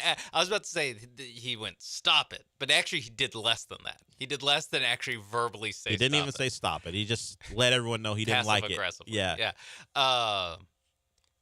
Are you ready for the Astros to lose tonight's game and then everyone be like, why don't they just walk across the field and just hire A.J. Hinch? I'm going to need that conversation not to begin. Okay. I'm ready for it because I'm ready for anything in a season like this. What I hope is that Fromber pitches well, they win, and we don't have to have a conversation about A.J. Hinch all the time because A.J. Hinch now, with the Tigers being better than the Astros. Yeah, he's on a better team. Yeah, we're going to have these conversations about, hey, let's make a trade, a spotter for Hinch. No, I hope that we can just focus on what's on the field, which would mean they win because when they play poorly, it becomes a conversation about everything else but what's happening on the field. For the most part, it's about Bagwell and Abreu not being around and all the bad decisions that are being made. The best thing to wipe away the stink of decisions you don't like is for the team to play better. Yeah. So is this a weekend where we're talking more about? No, where the Yankee series, it was just got to come away with something. Yeah. Which this we weekend, did. Are we asking for 2 somethings? Oh, what I want. Yes. Win the series. Let's win a series. Win the day. No, win the next 2 days. What are we? Or at least win 2 of the next 3 days. Yeah, win 2 out of the next 3 days. How bad they've been, the sweep would obviously be the best. But 2 out of 3. Let's win a series. You're coming off not winning a series in New York, and if you can win the series in Detroit, you feel less bad about what's going on, and then you can start to maybe convince yourself that there is something to hope for. I'm not at that point. I'm just going game. I'm a game at a time guy now. Wow. I'm a true baseball guy now. Yeah, just taking it one game at a time. Momentum is the next day starting pitcher, Sean. And we got Fromber on the mound. Let's build some momentum. The Astros have at least theoretically, the 3 best starters coming up this series, right? Is it? Yeah, it would be Javier, or it would be Framber, Javier, Verlander. Yeah, we're getting. Oh, that's the other thing. We're getting Javier back. So that hopefully means the end. Well, it has to mean the end of one of them, Hunter Brown or Spencer Arrighetti. What we talked about getting Hunter Brown out of here, cosplay Verlander. And by the way, Brian, I see what you did. I'm not gonna blow his cover, but I see what you did. I've seen what you've done, McDonald. I've seen it. I don't know what he did. I'll tell you. I'll tell you during the break. I need. Arrighetti wasn't good. No, so, but I think I will stick with him for one more start than having to deal with Hunter Brown again. So I need Javier to replace Hunter Brown permanently. That's what I'm hoping for. Brown has done bullpen stuff before. Could he maybe be a Sean Dubin leaves the bullpen and Hunter Brown takes a spot as the mop-up guy? This game is lost anyway. Comes Sean Dubin. Sure, just throw Hunter Brown out there and see if he can find himself. Yeah, that's really what I'm talking about. Is more about still being able to get developed in Houston as opposed to having to really soul search in Sugarland. And that's likely the scenario if we're having a discussion about him coming out of the rotation. They're not. I wouldn't think they're sending him down. It's not out of the question. It's not. I'd be a little surprised. Could they value Sean Dubin coming in games that don't matter anymore over Hunter Brown continuing to be on the big club and actually getting the pitch in low leverage situations? Like they sent Abreu away allegedly to find himself. They could do that on the major league level with Hunter Brown and go, you know what? It's 8-4 here. Yeah. It's probably too close. It's 9-2 here. You want to go out there and try to get a couple outs and try to find yourself in a low leverage situation? I can see that being the case. Yeah. I mean, it's not like a interesting thing, but it's just what do they feel like would be best for his development, either going down or still learning at the major league level? Yeah, that'd be the question. Out of the bullpen. Do they think? Obviously, they want him to be a starter. Do they think it'd be better for him just to continue to be a starter, but just pitching to AAA competition?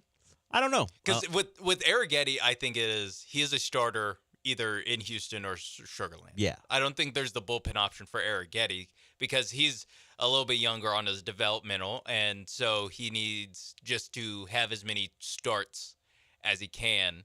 In one place or the other. Yes, whereas Hunter Brown is a little bit farther along, and again, he has bullpen experience. He came up in the bullpen. Well, Spada talked about it, the conversation we're having. He said that Hunter Brown could be available in the bullpen for the next couple of days. So maybe that's a harbinger of things to come. I think that is a harbinger of things to come. I think that's exactly because saying he could be available the next few days, I don't think he's going to use him in the bullpen and then I don't think he's going to start 3 days later. I don't think we're at 3 days rest. Well, yeah. Well, my point was really the next couple of days, and then Javier comes back, and then they need a roster spot, so they send him down. That's what I meant. But it could be a harbinger of a permanent spot in the rotation. Excuse me, in the bullpen as long as guys are healthy. Yeah. Okay. That's what I meant. Yes. Yeah. I don't think we're in. I don't think they're going to go to Hunter Brown and say we really need 5 innings out of you in a big moment here. Like it's Game 5 of the World Series. I don't think going to do that. I don't think that's going to be the approach in the middle of May. Yes, I just meant that possibly it just means he's going to have a permanent spot in that bullpen going forward. Will it be an important spot? Maybe it's just Sean Dubin's spot. Anything to get Hunter Brown right, because at some point, maybe not this year, at some point the Astros are going to need him because guys get older, particularly Verlander, and you want one of your young pitchers to be ready to go, even if he's not ready this year. Coming up next, we'll talk to Michael Carroll. What should you watch, in theaters or at home? He'll provide those answers for you, and we'll get maybe a preview of what he thinks you should watch, or at least what you should be excited about for the summer, and certainly we'll get him to create a list for us. And maybe not his next appearance because, we got a couple weeks before some of those summer shows begin. But if we're going to lean on anyone for that particular subject matter, it'll be Michael Carroll. So we'll talk to him when we come back.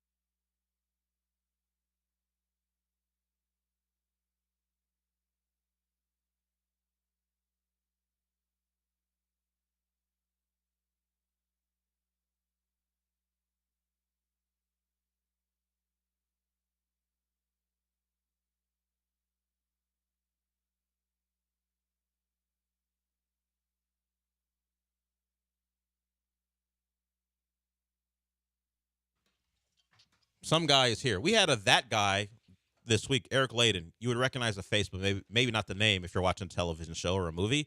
Michael Carroll is some guy, and normally this would be the time where I start meandering about his comic book podcast. It's not a comic book podcast specifically, but a lot about comics. Also, I'd be like, is it a Friday night, and what time is it? Because I never remember what time it is. But before we do that, Michael Carroll has some breaking news. Yeah, I do.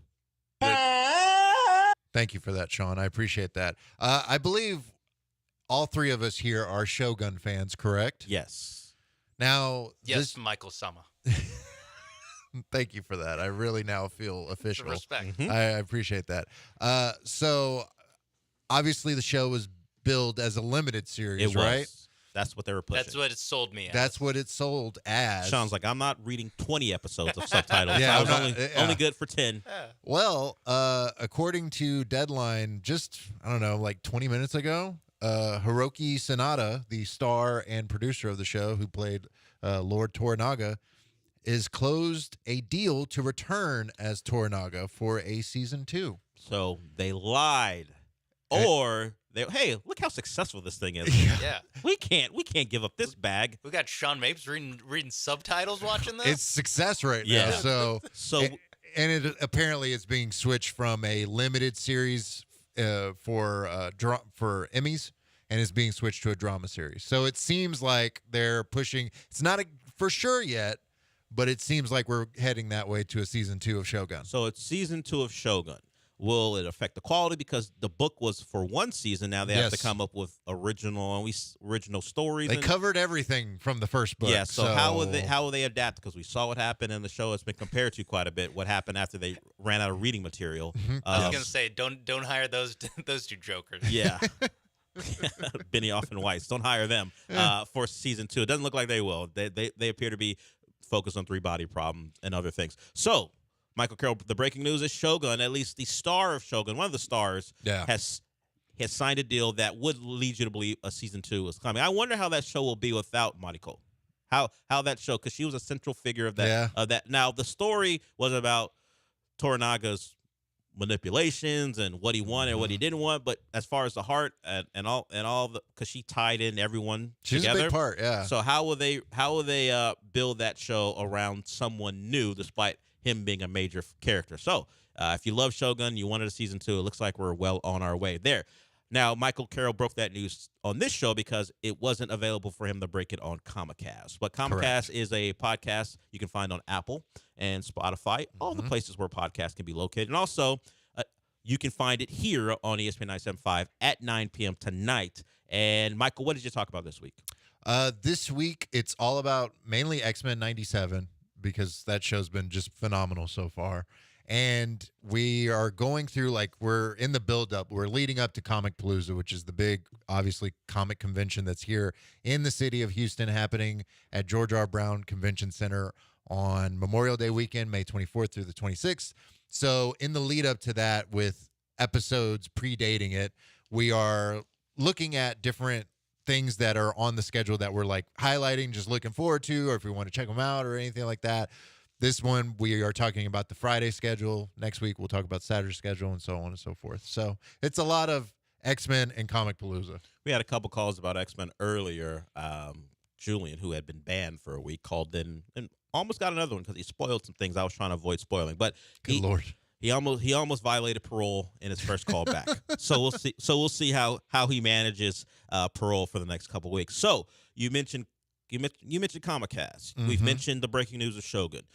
I'm not going to put you on the spot for this week, but I do want you to compile a list of what we should be looking forward to for the summer. Gotcha. Maybe we don't do it next week. We hold it back for a couple weeks from now. But summer, particularly the month of June, is a time where a lot of things that fit what we talk about very busy are going to come on. So maybe we build a top 5 for the summer, and you bring us that in a couple weeks. But let's stick with this week. Your top suggestion, whether it be a movie to go see or something to watch at home. Top pick is the easy one for me this week, and I'm not gonna lie, I'm biased about this because I love this franchise. Okay. At least the rebooted version of this franchise. I like the old school ones too, but this new version that we're getting is phenomenal so far. But Kingdom of the Planet of the Apes comes out this weekend. It's doing very well so far. It's sitting at an 81% with critics, 82% with audiences on Rotten Tomatoes. That movie is out now. Go watch it. Like, just go, whatever you're doing. I know you're working. I know, whatever. Just leave. Leave. Mother's Just Day. leave. Okay. Mom, she'll be fine. She'll be fine. Yeah. Just go. Or take her. Take her with Yeah. Take her to see. I'm sure she'll appreciate Take her it. to see the talking monkeys. Yeah. Excuse me, apes. Thank you. Apes. You got a point. Apes together Apes- strong. Apes together strong. That's on yes. me. By the way, fitting into the pop culture, the one human voice, or excuse me, the human face you see quite a bit in the promo is the woman who plays Ciri from The Witcher. So if that face looks familiar to the people who are locked into this particular segment, it's Ciri from The Witcher, which unfortunately has now a Hemsworth leading the charge. Oh no. Why my boy Hemsworth catching strays. Liam, He should- right? Yeah. Not Luke. And yeah, you got dumped by Katniss. I don't want you in The Witcher.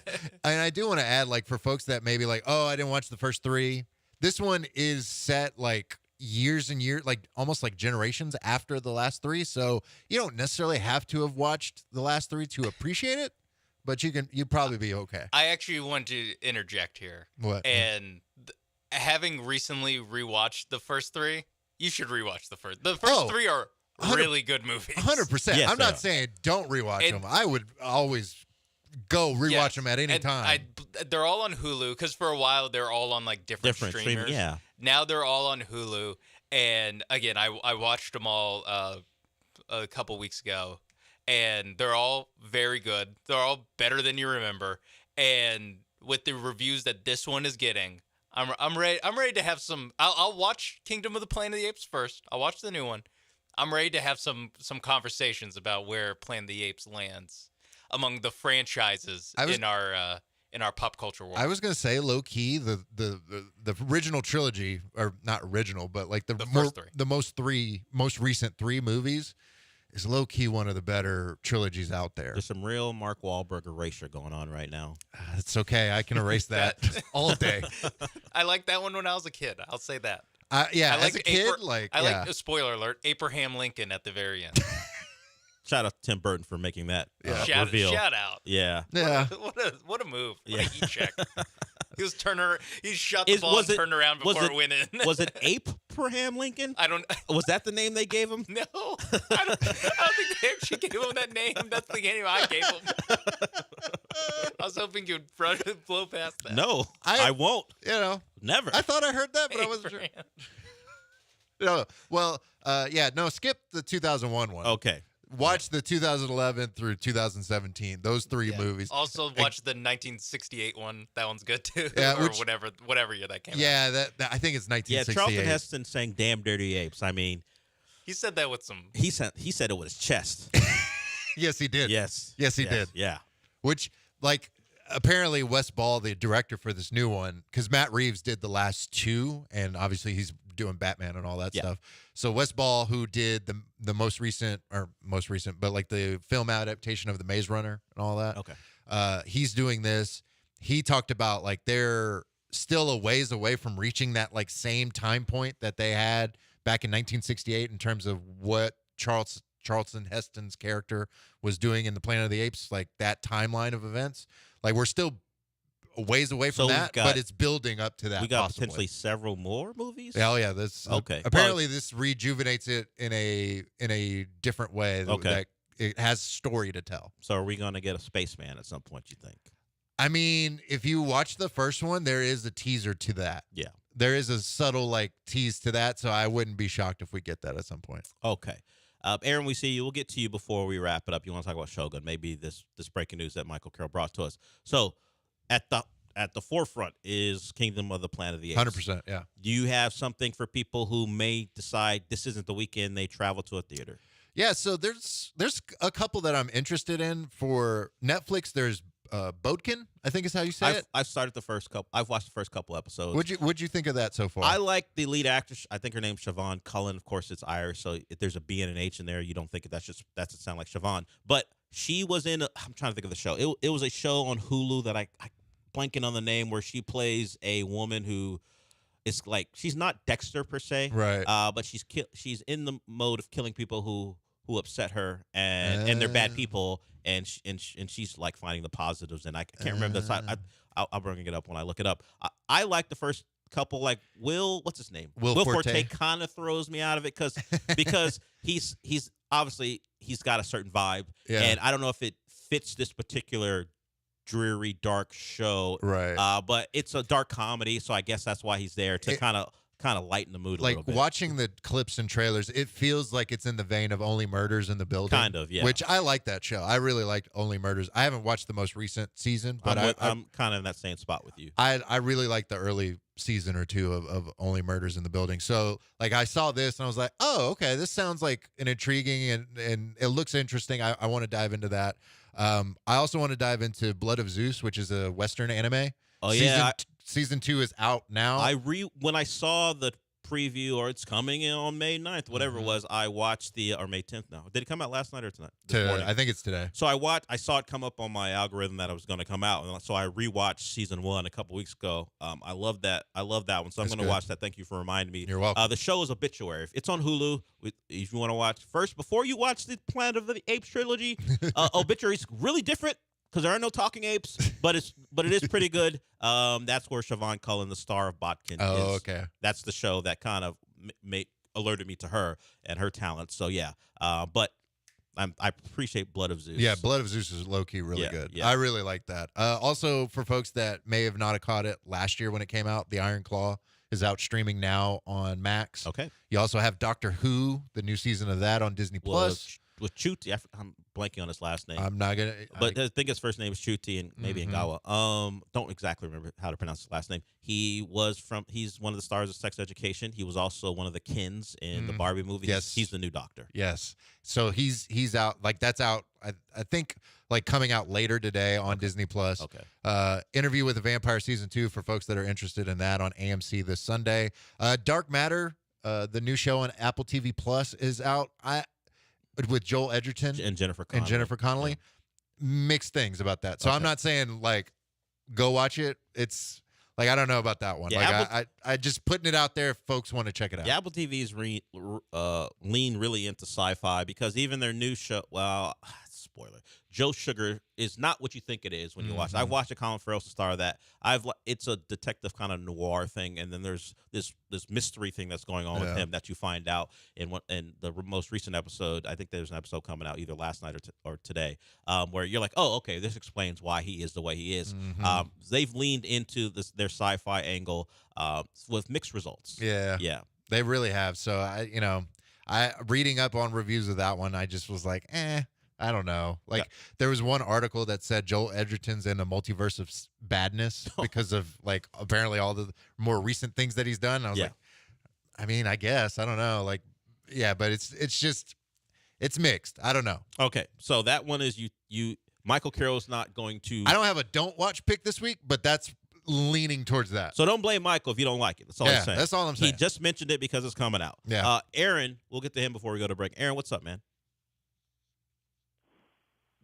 Yeah, I was wondering if you guys knew that Shogun has an English dub. Yeah. Me, myself, I didn't find out until the second to last episode, but you can watch it in English. I do know that, but I think at least myself and Michael are kind of hoity-toity when it comes to that stuff. Yeah. We'll read the subtitles before we listen to the mix mash of English versus the guy speaking Japanese on the television. Yeah. Kind of takes me out of it. I like it's funny because like with shows like Shogun or something like that, I'm more willing to watch subtitles, but if it's like an anime, I'm probably leaning more towards English dub. Yeah, if it's an anime, I'm with you. I'm not going to sit through an animated show and read subtitles. I don't have to. Yeah, but I get your point, Aaron. Understood. It's out there though for people. Yeah, if the barrier is I don't want to read subtitles, there is an English dub. Well, Sean, at least he read them. I didn't know until Aaron just called in. I G'd up and did it the old-fashioned way, right? Yeah, I put my big boy pants on and read that. I read a TV show for 10 episodes. Yeah, except for select John Blackstone parts. I read that whole thing. I basically read the book. Honestly, I'm just gonna walk around saying I read Shogun. And then you'd be right. And then even at the end, John Blackstone was speaking enough Japanese where you didn't even get that reprieve at the very end. I of the might show. actually just learn Japanese for season 2. Wow. Yeah. You're going to get Duolingo for that? I think it depends on how the Texas football season goes. That's probably true. Yeah, how much time do I got? Yeah. Quinn Ewers Get ready to learn Japanese, buddy. Yeah, Quinn Ewers is the quarterback you think he kind of is. Yeah. Then you might get into Japanese. Aaron, we appreciate it, man. Yeah, that is an option for you. Because we talked a lot about that show, and if you think that the subtitles are going to keep you from watching it, they do provide an English option for you as well. Yeah. It's good. It's a good tool to get people in that maybe aren't willing to read subtitles. Sure. It's the only reading I've done for anything beyond sports stories in years. Reading subtitles on TV shows. Michael, I want to thank you. Michael Carroll, always with us when he can. Certainly he's a busy guy. In fact, he brought me copy that I'm going to have to read because it's a busy time. So I'll get to that after the show. We got one more segment to go. Remember, Comicast from 9 to 10 here on the station, 97.5 on Fridays.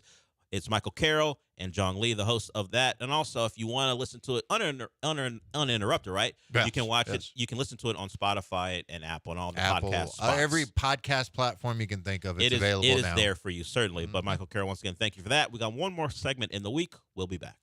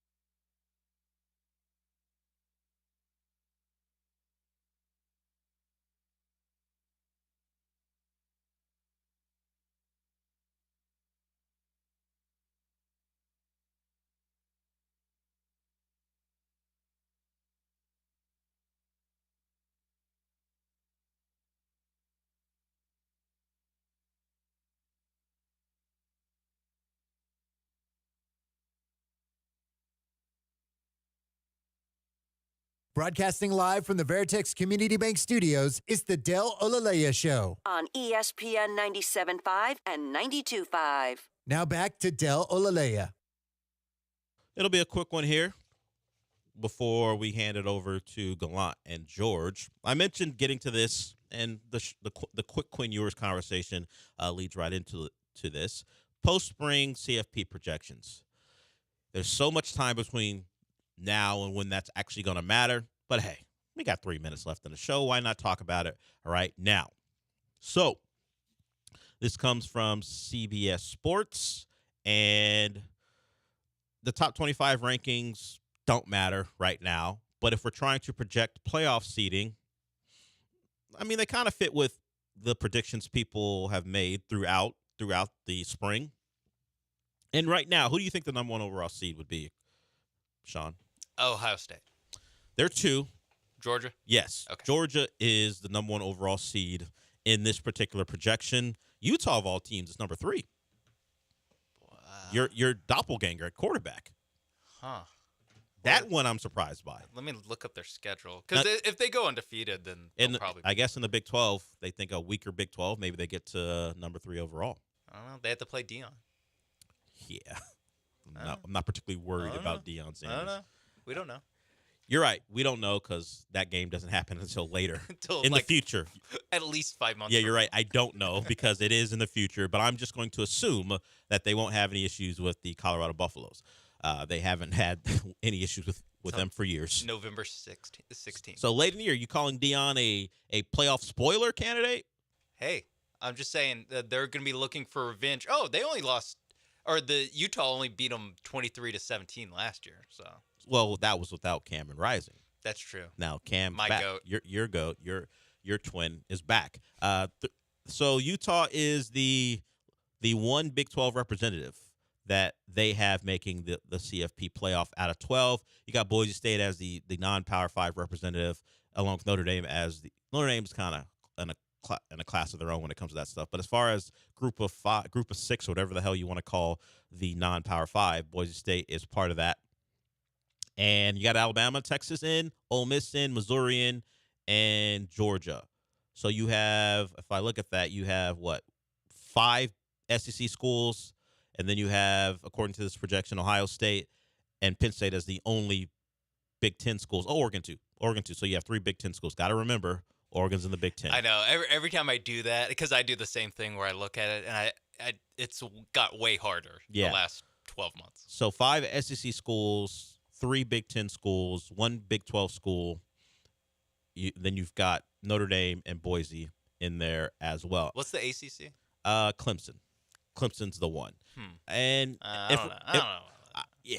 Well, you gotta pick the ACC winner. Who do you think is winning that conference?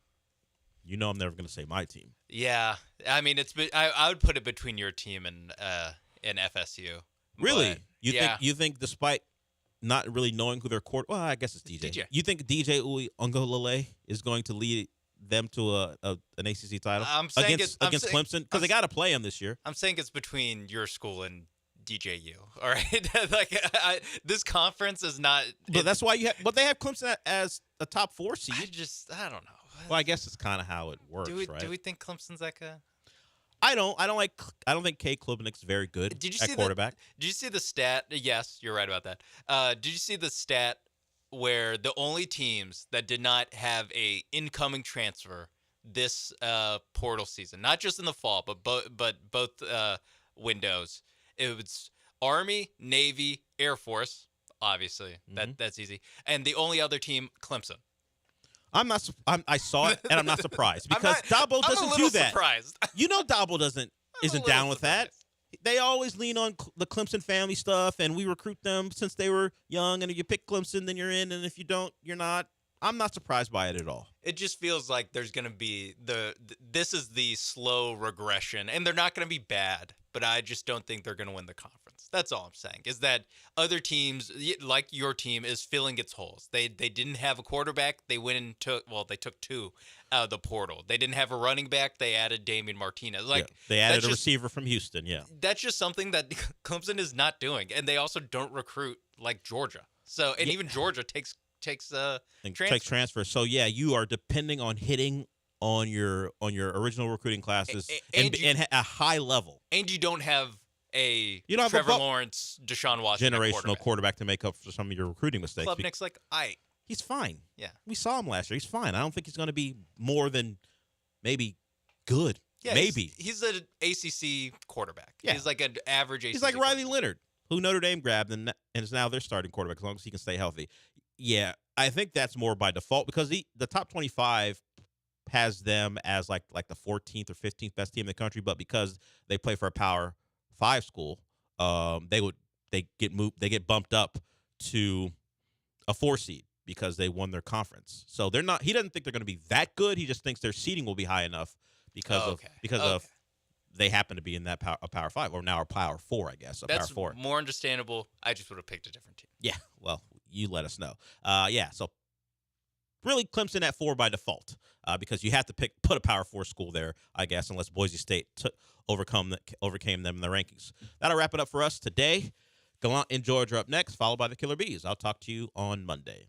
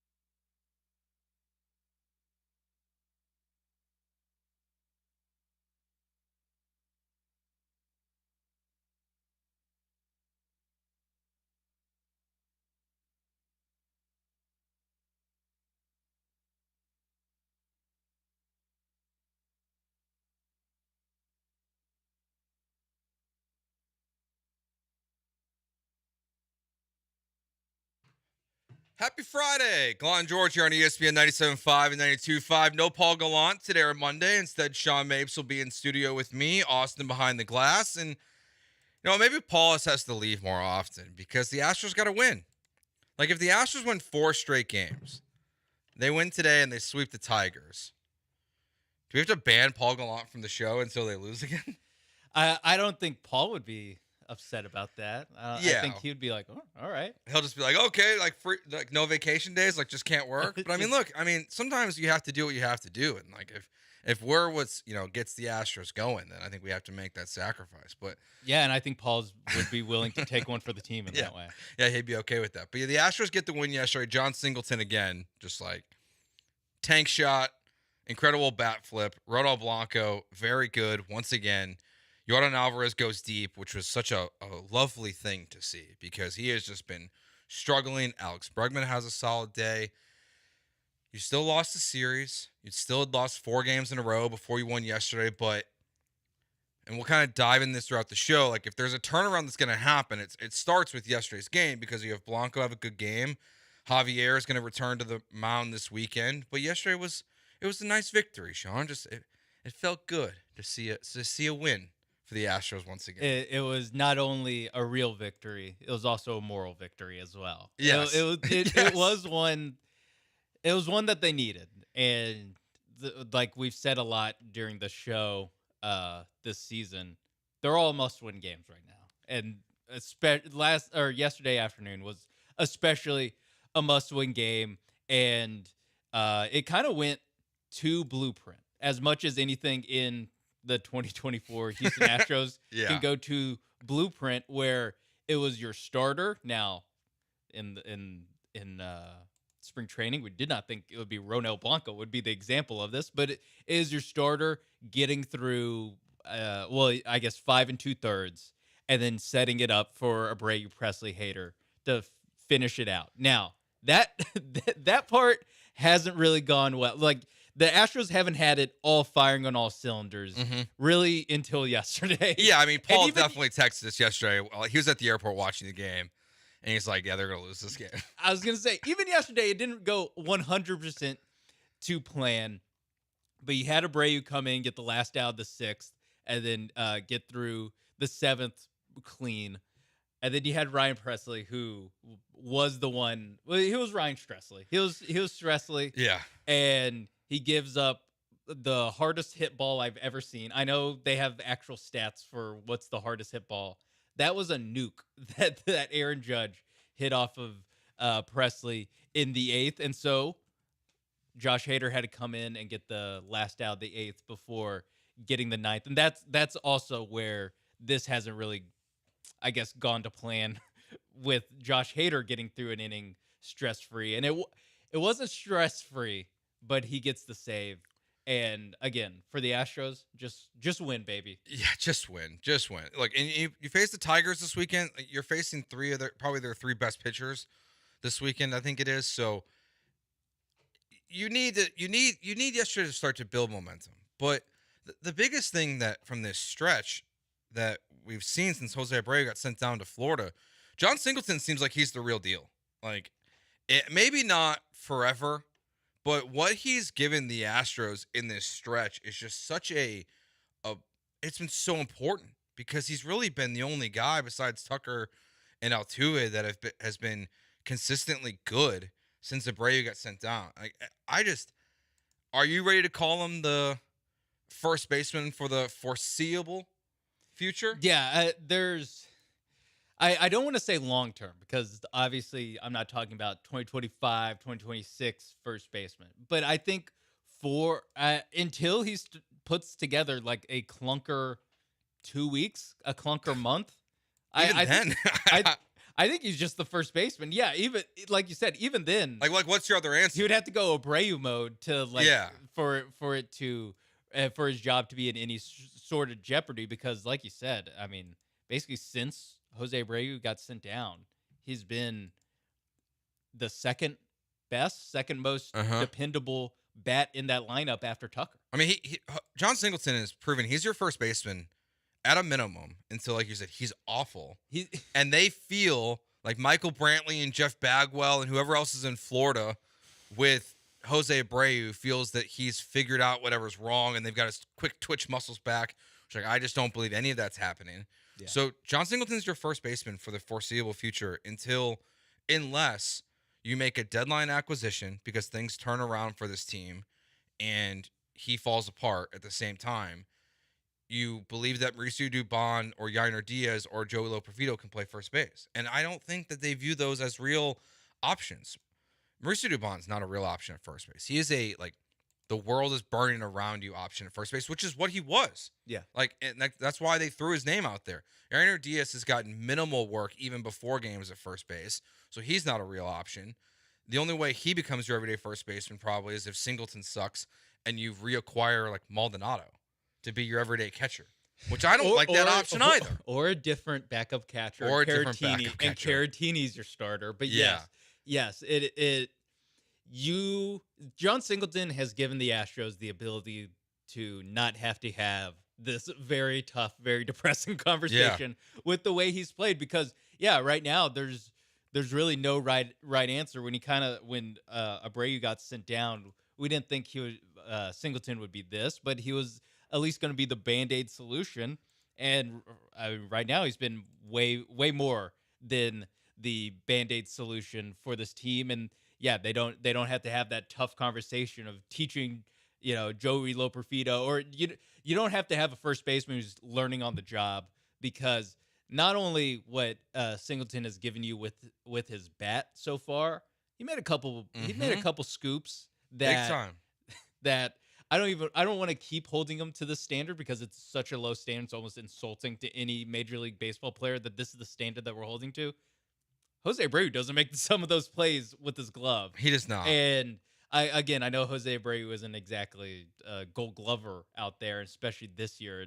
It feels like everything about him was bad, but he's not only swinging the stick very well, but he also made some crucial plays to help win the game. Yeah, that pick he has on the hater throw. Yeah, it was the hater. I was trying in the to bottom of remember the ninth. Yeah, which play it was. Yeah, that one was. Again, other games that happens and that goes past whoever's playing first, and the Astros lose that game. And John Singleton kind of saved the game with that with that scoop. Guys, I'll be honest. I think there's a chance that foreseeable future could include next year. That if they're unwilling as an organization to move off of Jose Abreu's contract, and we've talked about this, like, if they're going to do it, it would most likely be this offseason. Yeah. But I do wonder if with what happened with Montero, the early results on Hader, Brantley, and Singleton, that even though Jim Crane is calling the shots here, clearly I think in free agency, I wonder if he'll get a little gun shy with bigger contracts to veteran players. And if that could lead us to a world in which John Singleton is your everyday first baseman going into the next season. Yeah, where, if you put yourself in Jim Crane's very expensive shoes, you like you said, just walk down the last 2 years of free agents that have been big money free agents that have been signed by this team. It's Rafael Montero, it's Jose Abreu, and so far what you're getting out of Josh Hader, these outside spins that we've been asking for forever. Yeah. Forever. It was always the biggest contract that Jim Crane has ever signed outside free agent to was the Josh Reddick contract, which is 4 years, $16 million a year. And that was kind of the drum that keep getting beat every time there's a free agent and you go, well, the Astros, like, yes, this free agent would perfectly fit the Astros need, but the Astros don't make that kind of move. The last few years, they've started to make those kind of moves, and those three that I talked about, 0 for 3. 100% 0 for 3. Now, Hader, there's still hope. Because we talked, or I think you guys talked and about I would say 0 for 4, because I would include Brantley on that bad signing. Yes. Yeah, that is a good point. Brantley was like $16 or $15 million for 1 year last year, and he played barely a played. month. Yeah, that is a good point that Brantley is included. I think Hader, right now, easy L. Long term, I am a little bit more optimistic that he'll be who he's been for most of his career, but obviously early returns. If we're talking about spending money this offseason, I'm probably not loving what what you're seeing out of Hader right now. No, yeah, it's so we'll see what happens. But yeah, John Singleton, it's just he's one of the stories of this team. And when we get back, we'll continue to talk about yesterday's game. But probably the number one story and why there is at 13-24, last place in the AL West, why there's a major glimmer of hope still for the Astros this season. The conversation probably starts and ends with Ronald Blanco, because he once again was pretty good yesterday, and to go 107 pitches, he even looks just like a not traditional major league pitcher anymore, because he's going so many pitches and so consistently. It's been so impressive. We'll continue to roll on this here on the other side. It's Gallant George on ESPN 97.5 and 92.5.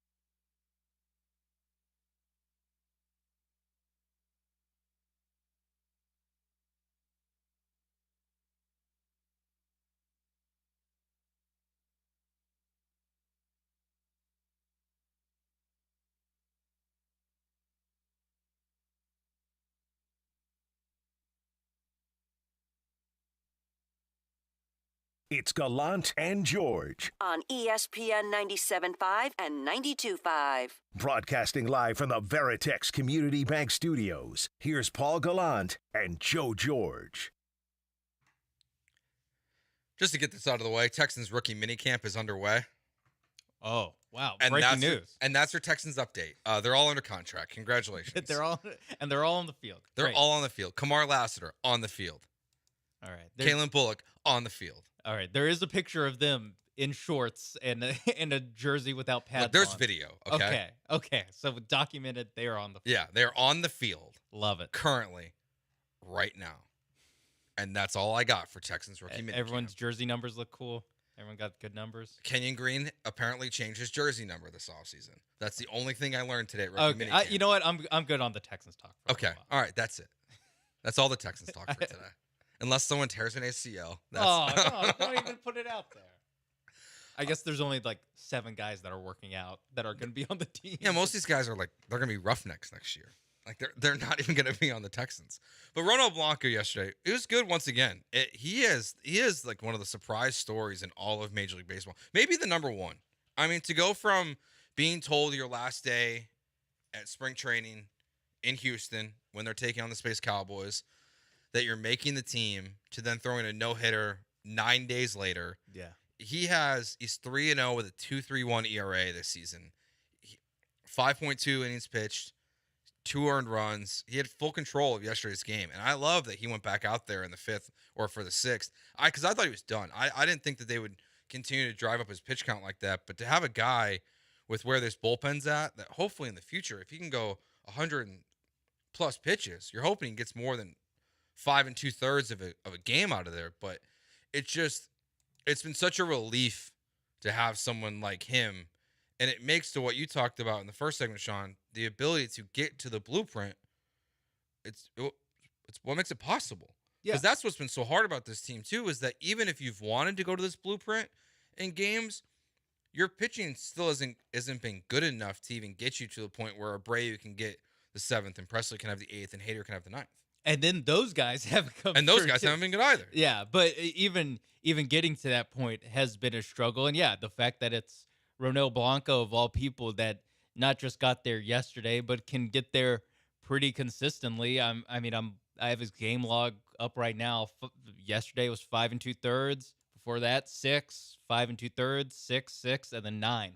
When he threw a no-hitter. It's pretty good. That's exactly. I mean, he's been the ace of the staff. As hard or as unbelievable that is when you first hear it. I mean, what he has done is ace level stuff for a team that desperately needs it, and I'm terrified to think of what would happen if Ronel Blanco was not on this team. You'd be a disaster. This team would be a disaster. Because if you look at Fromber's stat, like Fromber was excellent before he got hurt. Christian Javier, he was excellent before he got hurt. And now that you have all those guys back with Blanco, it should in theory solve a lot of your problems. And we'll get to this at the start of the 1 o'clock hour. Apparently, it doesn't mean the end of Spencer Arrighetti and Hunter Brown in this rotation totally. We're kind of waiting to see exactly what it's going to look like over the next week and a half of what the future rotation is. But it's funny. There's 2 types of Astros fans right now I'm observing. Okay, you have Todd the Show on Twitch, who says they're about to go on a 9-game win streak. Very positive. All right. And then you have the text line from the 713. Singleton, Tucker, and Altuve are good now. Then once Alvarez, Bregman get going, Singleton, Tucker will not be good. This team is just frustrating. So that is that. So that's the definition of glass wrong. half full versus glass pretty much empty. It's not even halfway empty. I guess it's really not even half full. That's all the way full if Todd's being serious. But even to go on a 5-6 game win streak at this point would be glass half full. The Astros are they are not in the place, and it's a tough place to be at because for the last 7 years they've been in a spot where not only are every game when you turn it on in the top of the first, not only do you think they can win, you're kind of expecting them to win. Every single game you're like, I feel very good about the Astros' chances here.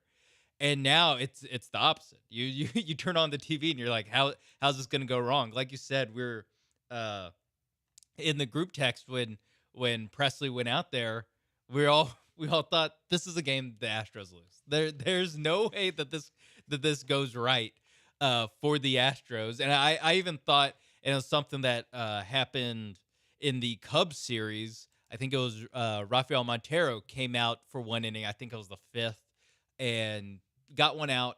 And then he went to the dugout, sat down, came back out for the 6th, and immediately gives up a home run. Or I think he left 2 men on, and then Abreu gave up a home run to Pete Crow Armstrong to lose that game. And that was what's going through my head. Not, oh yeah, these are the 3 best pitchers, or at least the 3 best relievers on the Astros. The Astros are in a good spot. I'm sitting here thinking, well, they have lost the game exactly like this before in the very recent past. So I'm at a point where You expect the worst. I do not expect them. I think they can, but I do not expect them to win the Detroit series this weekend. And I don't know if I expect them to get more than a split in Oakland, because that's just the team. That's what this team has been. I know. I cannot expect them to break through at any point until they actually break through, until they actually go on a 4 or 5 game win streak. I know earlier in the season we asked for a 3-game win streak. Now, I mean, you're farther in the season. Your record still is what it is. You need now the win streak barrier to actually make a dent on your record has to be a 7-game win streak just to get to 20-24. Yeah, that'd be something if they roll it out. I don't expect them to. I don't expect them to either. There's no reason to expect them. Yeah, I don't expect them to, but at the same time, it's possible. It's possible, and I mentioned this a lot just because I think it's fascinating to me that, like, as the Astros have struggled and continue to struggle, you look at betting lines, Vegas still tells you that they still believe in the Astros more than we do in this very moment, and I think more than most fans do, because most fans are probably with you, where they're glass half empty at this point, where you are expecting the worst. But if you look at the odds tonight, the Astros, if you just look at the money line, they're a minus 150 betting favorite to win against the Detroit Tigers when Fromber takes on Casey Mize at 540. Detroit's plus 130 to win this game today. They will probably be the underdogs tomorrow because Taylor Skubal has been one of the best pitchers in baseball this season, even though and Christian Javier will be back on the bump for the Astros. But consistently, they still are favored by Vegas to win these games. And that's why I still can't totally quit them just yet. And part of it is also just that moment yesterday with Yordan Alvarez and Joe Espada after the game saying that, Yordan looked in the dugout basically just saying, I'm here and like I'm back. And he can be because that's actually where, like, run and a double. I've never disagreed. Like, the most I've ever disagreed with someone, like a MLB general manager, is the quote that Dana Brown said on Wednesday on the flagship there, when he just said that if Alex Bregman gets going, we get going. I don't think if Alex Bregman gets going, like, it just solves your problems. Yordan Alvarez getting going, that solves a lot of your problems. That is where, at one point he was hitting 188 in his last 100 at bats. I think that was going into Thursday's game where he was at with that. If Yordan Alvarez starts driving guys home left and right and the power comes back in a big way, he's the guy that is really the ultimate game changer for this lineup. Yeah, and because not only, just what he brings, and we all know, I mean, we know what it means when Yordan Alvarez gets going. Like, not just how good he is normally, but when you're like, Yordan Alvarez is red hot recently, he's, I mean, if not the best, top 3 at worst. It's probably Shohei, Soto, Yordan. That's the list. And when Yordan is right. And not only are you getting that, but, I mean, we talk about the only other guys that have really been consistent forces in this lineup. It's the 2 guys that hit ahead of them. It's Altuve and it's Tucker, and now Pena hitting 4th is another guy who's been good this year. So if I agree with you that putting it all on Bregman not only is it not like actually correct, it's also not really fair to Alex. But I think that Yordan getting right would mean so much more than Bregman getting right because of just all the knockdown effect, all the dominoes that fall after that with him getting right. It is funny that, like, the way we're talking about Yordan Alvarez and you watch yesterday's game and how it went. Alex Bregman went 2 for 4. Yeah, in 2 yesterday's for 4, game, 2 singles, I think. Back to 198. Almost to the Mendoza line. I saw someone like, Alex Bregman back to 198. Okay, can we wait till he's hitting like 225 to like really celebrate? Like, I'm all for Alex Bregman turning it around. I think it would be awesome. It would help this team tremendously, of course. Yeah. Easy thing said on this radio show is that one. But before we celebrate Alex Bregman getting 2 hits, can we let's get above the Mendoza line? Let's really get this thing moving. I think with Alex Bregman, I think so. Dana Brown's wrong by saying that if Alex Bregman gets going, like, the Astros get going.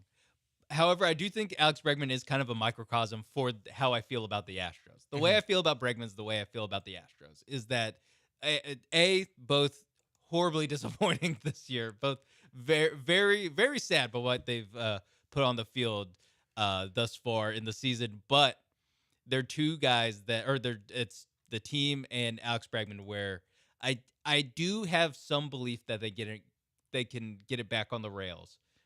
But I will not be. I guess I'm not going to be optimistic. I'm not going to predict anything. I'm just going to react to it. And so I do not think that the Astros can make the playoffs this year. I'm not sure if they can. I do not think they will. I do think they have a chance though, and I won't be saying that they will make the playoffs until they already prove over a long period of time that that's who they are. Because right now, what they're proving is that they're 13-24 base, but they're one of the 5 or 6 worst baseball teams in MLB. And Alex Bregman, really, him batting he's now 6th. Even that's a charity. And Fuentes asked here on the Twitch, what do we think Bregman ends up hitting this season? Let's just focus on batting average. Batting average, okay. So he's 198 right now. Does he crack 225? Yeah, he can get to 225. 230? He can. I don't know. That's where it turns into he can. I'm not sure if I expect him to. I expect 225, 230. It's like, okay. I'll say yes to 230. Okay. To 235. No. Okay. No, All right. I have to draw the line. That's fine. I have to draw the line. We're trying to figure out what the line is. I was really thinking. I don't think he can get to 240. And so you saying 235, I'm like, well, okay, what's 5 point? Like, I can't just say, well, it's only 5 extra points. No, at a certain point, I have to put my foot down. No, I think, I mean, yeah, 230. I mean, maybe it gets hot starting tonight, and everything turns around. But at a certain point, there's only so many more at bats you have in a season to turn this thing around. Yeah, look, and I get some grief here from a couple of these guys on the Twitchers, obviously. No. Sometimes they say they're just gonna say things in the chat, so I read them. Yeah. But I like Todd the show, so he's trying to get me. But I'm just gonna make sure I mark this one and send it to Jeremy to put him on Bad Take Boulevard. He says Bregman's gonna get to 265 this season. Todd, I hope you're right. I hope you're super duper optimistic, probably not being serious, but maybe serious takes on the Twitch right now are for real. I would love to see that. It's so sad that I get it, batting average, not what it once was. But back in my day, Joe, it's not what it once was.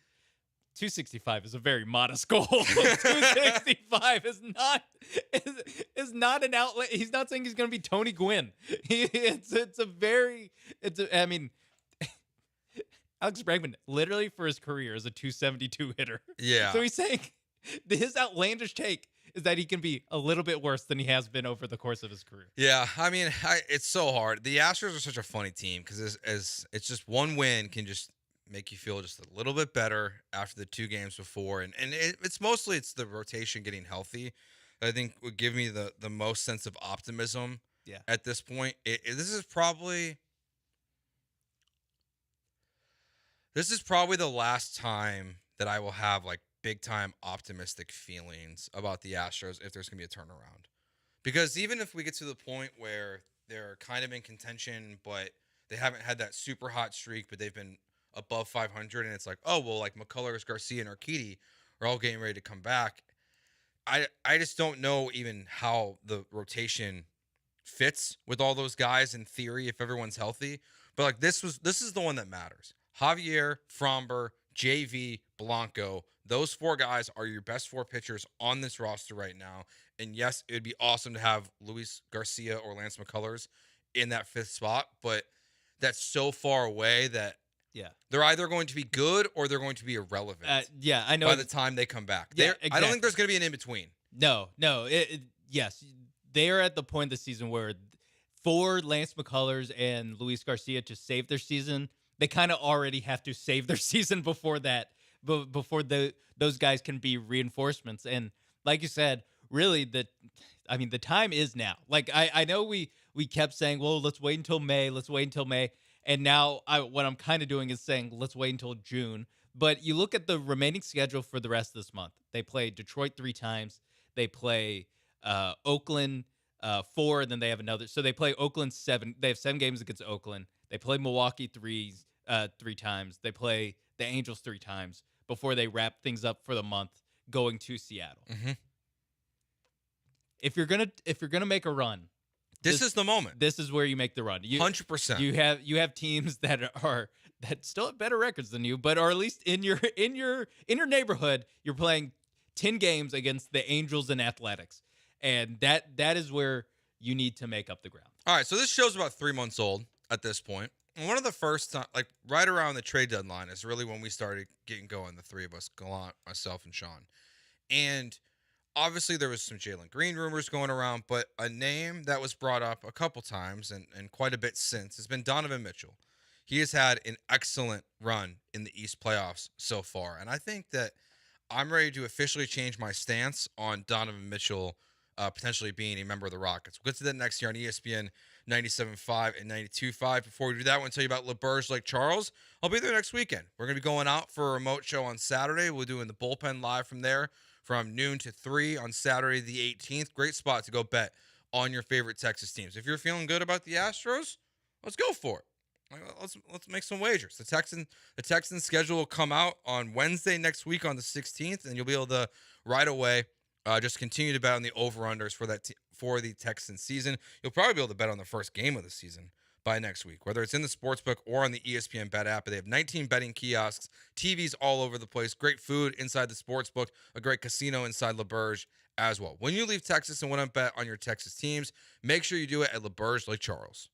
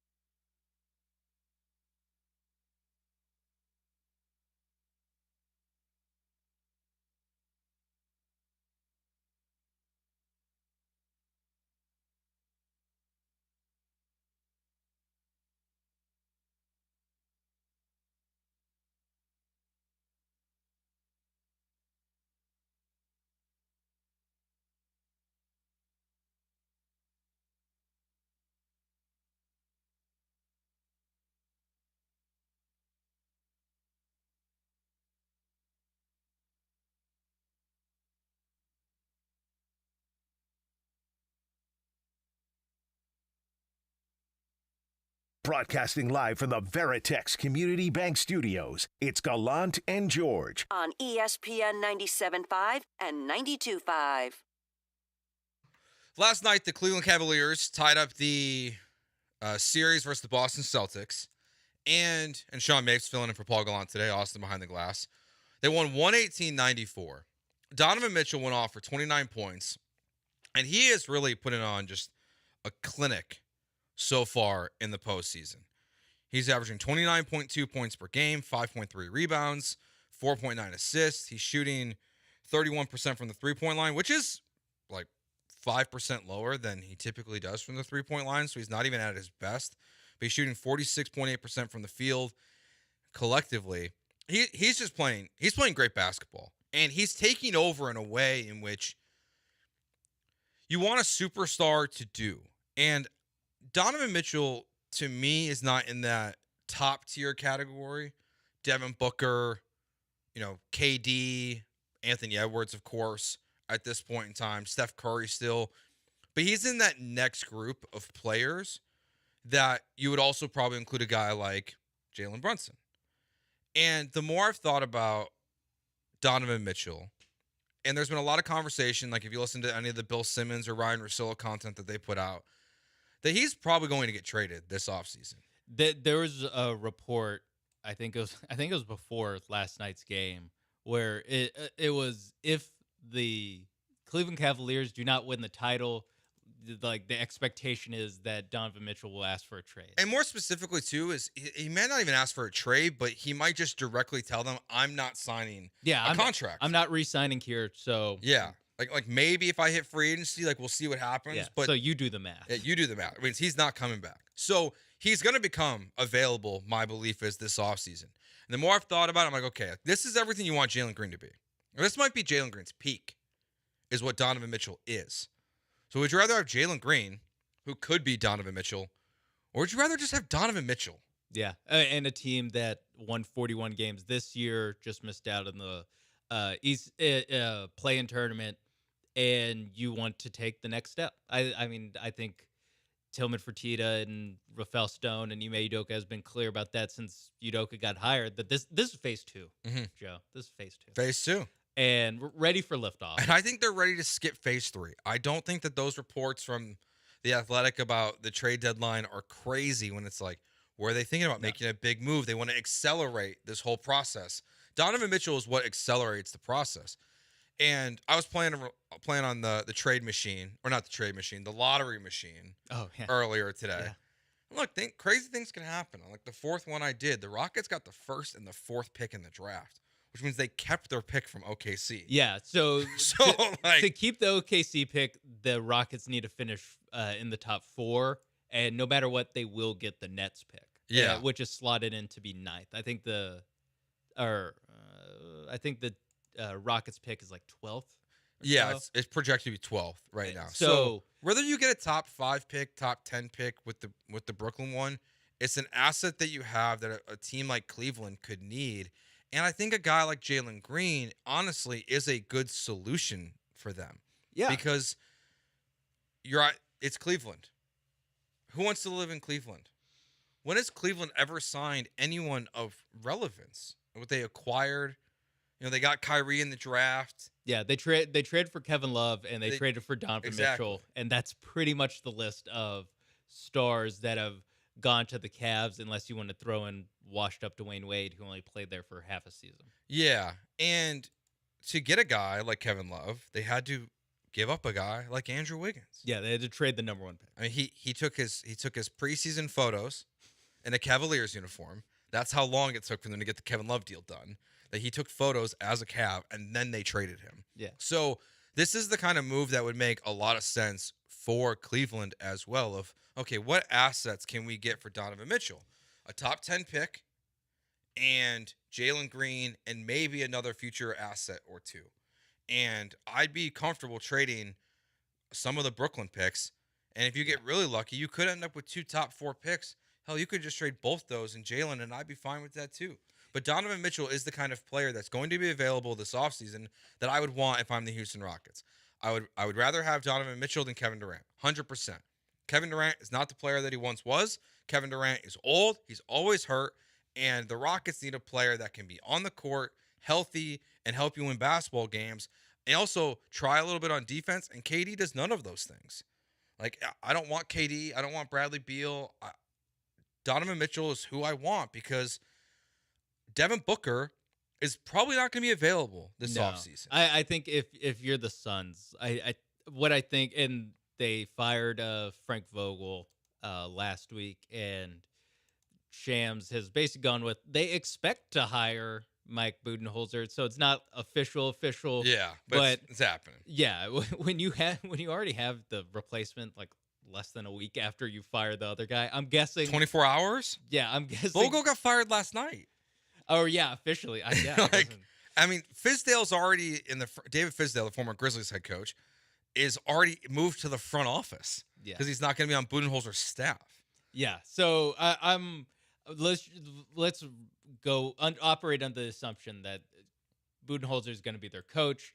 They're probably going to try to run this thing back at least one more time. At least take it to the deadline this season, because they're already so pot committed that even if they trade all these guys, like it just ruins your franchise, and you might as well just try one more time. So realistically, the Suns guys aren't available, and so when you look at the guys who are available or are expected to be available, it is Donovan Mitchell, it is Paul George, who's likely to be a free agent and can still re-sign. Pass. He hasn't signed already. Over Mitchell, at least.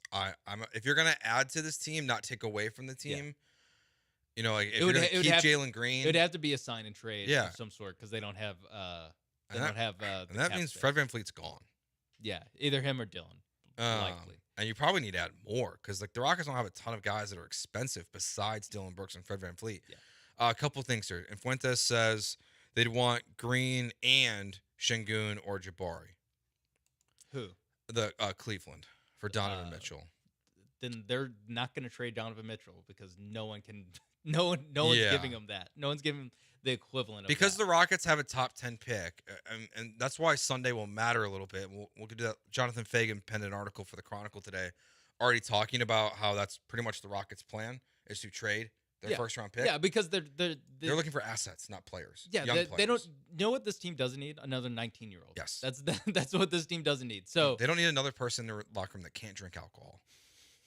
They need someone that can help them win games. And a 19-year-old in a awful draft, by the way. Yeah. And that's what that's where I would be open to this suggestion that they might need to add another piece. I don't think it would be Şengün or Jabari, though. No, I mean, what you would That's do. not who I'm asking for if I'm Cleveland. Who are you asking for? Cam?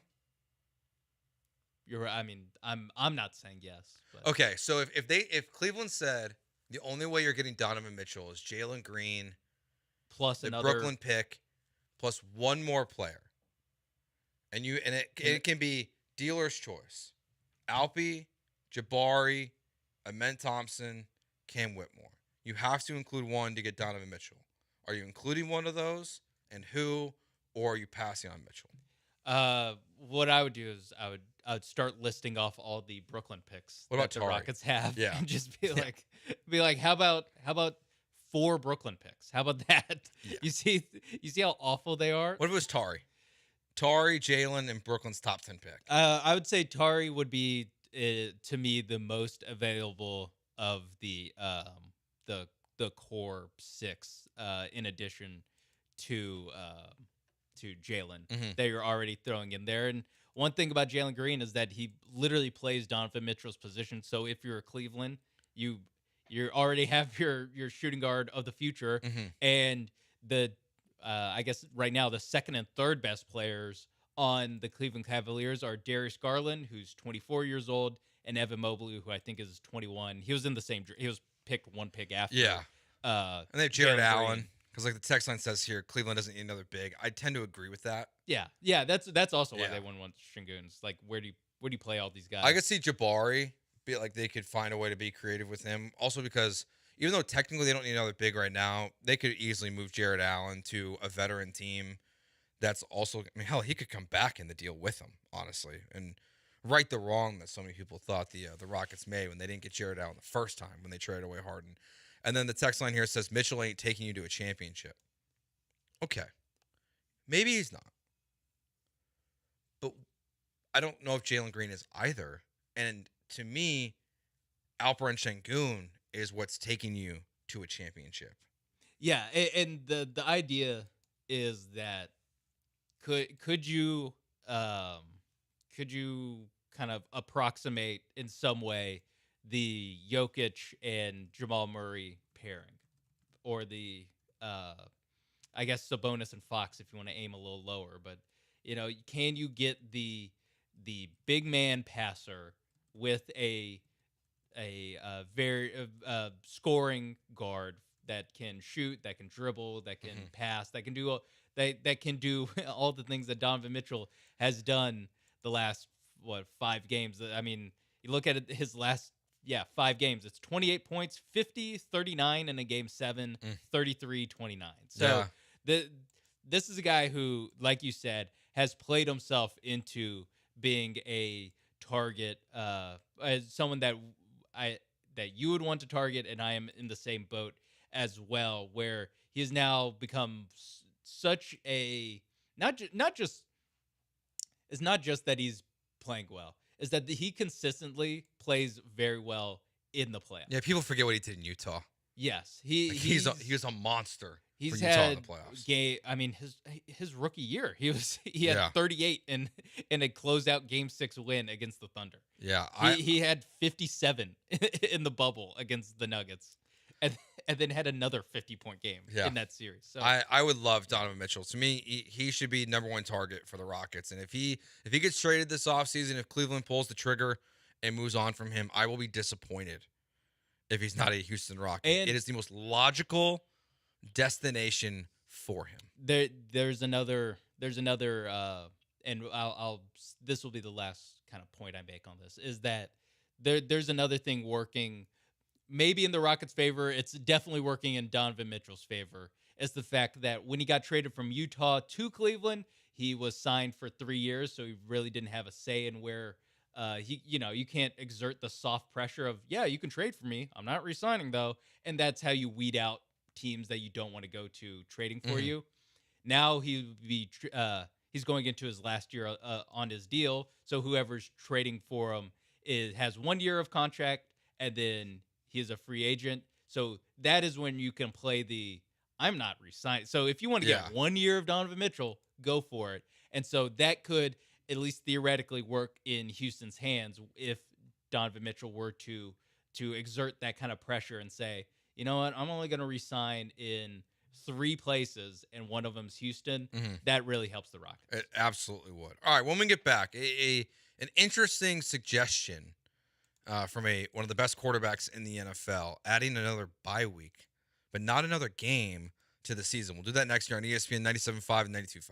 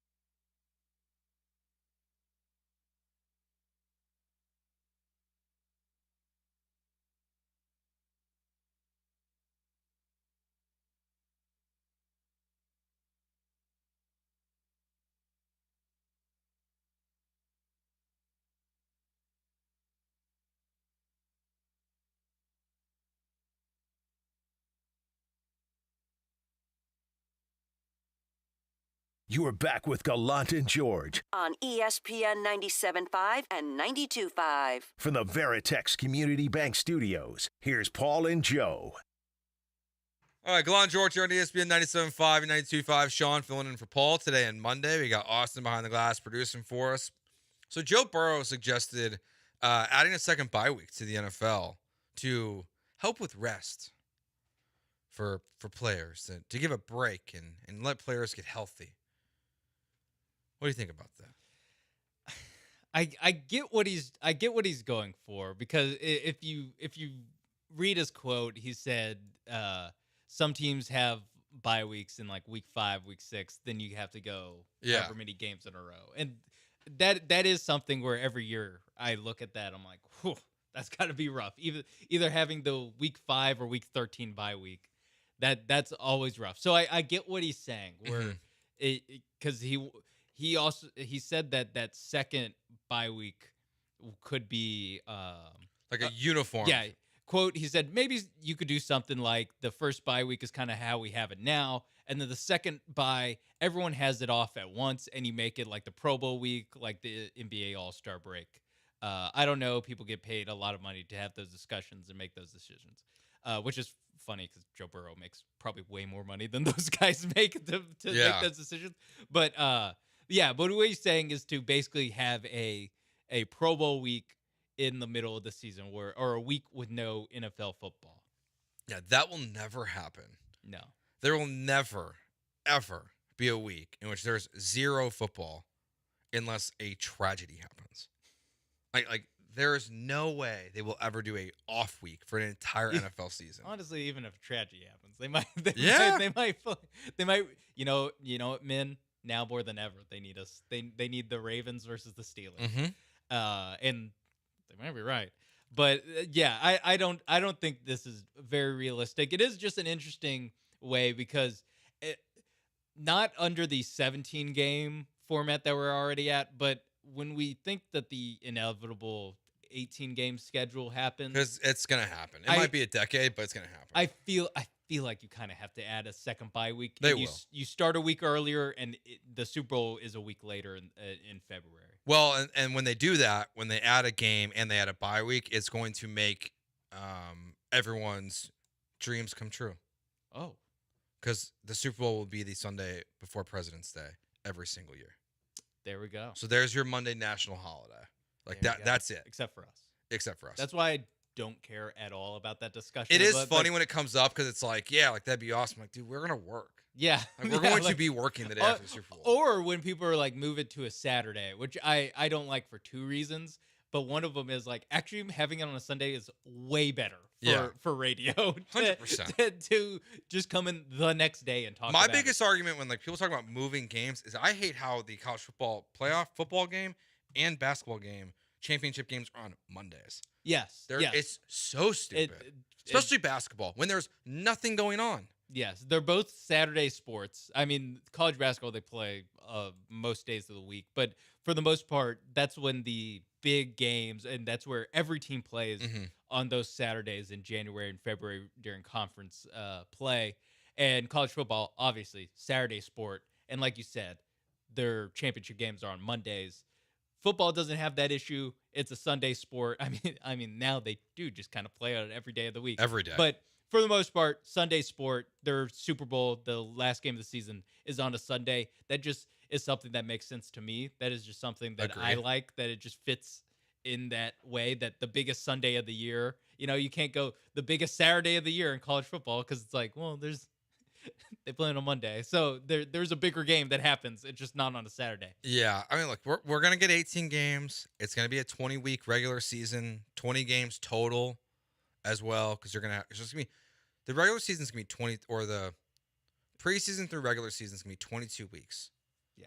In the not too distant future. And then you'll have wild card. And you'll probably have expanded playoffs again.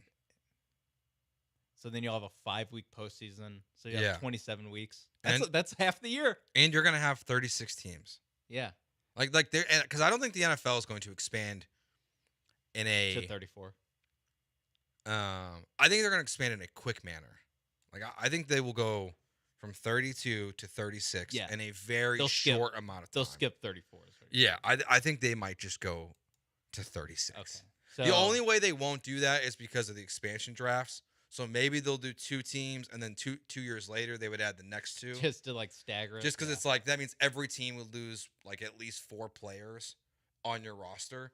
But even then, it wouldn't be the worst thing in the world. I think when the NFL expands and the schedule changes, it is all going to happen very fast, and the NFL will look very different very quickly. It's like what we're seeing in college football, and there is a little bit of a credence to it. Hey, if you're gonna drastically change your sport, just do it all at once. Yeah, like just do it all. Just if you're gonna make it unrecognizable, or not unrecognizable, but if you're gonna change like a bedrock foundation, which is if for college football, it's the NIL stuff. You know what? Also do the transfer portal. And I know they didn't do it on purpose. They kind of got sued into having to do it all at once. But it is something where it's just like, hey, if you're going to change this, like just kind of wipe it clean. Why like a fresh start. And because like I think what the NHL is doing is weird. They added the I Knights. don't know what they're doing. So they added the Golden Knights. Then like 2 years later, they added Seattle, the Kraken. And they're still talking about expanding to Houston and other markets. And Atlanta. And finally, we can see if Atlanta hockey works. Yeah, it won't. But like, we'll see. Like you just expanded by 2 teams, and then you're gonna wait like 6 more years and expand by another 2. Just do it all at once. Just get it over with. Just move. Like that's what the NBA is gonna do. Yeah, the they're gonna second add 2 that NBC and these deals get done, Seattle and Vegas will become official. Yeah, I mean, Adam Silver's on the record by saying, like when he gets asked about expansion, he says, "We'll finish the TV deal, then we'll get to expansion," which is as far as commissioners go, is a very direct way of saying we will be expanding, and then you can do the math of, well, they're gonna renegotiate the TV deal in 2024. Yeah, they're probably gonna approve everything in 25 and then play in 26 or maybe 27 is when the teams will actually take the floor. And so, even then, like the stadiums are ready. Yeah, like, it's not. Seattle like, always has a stadium. Yeah, and Vegas has is good to a go. Stadium. Like, I don't know if there's any other teams or any other cities. I think they're only going to be do in the 2. mix. I think they're only going to do 2. I just mean as that they could any other city like that could get us. Yeah, could get the bid instead of those 2 cities. I would be stunned. It would be surprised. I would be stunned if it's not Seattle and Vegas. Yeah, anything, I can't think of. If anything, they would probably do more expansion. Yeah, than not give those 2 teams. They could do like Vancouver again, and then I don't know, Nashville or something. You know, one of Pittsburgh, something like Louisville, something like that. All right, when we get back, there's been a lot of insinuation. No official word from the Astros, but if you look at their projected starters, Spencer Arrighetti is still in the rotation. They said they're skipping Hunter Brown for this start, insinuating that it might just be a one-time thing. But does it make sense for the Astros to really go to a 6-man rotation? We'll get into that next year on ESPN 97.5 and 92.5.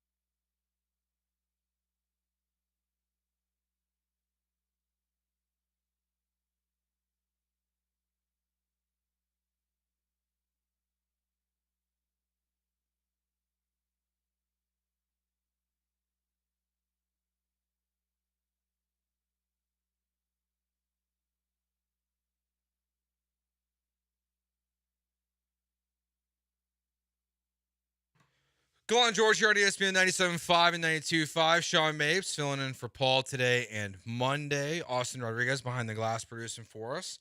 So it seems like the Astros may go to a 6-man rotation here with Christian Javier returning. I know they play a ton of baseball games. 29 games in 30 days is what they're in the stretch of right now. Does it really make sense for you, though, that they go to a 6-man rotation? Because my answer is no. And the reason is They don't have 6 good starters? yes. It's really that simple. You know what? Good point. Good point. Blanco, Valdez, Javier, Verlander. That's great. You really want to see Hunter Brown and Spencer Arrighetti pitching once a week? You're trying to come back and salvage your season. You're trying to win 5, 6, 10 games in a row, trying to get back to 500, trying to chase down the Rangers who keep having injuries, and the Angels who are still in front of you, and the A's and the Mariners who can't win consistently. I just don't know if, even when you're playing the A's and the Brewers, if I want to throw out a sacrificial lamb and give up 5 runs in the first with either it's Arrighetti or Brown. One of them, fine. But both of them, when you're trying to overcome this giant hole you've put yourself in, I just don't see why it makes logical sense. This isn't when McCullers and Garcia and Urquidy return. Yeah. It's Arrighetti and Hunter Brown. So just to spell it out, it would be Fromber, it would be Verlander, it'd be Javier, Blanco fourth. Yeah. If I'm just putting it, honestly, Blanco could be third or second or first. So those the big 4, and then you'd be down to Arrighetti and Hunter Brown for the last spot. For that last spot, yeah, that's not a good spot. At least it's one of them. And I think both these guys stay on the team. So okay. That's the discussion. Dell and I were having this discussion earlier today, where I was saying that if you're sending a guy down, I think it would be Arrighetti, but you could just send Dubin down, or some, I don't mean just to say Dubin, but it seems like he would be the easy selection, and then move. I was saying Hunter Brown to the bullpen, not Arrighetti. Yeah, because now this is what's most likely going to happen. They are going to go to a 6-man rotation. Yeah. In which Hunter Brown will be penciled in for starts, but there will be times where they skip him.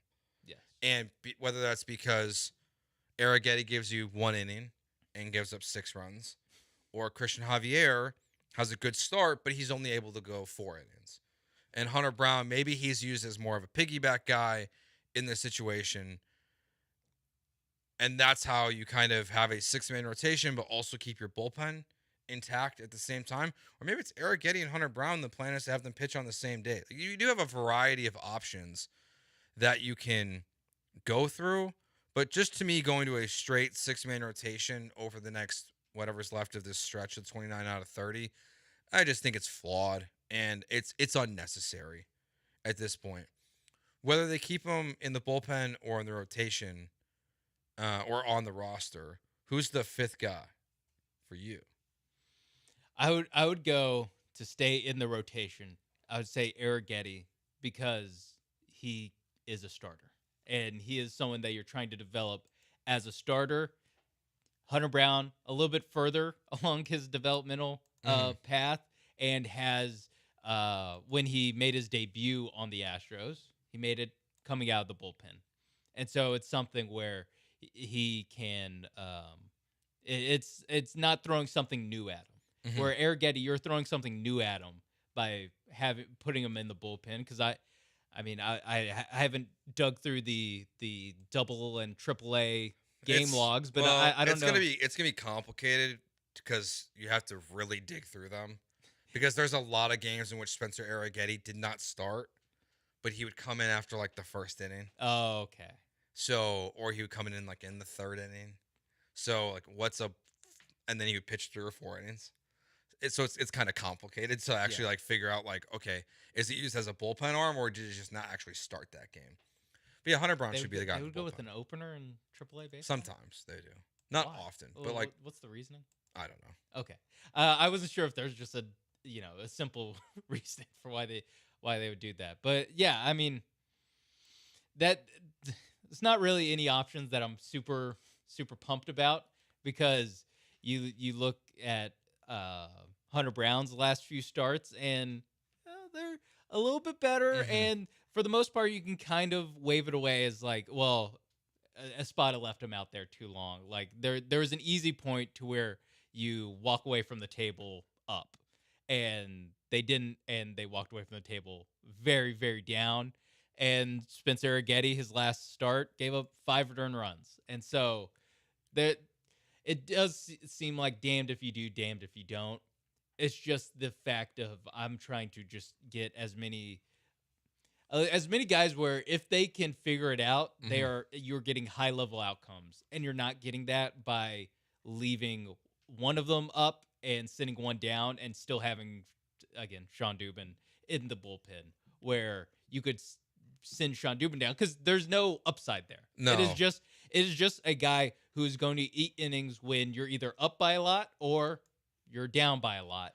And that's a role that, hey, Hunter Brown, go figure some stuff out while we're either, I would say, just to be glass half full, whether we're up or down 6 runs in the 5th inning. Yeah, because the only complicated part about this decision, whether how you're going to use Hunter Brown in the bullpen, if that's the decision they make, or Arrighetti, is if you just think back to the beginning of the season where they were having to use so much of your bullpen. Now, because you have Fromber, Javier, Verlander, Blanco in your rotation, in theory, these problems are solved. But if you have a stretch in which you have a bunch of bad performances, then your bullpen's going to be very thin with Arrighetti and Hunter Brown. The caveat will always be, well, you just send down Arrighetti for a day, and he makes a start in Sugarland, and you bring him back up for another guy. But and actually, had to be down for 15 days unless there's an injury. That's the only part where it can get complicated. I just don't love it. I really don't love the 6-man rotation. Like, if the Astros are going to turn this thing around, I don't believe that is the path to doing it. I really think that would be a big-time mistake by Joe Espada and this front office. There is just no path to me to where this really figures it out. And as much as I don't like Arrighetti in the rotation versus Hunter Brown, I would prefer Hunter Brown, to be fair. Yeah. If I had a choice. Do we have a update on Jose Urquidy? And this is where we turn to Medical Watch. There was one recently. I think I have it liked here on Twitter, actually. Because I see that he's making a rehab start on Sunday. Yes. I don't know if, and because Dana Brown talks every 2 days, or else there's a bomb strapped to his chest, and if he doesn't give a public comment every 2 days, it explodes. But I assume that there is some schedule or some sort of timetable that he's given. How many rehab starts? So Matt Carahara from the Chronicle tweeted this out yesterday. Jose Urquidy is scheduled to make his first rehab start on Sunday for AAA Sugarland. Joe Espada, so you can listen to that on 92.5. Thank you. I was about to get the play. Thank you. Joe Espada said the plan is for him to throw about 4 innings and 60 to 65 pitches. Okay. I mean, if you go 60-65 in one rehab start and it goes well, that to me sounds like he might pretty be close.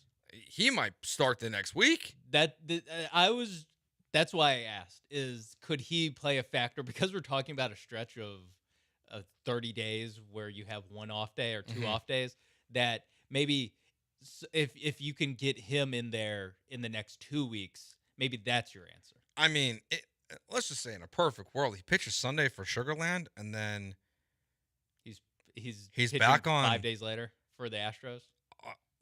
Right now, penciled in Saturday, May 18th, when we'll be at LaBerge, or I'll be at LaBerge. Arrighetti is the projected starter to go against the Brewers here in Houston. In theory, that it could be Urquidy, but most likely is what you would see is he would pitch, I would guess, versus the A's in Oakland, which is just like a minor league start, even though they're above 500. So it's just like a third rehab start. It's another rehab. Yeah, it's just like another one, or against the Angels. Can we make Oakland A's jokes when I believe they're still ahead of the Astros in the... Oh, they're definitely still ahead of the Astros.